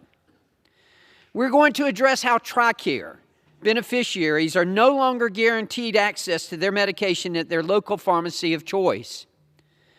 This decision by Express Scripts has severely impacted those who serve or have served our country honorably by reducing patients' access to quality health care. We continue to hear from pharmacists and patients across the country who are expressing concerns about these changes. Let's keep in mind that Express Scripts is currently under federal investigation by the Federal Trade Commission for their role in increasing prescription drug costs and unfair and deceptive practices towards pharmacies. Service members and their families who rely on their local pharmacists for critical care, such as cancer treatments or knowledge of their medical history, are now forced to seek that treatment elsewhere. It is our responsibility to ensure that their access to affordable, quality health care is not hindered. The Biden administration has tools at their disposal to stop this, but instead they're turning a blind eye. Express Scripts, Inc., a pharmacy benefit manager, PBM, for the TRICARE program, while serving as a mail order and specialty pharmacy itself, made the pocket-lining move of reducing the number of TRICARE's in-network pharmacies by almost 15,000 last October. Luckily, there are some businesses like Epic Pharmacy Network in my district that decided to continue filling these prescriptions despite the loss. On top of that, Kroger has announced that their pharmacies will no longer be able to serve TRICARE beneficiaries. As a result, hundreds of thousands of men and women of the United States Armed Forces, military retirees, and their families are at risk of losing access to necessary prescription drugs and treatment. Since that date, beneficiaries in rural communities have been left with no local options to fulfilling their prescriptions. Look, I used to own and operate a local pharmacy. In fact, I used to own and operate 3 local pharmacies. I understand that no matter how badly we want to help people, at the end of the day, you're running a business, and that business needs to be profitable so that it can keep its doors open. The sudden and the wrongful reduction goes far beyond simply reducing access to care for TRICARE beneficiaries. For those who need specialty medicines, the mail-order pharmacy used by Express Scripts threatens the medical integrity of the medicine and places the beneficiary at risk of receiving the medications late, damaged, or missing. Of greater concern, it eliminates the crucial role pharmacists play in protecting beneficiaries' health, especially those requiring multiple medications, where contraindications are always a concern. Overall, these pharmacy network changes will put service members and their families at risk in receiving the prescription drugs and treatments they need. These brave men and women dedicated their lives to defending our freedoms. And one of the things we promised them when they signed up is quality health care while they served and when they retired from the military as well. We're repaying them with a health care system that profits off of sick military personnel, family members, and retirees. Luckily, there are some businesses like Epic Pharmacy Network in my district that decided to continue filling these prescriptions despite the loss. I applaud that decision, but they never should have been put in this position to begin with. It's a pain for pharmacies, but it's detrimental to our military service members and their families. These brave men and women dedicated their lives to defending our freedoms. We're repaying them with a healthcare system that puts profits ahead of people. I brought this attention to the Defense Health Agency back in October to discuss how we could restore local pharmacy access to these patients. As a pharmacist myself, whose congressional district is home to every single branch of the military and a large veteran community, I was dumbfounded by their response. No one cares about losing access to their local pharmacy? You've got to be kidding me. It's one thing to make that claim to me.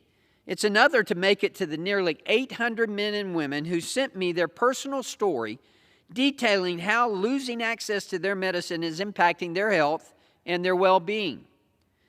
Hunter, a service member from South Carolina, saw the cost of his prescription go up by almost 600% after Express Scripts made changes to the TRICARE pharmacy program. Is this how we want to treat our heroes who have given everything for our country? By increasing the cost of their medication by 600%? Seriously. Or Jacqueline, who says this move has made the difference between stopping to get medicine on the way home or going an additional hour or more to the nearest base pharmacy before going home.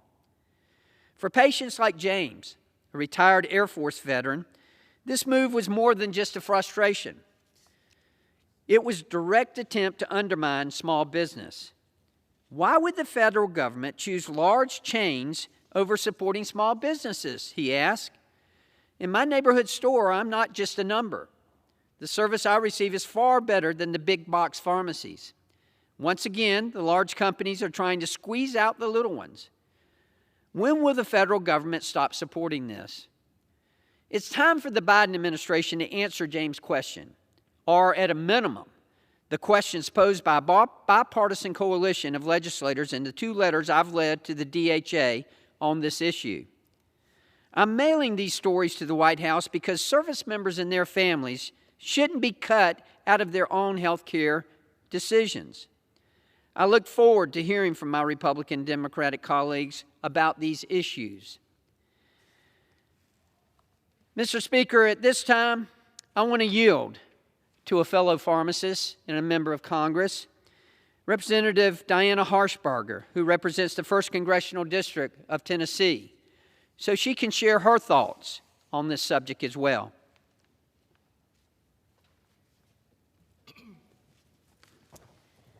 Thank you, my friend Buddy Carter from Georgia. Mr. Speaker, I rise today because our veterans deserve better. Our active duty service members and veterans chose to serve this great nation, knowing it would take unimaginable sacrifice and precious time away from their loved ones. Many of them left their lives behind and were taken to far corners of the world to face enemies of democracy. They did this for us, for our freedom, for our ability to stand here today without fear of persecution. This is a sacrifice we should all feel indebted to, including those people at Express Scripts. For those of you who are unfamiliar with the company, it's a Cigna-owned pharmacy benefit manager known as a PBM that administers the TRICARE benefits on behalf of the Department of Defense. Last year, the Department of Defense allowed this PBM, and this was suddenly and without warning, to institute pharmacy network changes that impacted 400,000 TRICARE beneficiaries by removing almost 15,000 independent community pharmacies from the retail network. Most people in this country live 5 minutes from a pharmacy. They have immediate access to a pharmacist. They don't have to make an appointment, and they can go in and talk to that professional. Most of those pharmacies are now excluded. They're located in rural and underserved areas. They're no longer able to rely upon their local pharmacy to access needed medications and in-person pharmacist counseling. These TRICARE beneficiaries and their families are being forced to drive sometimes long distances to find a corporate in-network pharmacy, or if they can't do that, they're funneled into an Express Scripts mail order program, and that's unacceptable. This abrupt change by PBM giant Express Scripts is especially problematic for a small group of TRICARE beneficiaries who are chronically ill, that have a disability and receive infusion medications in their homes. It will almost certainly delay care for those patients with chronic conditions such as rheumatoid arthritis, heart disease, cancer, and diabetes. And by the way, I'm talking to oncology groups now that absolutely are tracking that these patients do not get their medicine in time, go without their cancer drugs, and it causes an immediate response and a degradation of their health based on the cancer that they have. The department's decision to carry on with this contract, despite the grave impacts we all knew would impact our veterans and service members, is reprehensible. Veterans and active duty service members and their families are losing access to quality care, and those with cancer and rare diseases are often being faced with the impossible choice of switching to a new pharmacy that may be far, far away, or paying out of pocket to stay with the pharmacy they've come to know and trust. America made a promise to our veterans. We promised to take care for those who have risked their lives to defend us. Leaving our heroes in jeopardy to line the pockets of a multi-billion-dollar PBM is inexcusable. As a licensed pharmacist for over 30 years, I know how much a community leans on their trusted independent pharmacist, and especially in rural areas like I serve and like Buddy serves. It's true that pharmacists are still one of the most accessible healthcare providers in the United States. Trusting the pharmacist dispensing one's medicines has a very real impact on health outcomes and costs for the patients. I want to thank Congressman Buddy Carter for his leadership on this important issue. And Buddy and I were both pharmacists in our former careers, and we're still pharmacists, and we know firsthand just how much this policy will hurt health outcomes. Our veterans and active duty service members deserve to trust that they can access the medication that they rely on, and they deserve to have strong advocates against these greedy PBMs. They deserve all our thanks and more. They deserve so much better. The Department of Defense must reverse this grave injustice, and I won't stop fighting until our heroes get what they've earned and what they are owed. And with that, Mr. Speaker, I yield back. I thank Representative Harshbarger for her insightful comments. We're very fortunate to have her in Congress and very fortunate to have her representing the profession of pharmacy. And as she indicated, she understands firsthand the impact that this is having on patients. After all, she was on the other side of the counter for many years, just like I was. At this time, Mr. Speaker, I want to recognize the gentleman from the great state of Colorado, Representative Doug Lamborn, and allow him as much time as he shall consume.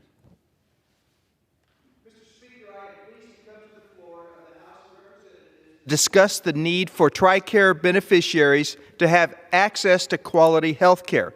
And I want to thank Mr. Buddy Carter, my friend from Georgia, for his leadership on this important issue. The military population in my home district of Colorado Springs is well over 100,000 people. It includes active duty, National Guard, reserves, retirees, and veterans.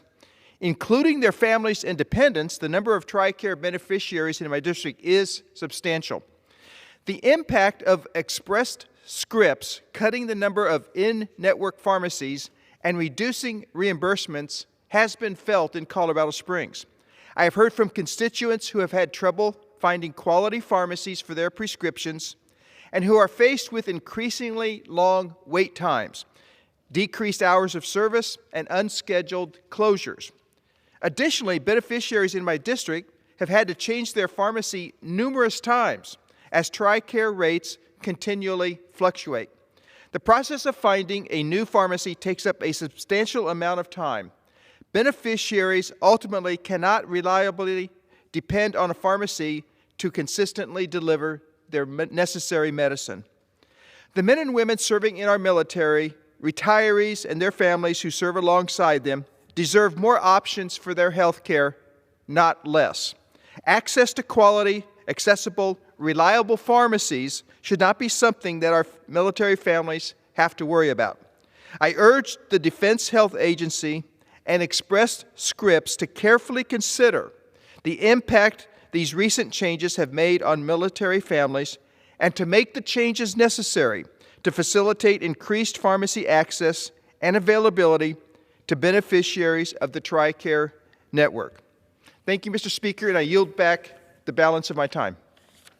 I want to thank the gentleman from Colorado. And if you will notice, one of the things that he pointed out, and that I pointed out earlier in my remarks, he represents a lot of veterans. He represents a lot of people who have retired in his district. The military, these military bases, many of our veterans, when they leave the service, they retire in the area where they've been serving. That's certainly the case in my district, and I suspect it's the case in Representative Lamborn's district as well. That's why this is having such a big impact on people. It has disrupted their lives. This is not just a cost-saving move here. This move has impacted veterans who worked, served our country, sacrificed for our country. It's impacted them and their families after we promised them we would give them quality health care, affordable health care, and yet it's done just the opposite. Thank you, Representative Lamborn, for your comments. Mr. Speaker, at this time, I want to recognize a good friend of mine and a fellow member of my delegation who also represents an area with a heavy military presence and a heavy veteran presence in his district. Just north of my district, I know that Fort Gordon is in his district, and I know that there are a lot of retirees, a lot of veterans who have retired in his district as well. And this time, I want to recognize Representative Rick Allen and give him all of the time that he will consume. Thanks to my friend and colleague from Georgia, Mr. Carter, for organizing this special order and for your leadership on this issue. This is an important issue. You know, growing up and then, of course, now, you know, my pharmacist is a dear friend of mine. And, you know, I don't want to go to another pharmacist. Although you get all these, you get all these offers like, to get this through the mail and all that. To me, your pharmacist is kind of like choosing your doctor. I mean, and they do so much for the communities that they serve, particularly in rural America. But what we're talking about here, and as Congressman Carter said, is it's about the American troops, our veterans and their families, at risk of losing access to life-saving prescriptions. In October, the Defense Health Agency's pharmacy benefit manager, Express Scripts, cut nearly 15,000 pharmacies from its network, all because they wouldn't accept Express Scripts' outrageous terms. Why does this happen? I mean, of course, obviously we're shining a light on this because the entire country needs to know about this, particularly our veterans community. This decision left 250,000 people with few or no local in-person options to access the medicine and treatments they need. Countless Americans choose to get their prescriptions filled at their local or independent pharmacy, specifically because of the quality of service they provide. And like I said, it's a personal thing. It's a relationship. Your pharmacist has knowledge of your medical history, and the relationship that patients have with their community pharmacist is important, and it must be allowed to continue. This choice is important, especially for veterans who have sacrificed so much. But this decision has negatively impacted scores of veterans, particularly those living in rural areas like the ones I represent in Georgia 12.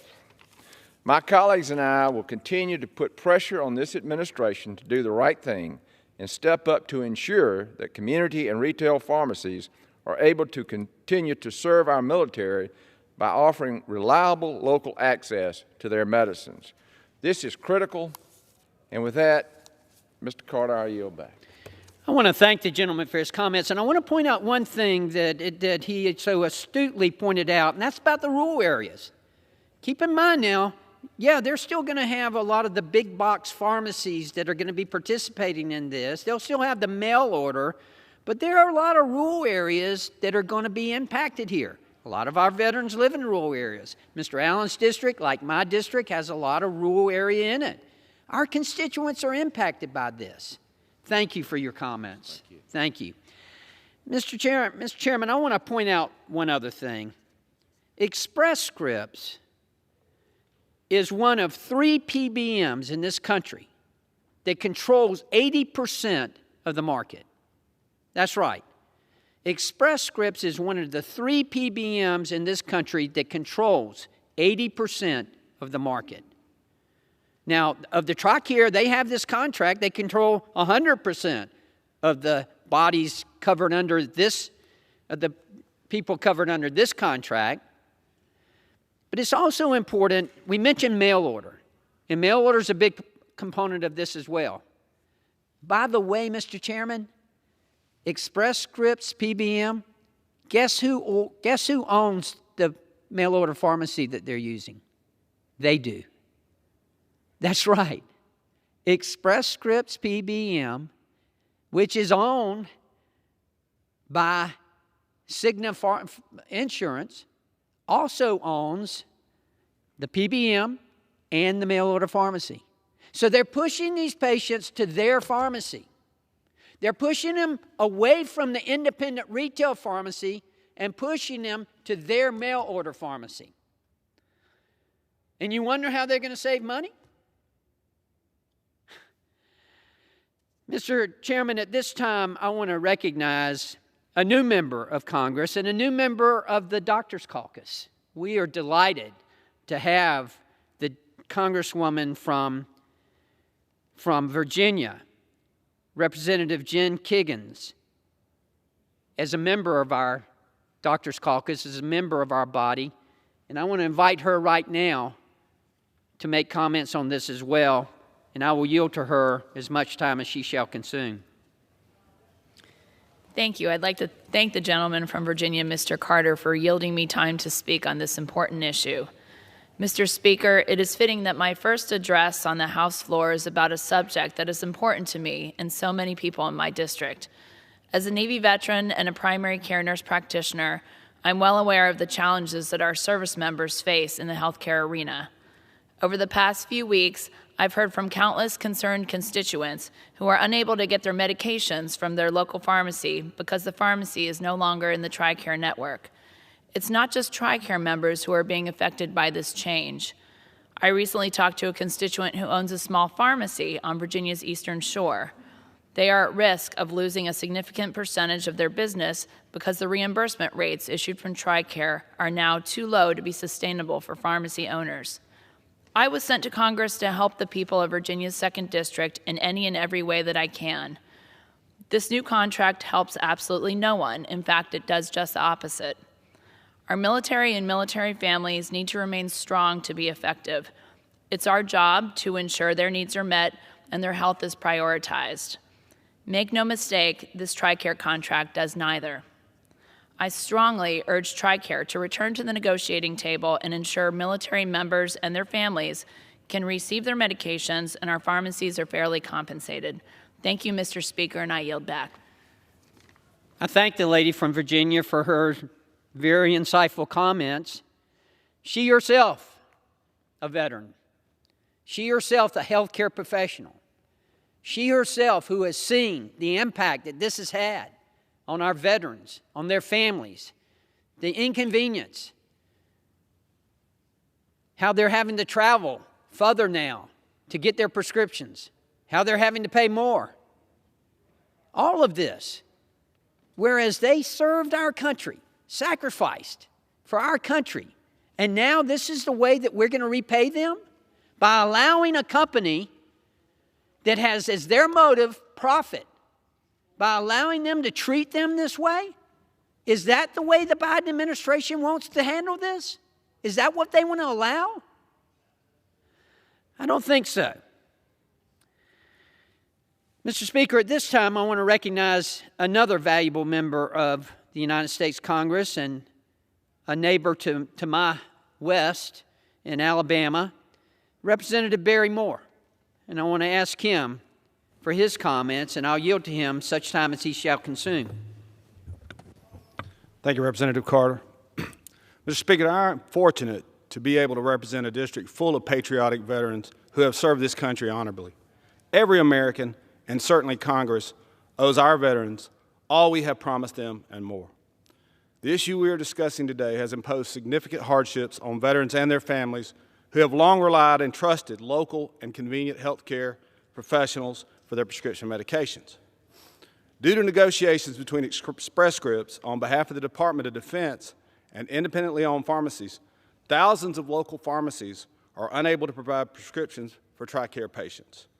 This means that many retail pharmacies are unable to work with TRICARE customers, restricting pharmacy access for millions of people all over the country, including many in my district and primarily in rural Alabama. I've heard numerous upsetting stories from my constituents who have been impacted. One tells me he can no longer use Express Scripts due to his medication prices more than doubling from his local pharmacy, which no longer accepts TRICARE. He recently waited over 4 hours for his prescriptions at this new pharmacy. Another constituent who recently had to stand in line at a pharmacy for over an hour with other upset patrons explained to my office that multiple times Express Scripts has run low on his medical health medications and failed to deliver them to him on time, causing a dangerous interruption in his medication schedule. Mr. Speaker, one of my constituents has used the same pharmacy for 54 years and thinks of them as a partner. They are in frequent communication regarding her health, and the professionals there often help her decide which medications will be most beneficial to her. Unfortunately, Express Scripts has not met her needs. When visiting another pharmacy recommended to her by Express Scripts, she was informed that they are not a fully functional pharmacy and that they were also unable to help her. She's told my office that our veteran population loves our country, but too often it seems our country does not love them back. The treatment of our own veterans is unacceptable, and in the greatest country in the world, our government must do everything possible to alleviate the suffering of our veterans, their families, who have already sacrificed so much. I appreciate my colleague, Buddy Carter, an experienced independent pharmacist, for hosting this special order and his leadership on this issue. We have no greater responsibility than keeping our promises to our veterans, and I'm committed to ensuring that families using TRICARE receive the utmost care from their trusted local health care professionals. And with that, sir, I'll yield back. I thank the gentleman for his comments, and they are insightful. He, like all of us, has constituents who have been inconvenienced and have been rudely and quite honestly just selfishly disrupted. I mean, he mentioned the fact that People who have been using the same pharmacy for years, now having to find another pharmacy, all because of profits. All because this company, Express Scripts, is trying to make more money off the back of our veterans. We should be ashamed. This administration should be ashamed for letting this happen. You hear it from me. You've heard it from some of my colleagues. I want to share with you just a couple of stories real quick. A story that was sent to me. I mentioned that we've heard from constituents, and we have. A concerned citizen wrote and said, I've been using the same pharmacy since 1985, and now I have to change. No choice of my own, but now I have to change. My pharmacist knows my family's medical issues, and now I have to train a pharmacist pertaining to my medical history. This is an example. Another one, and we're fixing to hear from retired Marine and General, but another one. As a retired Marine Master Sergeant who suffers from exposure to Agent Orange and Camp Lejeune water contaminants, my family has used a local pharmacy in our hometown of Broken Arrow, Oklahoma for 25 years. Our pharmacist is not only a healthcare provider, but is also a well-known friend and neighbor. One of BA Family Drug's most prized services was free home delivery by their drug bug, a Volkswagen Beetle. We can no longer rely on that excellent service. Again, this has disrupted people's lives, but it's more than just people. It's our heroes, our veterans. At this time, I want to recognize, as I mentioned earlier, one of our true American heroes and one that I am honored to serve with in Congress, one of our, I believe it's 4 generals that we have here in Congress serving with us now. And that's Congressman Jack Bergman from Minnesota. Congressman, I'll yield to him such time as he shall consume. Well, thank you, buddy, and I thank you for taking the leadership on this, and I have to just correct one thing for the record. I was born in Minnesota, but now I represent Michigan, and that's okay. I have roots in both because I was raised by a Minnesota farm girl, and now I'm married to an Iowa farm girl. So now if we can get Iowa in there at some point, we'll be in good shape. I'll be happy at home. But you know, when I just referenced my mom and my wife, my dad was in World War II. My father-in-law was in World War II. And we think about the sacrifices everyone in our country made.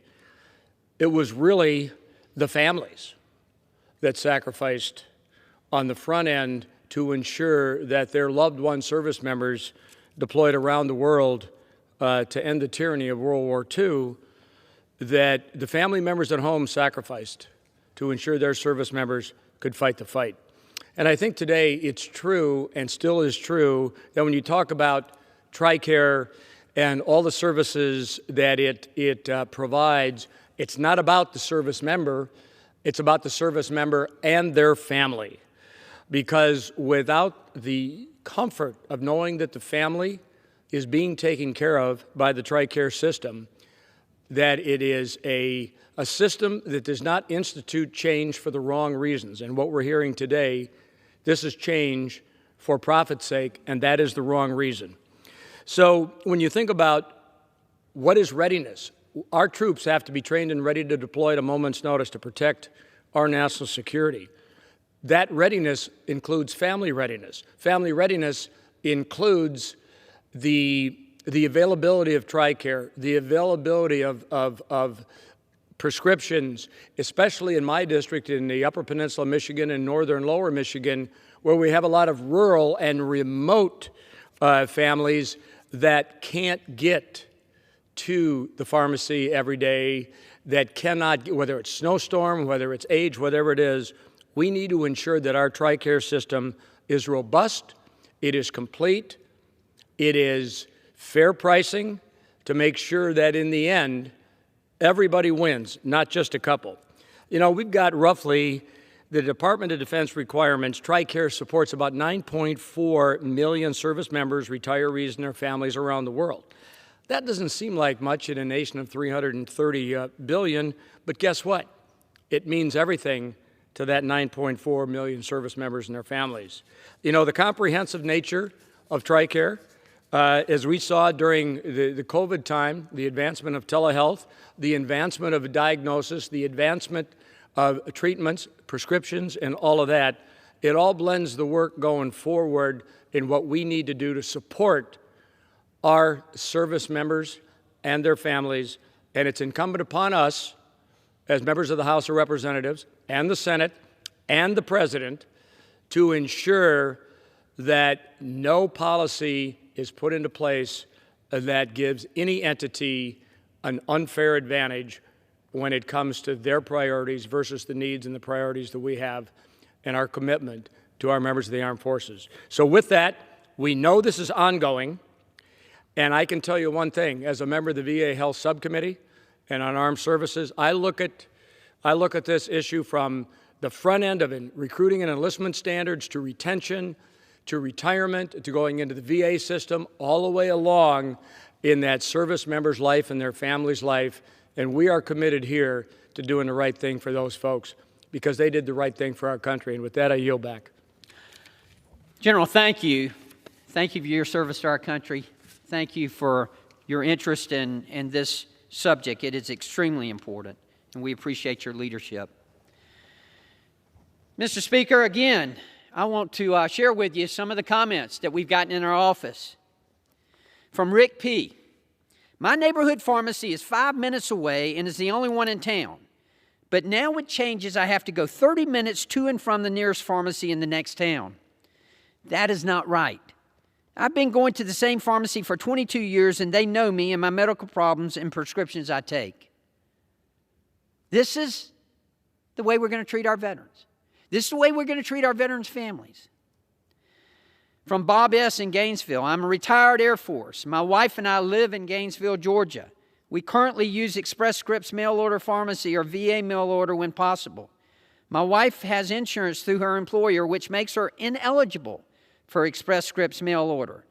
It also means she can only use 3 pharmacies that accept both insurance. Listen to this, Mr. Speaker, we find ourselves driving 3 hours one way so we do not have to pay $2,000 out of pocket each month for her medications. Now with fewer pharmacies accepting TRICARE, we will probably have to make the trip more often. Wow, what a promise we're keeping to these veterans. We're promising them that we're going to give them quality health care for their sacrifice, for their service to our country. And we're making them drive 3 hours one way so that they can save on the copayment and won't have to pay $2,000 out of pocket. Ridiculous. Another concerned citizen. I called to have a prescription refilled 2 weeks before I was out of my medication. However, my medication never came. I called Express Scripts to inquire about its status, and they told me that I had no refills. So I currently am out of medication, and per Express Scripts, I cannot get my medication for 2 to 3 weeks. How is this right? I served my country for 30 years, and I cannot get my medication for 2 to 3 weeks? What are we supposed to tell these people? What are we supposed to tell our veterans? This is, Mr. Speaker, this is not acceptable. You don't want this, I don't want this. No member of Congress wants to see this. So why is it that the Department of Health Defense is not addressing this? Why aren't they responding to my letters? Why aren't they accepting my invitations to come to their office and talk to them about this? Another concerned citizen. We live across the street from a locally run independent pharmacy. We strongly believe in supporting local businesses and having the choice of where we get our medical needs. Isn't that what America is supposed to be about? Please do whatever possible to keep our local pharmacy in the network. Local businesses, small businesses are important to our communities. Another concerned citizen. We live in a small town with only one pharmacy, which Express Scripts has quit doing business with. Our only other alternatives are pharmacies that are either 20 miles away or 10 miles away. With the price of gas, this just adds another expense to the already high cost of medication. Bob P. writes, they removed our local pharmacy that is walking distance from our home. We now need to travel several miles for the next pharmacy on the very limited list. This was a surprise when they deleted so many pharmacies off the list. On and on and on. All of these messages sent to our office. Why were they sent to our office? Because obviously they know I'm a pharmacist. Obviously they know I'm working on this issue. Mr. Speaker, this is despicable. No American should have to suffer through this, but especially our veterans who sacrifice for our country. You see the comments back here. We depend on the Coast Guard to do search and rescue. They should be able to obtain their medications from their local pharmacy and pharmacists. It's like the years of service I gave to this country are no longer appreciated. It's like us veterans are unimportant to this nation. Is that the message we want to send? No. They will no longer have access to our free delivery service or access to a live pharmacist in a timely manner. It's sad, it's dishonest, and greedy on the part of Express Scripts for agreeing to this.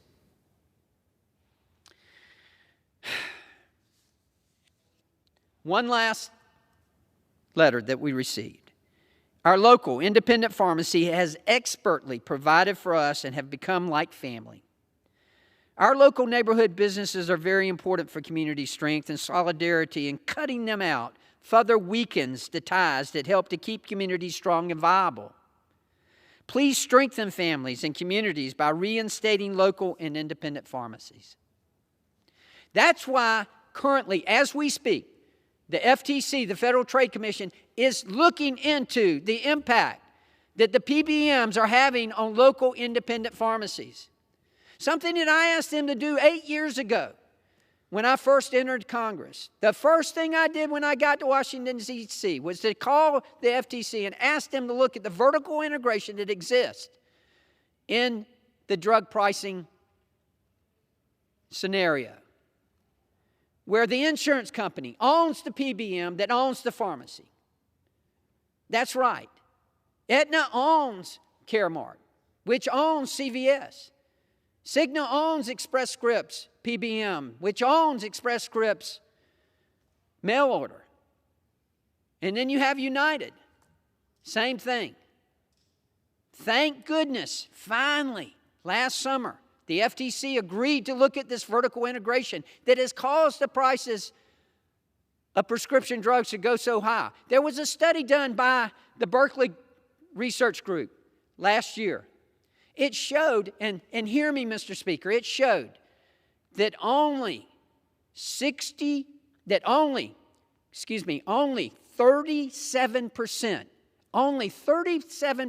of the price of a medication goes to the pharmacy manufacturer, which begs the question, where does the other 63% go?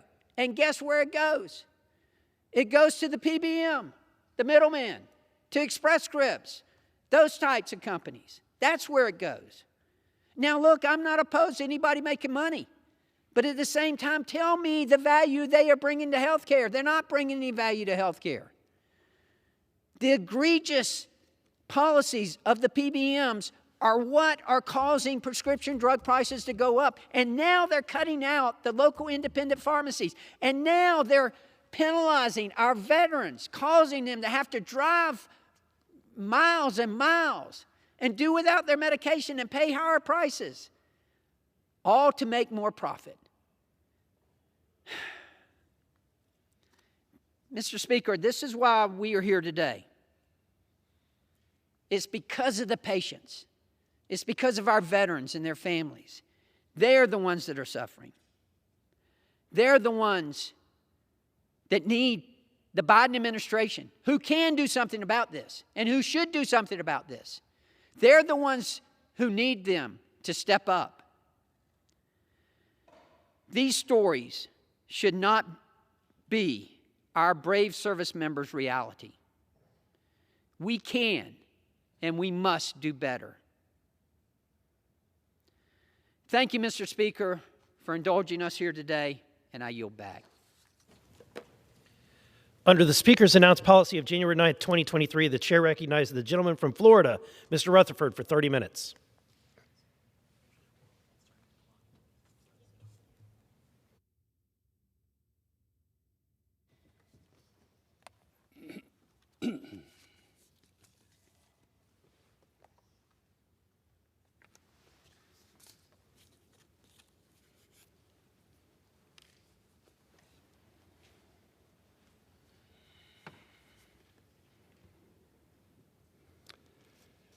Thank you, Mr. Speaker.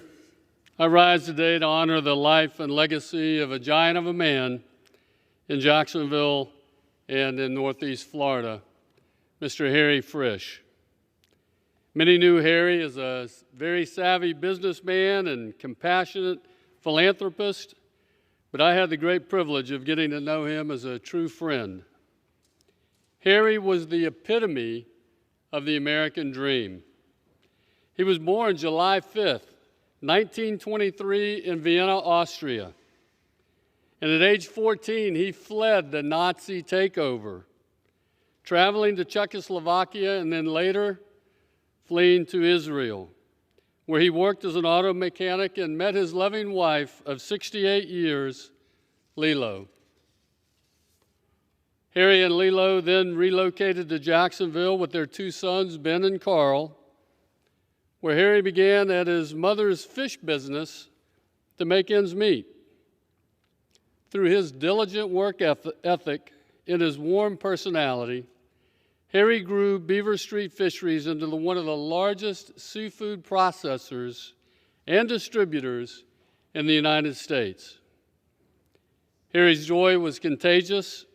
He felt a deep sense of appreciation to all those who had helped him along the way and made a point of being authentic with everyone that he interacted with.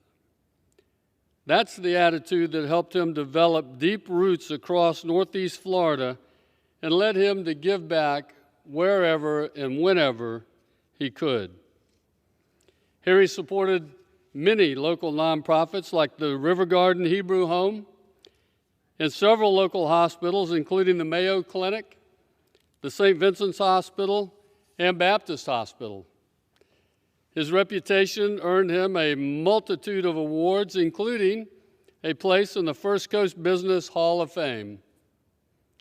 But above all, Harry was a devoted son, brother, husband, father, grandfather, and great-grandfather. It was known to his Beaver Street Fisheries family as part of his very own family. He loved them, and they loved him. At 99 years old, Harry lived a life of purpose and faith that sets an example to us all. His philosophy in life and business was, if you can't handle the business, you don't need to be in the business. Reminds me, Ralph Waldo Emerson once wrote, "The purpose in life is not to be happy.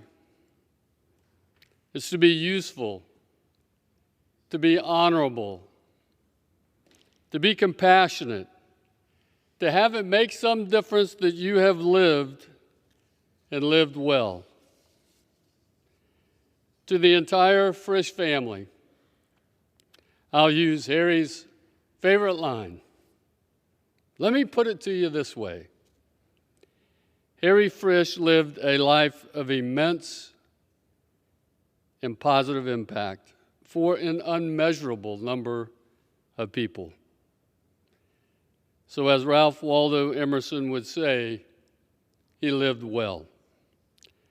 So on behalf of Florida's 5th Congressional District, I offer my prayers and sympathies to the Frisch family and his Beaver Street Fisheries family. Harry's life and legacy will not be forgotten.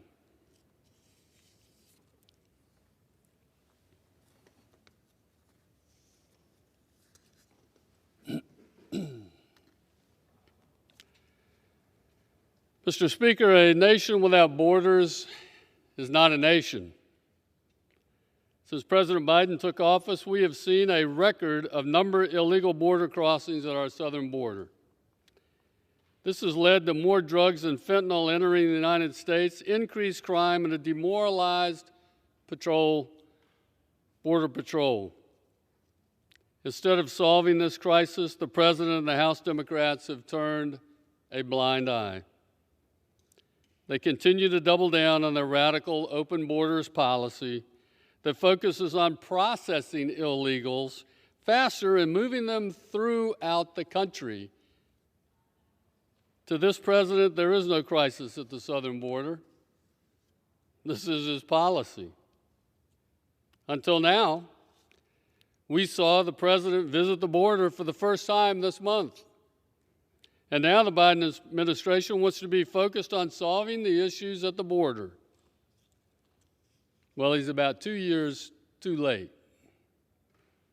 But instead of taking responsibility for this national security crisis, the president is shifting blame to us here in Congress, claiming House Republicans have failed to take the necessary steps to defend our border. Mr. Speaker, that's absolutely astounding. Since President Biden took office, CBP has recorded 4.5 million illegal border crossings. That doesn't include their estimated 1.2 million gotaways. Under one-party Democratic leadership, ICE removed last year only 72,000 migrants, down from 186,000 removals in the final year of the Trump administration. In December, under Secretary Pelosi's leadership, we saw a record for the most illegal crossings in a month ever. In the 10th month in a row, more than 200,000 immigrants were apprehended at the southern border. And how did the administration respond? By releasing more than 1 million people into the country's interior last year, only a third of which are under ICE supervision. By building an app for immigrants to schedule their illegal entry into the country. They responded by creating parole programs that bring tens of thousands of migrants into the country without a pathway to legal status. And finally, by cutting ICE detention beds last budgetary cycle. 11,000 beds cut by ICE, decreasing our capacity to detain migrants. Not because border crossings are down, but because this administration negligence is preferable to accountability. Make no mistake, we are in the middle of a historic border crisis because of President Biden and House Democrats. During my trip to the border last spring, I met with discouraged Border Patrol agents, overwhelmed by the influx of migrants attempting to cross our border with absolutely no relief in sight. While these agents do their best to handle groups of hundreds and sometimes thousands of people, the cartels are taking advantage of the holes in our border to smuggle in dangerous drugs like fentanyl and dangerous people. Hundreds of terrorists, known terrorists on the watch list, have come into this country. Every state has now become a border state under this administration. By failing to enforce our laws and secure the border, this administration is incentivizing illegal entry and encouraging more people to come here and then overstay their visas. This national security and humanitarian crisis has gone on long enough. Since I came to Congress, I've been fighting to secure our border. Working with my colleagues on the Appropriations Committee, I helped secure over $5.8 billion for a border wall since fiscal year 2017. This Congress, House Republicans are committed to securing the border, ending catch and release, reinstating the Remain in Mexico policy, requiring proof of legal status for employment, and eliminating welfare incentives. We owe it to the communities we represent to take these issues seriously and to hold this administration accountable. House Republicans will take the necessary steps to ensure America is a nation that is safe. And with that, Mr. Speaker, I'd like to yield to my colleague, Mr. Kevin Kiley from California, and I yield him as much time as he may consume.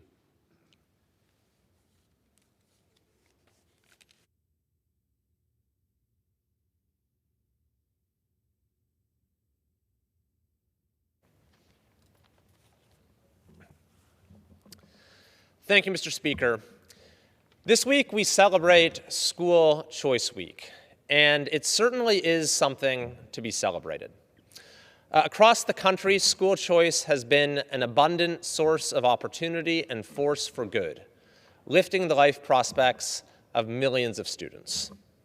And it's important to recognize at the outset that for a particular group of people across this country, school choice exists to the fullest extent. And those are families who are fortunate enough to have the financial means to create choices for themselves by moving into a community that has good public schools or by sending their kids to private schools. This form of school choice exists in all of the 50 states. But when it comes to everyone else, there is a stark difference among the 50 states. You see, there are some states that have decided that school choice should be available not just for some, but for everyone. And so, for example, you have states like Florida that have offered a variety of different school choice options. In fact, Florida is ranked #1 in the country when it comes to educational freedom, and not coincidentally, also ranks near the top when it comes to performance of their kids, ranked among the states across the country.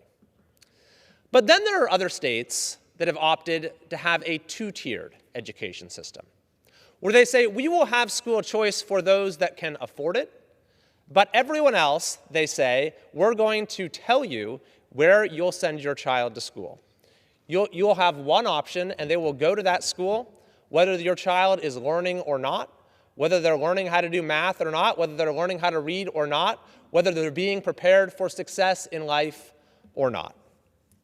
This is the two-tiered education system that prevails in far too many states in this country, and perhaps nowhere more so than in my home state of California, where it has become a business model, a perverse business model of keeping kids trapped in failing schools, which each year is further entrenched by politicians and the special interests that support them.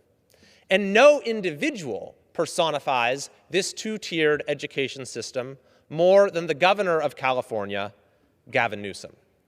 Soon after taking office, Governor Newsom enacted an aggressive anti-school choice, anti-parent, anti-student agenda that went after charter schools and was condemned by civil rights groups like the NAACP and the Urban League. And then, after the COVID-19 shutdown began, Newsom and the California legislature went even further, trying to reduce the number of options that parents had from 1 to 0. At the beginning of the shutdown, with schools not operating at all, many lacked even a distance learning option. So parents started enrolling their students in charter schools that already had well-developed personalized learning models. Newsom and the California legislature passed a bill to stop this, to defund these charters, to deny them funding for any new students so that kids would remain trapped in schools that weren't even offering Zoom school at the time. In the months ahead, Newsom and his allies in California realized that the COVID shutdown presented an opportunity to further entrench their business model of keeping kids trapped in failing schools without even having to run schools at all the while taking in billions and billions of extra dollars in funding. California would have the longest school shutdown of any state in the country. Newsom, as governor, assured California was 50th out of the 50 states in resuming in-person instruction. He claimed again and again that it was necessary to keep schools closed for the safety of students, but he knew that wasn't true. The reason we know that he knew it wasn't true is that at the same time, he was sending his own kids to in-person private school. This, by the way, is a pattern across the country, where some of the most strident anti-school choice politicians embrace school choice for themselves. President Biden, Vice President Harris, former Speaker Nancy Pelosi, Kentucky Governor Andy Beshear, North Carolina Governor Roy Cooper, New Jersey Governor Phil Murphy, Illinois Governor J.B. Pritzker, as well, of course, as Newsom, all fight against education options for families while enrolling their own students in private schools. The consequences of California's school shutdown, as well as other states that kept their kids out of school for far too long, are starting to come into focus.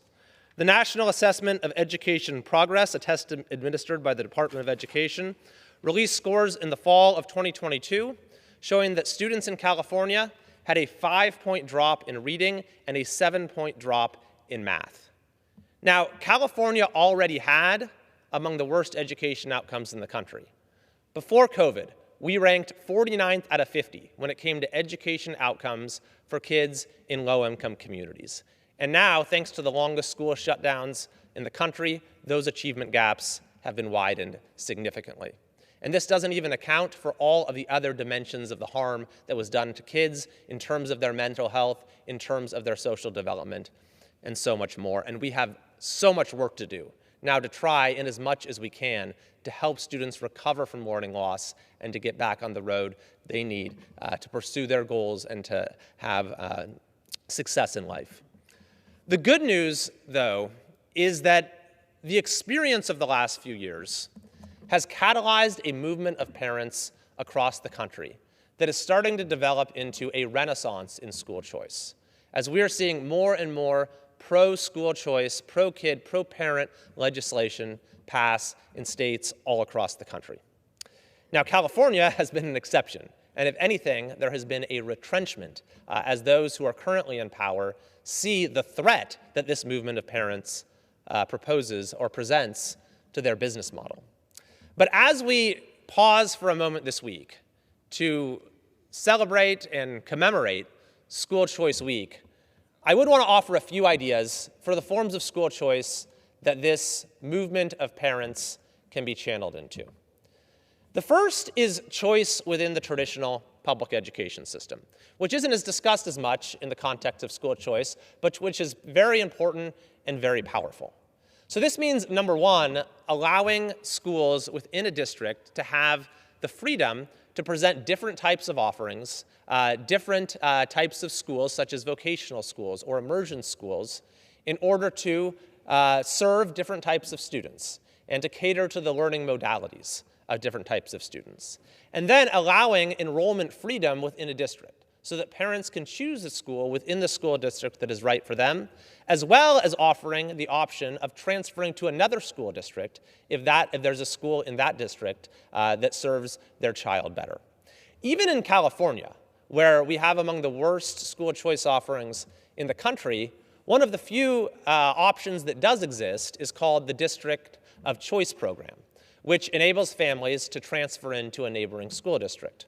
And a study by the state's nonpartisan legislative analysts showed that for students who participated in the District of Choice program and transferred to a neighboring school district, their education outcomes improved. But not only that, the districts that they were transferring out of realized they need to take action to prevent students from leaving.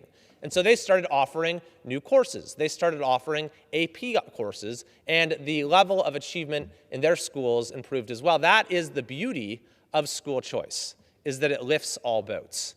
And as we develop more programs for choice within the traditional public education system, it should be coupled with ease of enrollment, transparency to parents as far as what options are available, easy websites where you can see the schools that exist within a district and can see your enrollment options. There are many districts across the country that have developed these platforms and that have served students and families very well. The second form of choice that is continuing to expand across this country is charter schools, which are about 30 years old now in the United States. And what charters do is they essentially flip the typical education paradigm on its head, where they enable a great degree of freedom to school leaders to run the school however they see fit, and free the charter school from the constraints of the state's education code. So they're far less regulated, there are far fewer mandates. But in turn, charters are not assigned students like your typical neighborhood school is. They have to attract students to proactively enroll, and then not only that, but then they get reviewed every few years and assessed on the basis of their learning outcomes, and that determines whether the school will continue to operate. Now, this combination of innovation and accountability has a tremendous track record after just a few decades in existence. For example, one study by Stanford Center for Research on Education Outcomes showed that after 4 years in a charter, urban students learn about 50% more than demographically similar students in traditional public schools.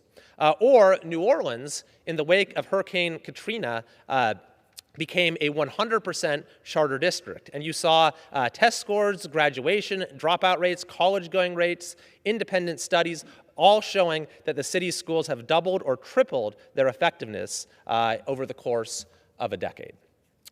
So the charter schools are another key tool in the school choice toolkit and should continue to be encouraged as an option for parents and families outside of the traditional public education system, although it is important to note that charters are public schools. They are free. They have to have a blind admission system that is non-preferential, where if they're oversubscribed, then they're subject to a lottery. A third form of choice, then, is opting out of the public education system altogether. Now, it should be noted again that this right does exist in every state across the country, but the means to do so only exists for a certain segment of society.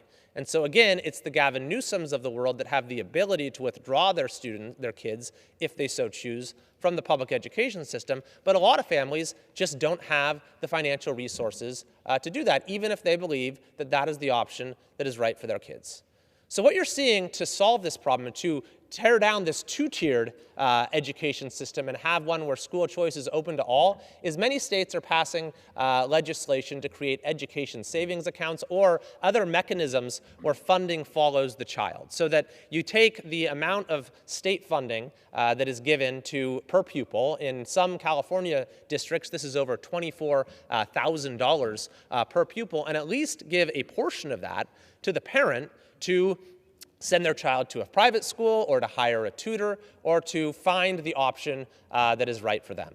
And it should also be noted, by the way, that protecting homeschooling is now more important than ever. We have a wonderful homeschool community in the district and the communities that I represent, and given the experience of public education in California and across this country in recent years, you've seen by some estimates homeschooling double just over the last few years. And this is an option that needs to be available to every family in this country as a matter of right and as a matter of giving parents the ability to control the education of their child. So those are just a few of sort of the exciting things that we see going on across this country in at least some states. When it comes to expanding school choice, to having not a two-tiered education system, but one where opportunities are available for all. I actually worked as a high school teacher in inner-city Los Angeles, where I worked on a direct level, on a small scale,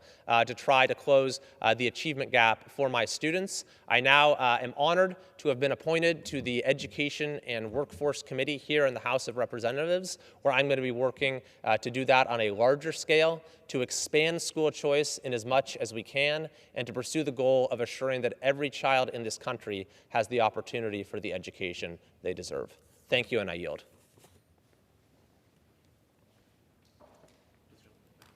Does the gentleman yield back? Gentleman yields back. The chair lays before the House a request.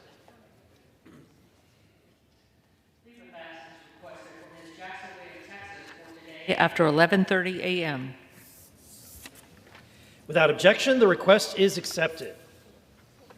For what purpose does the gentleman from Florida seek recognition?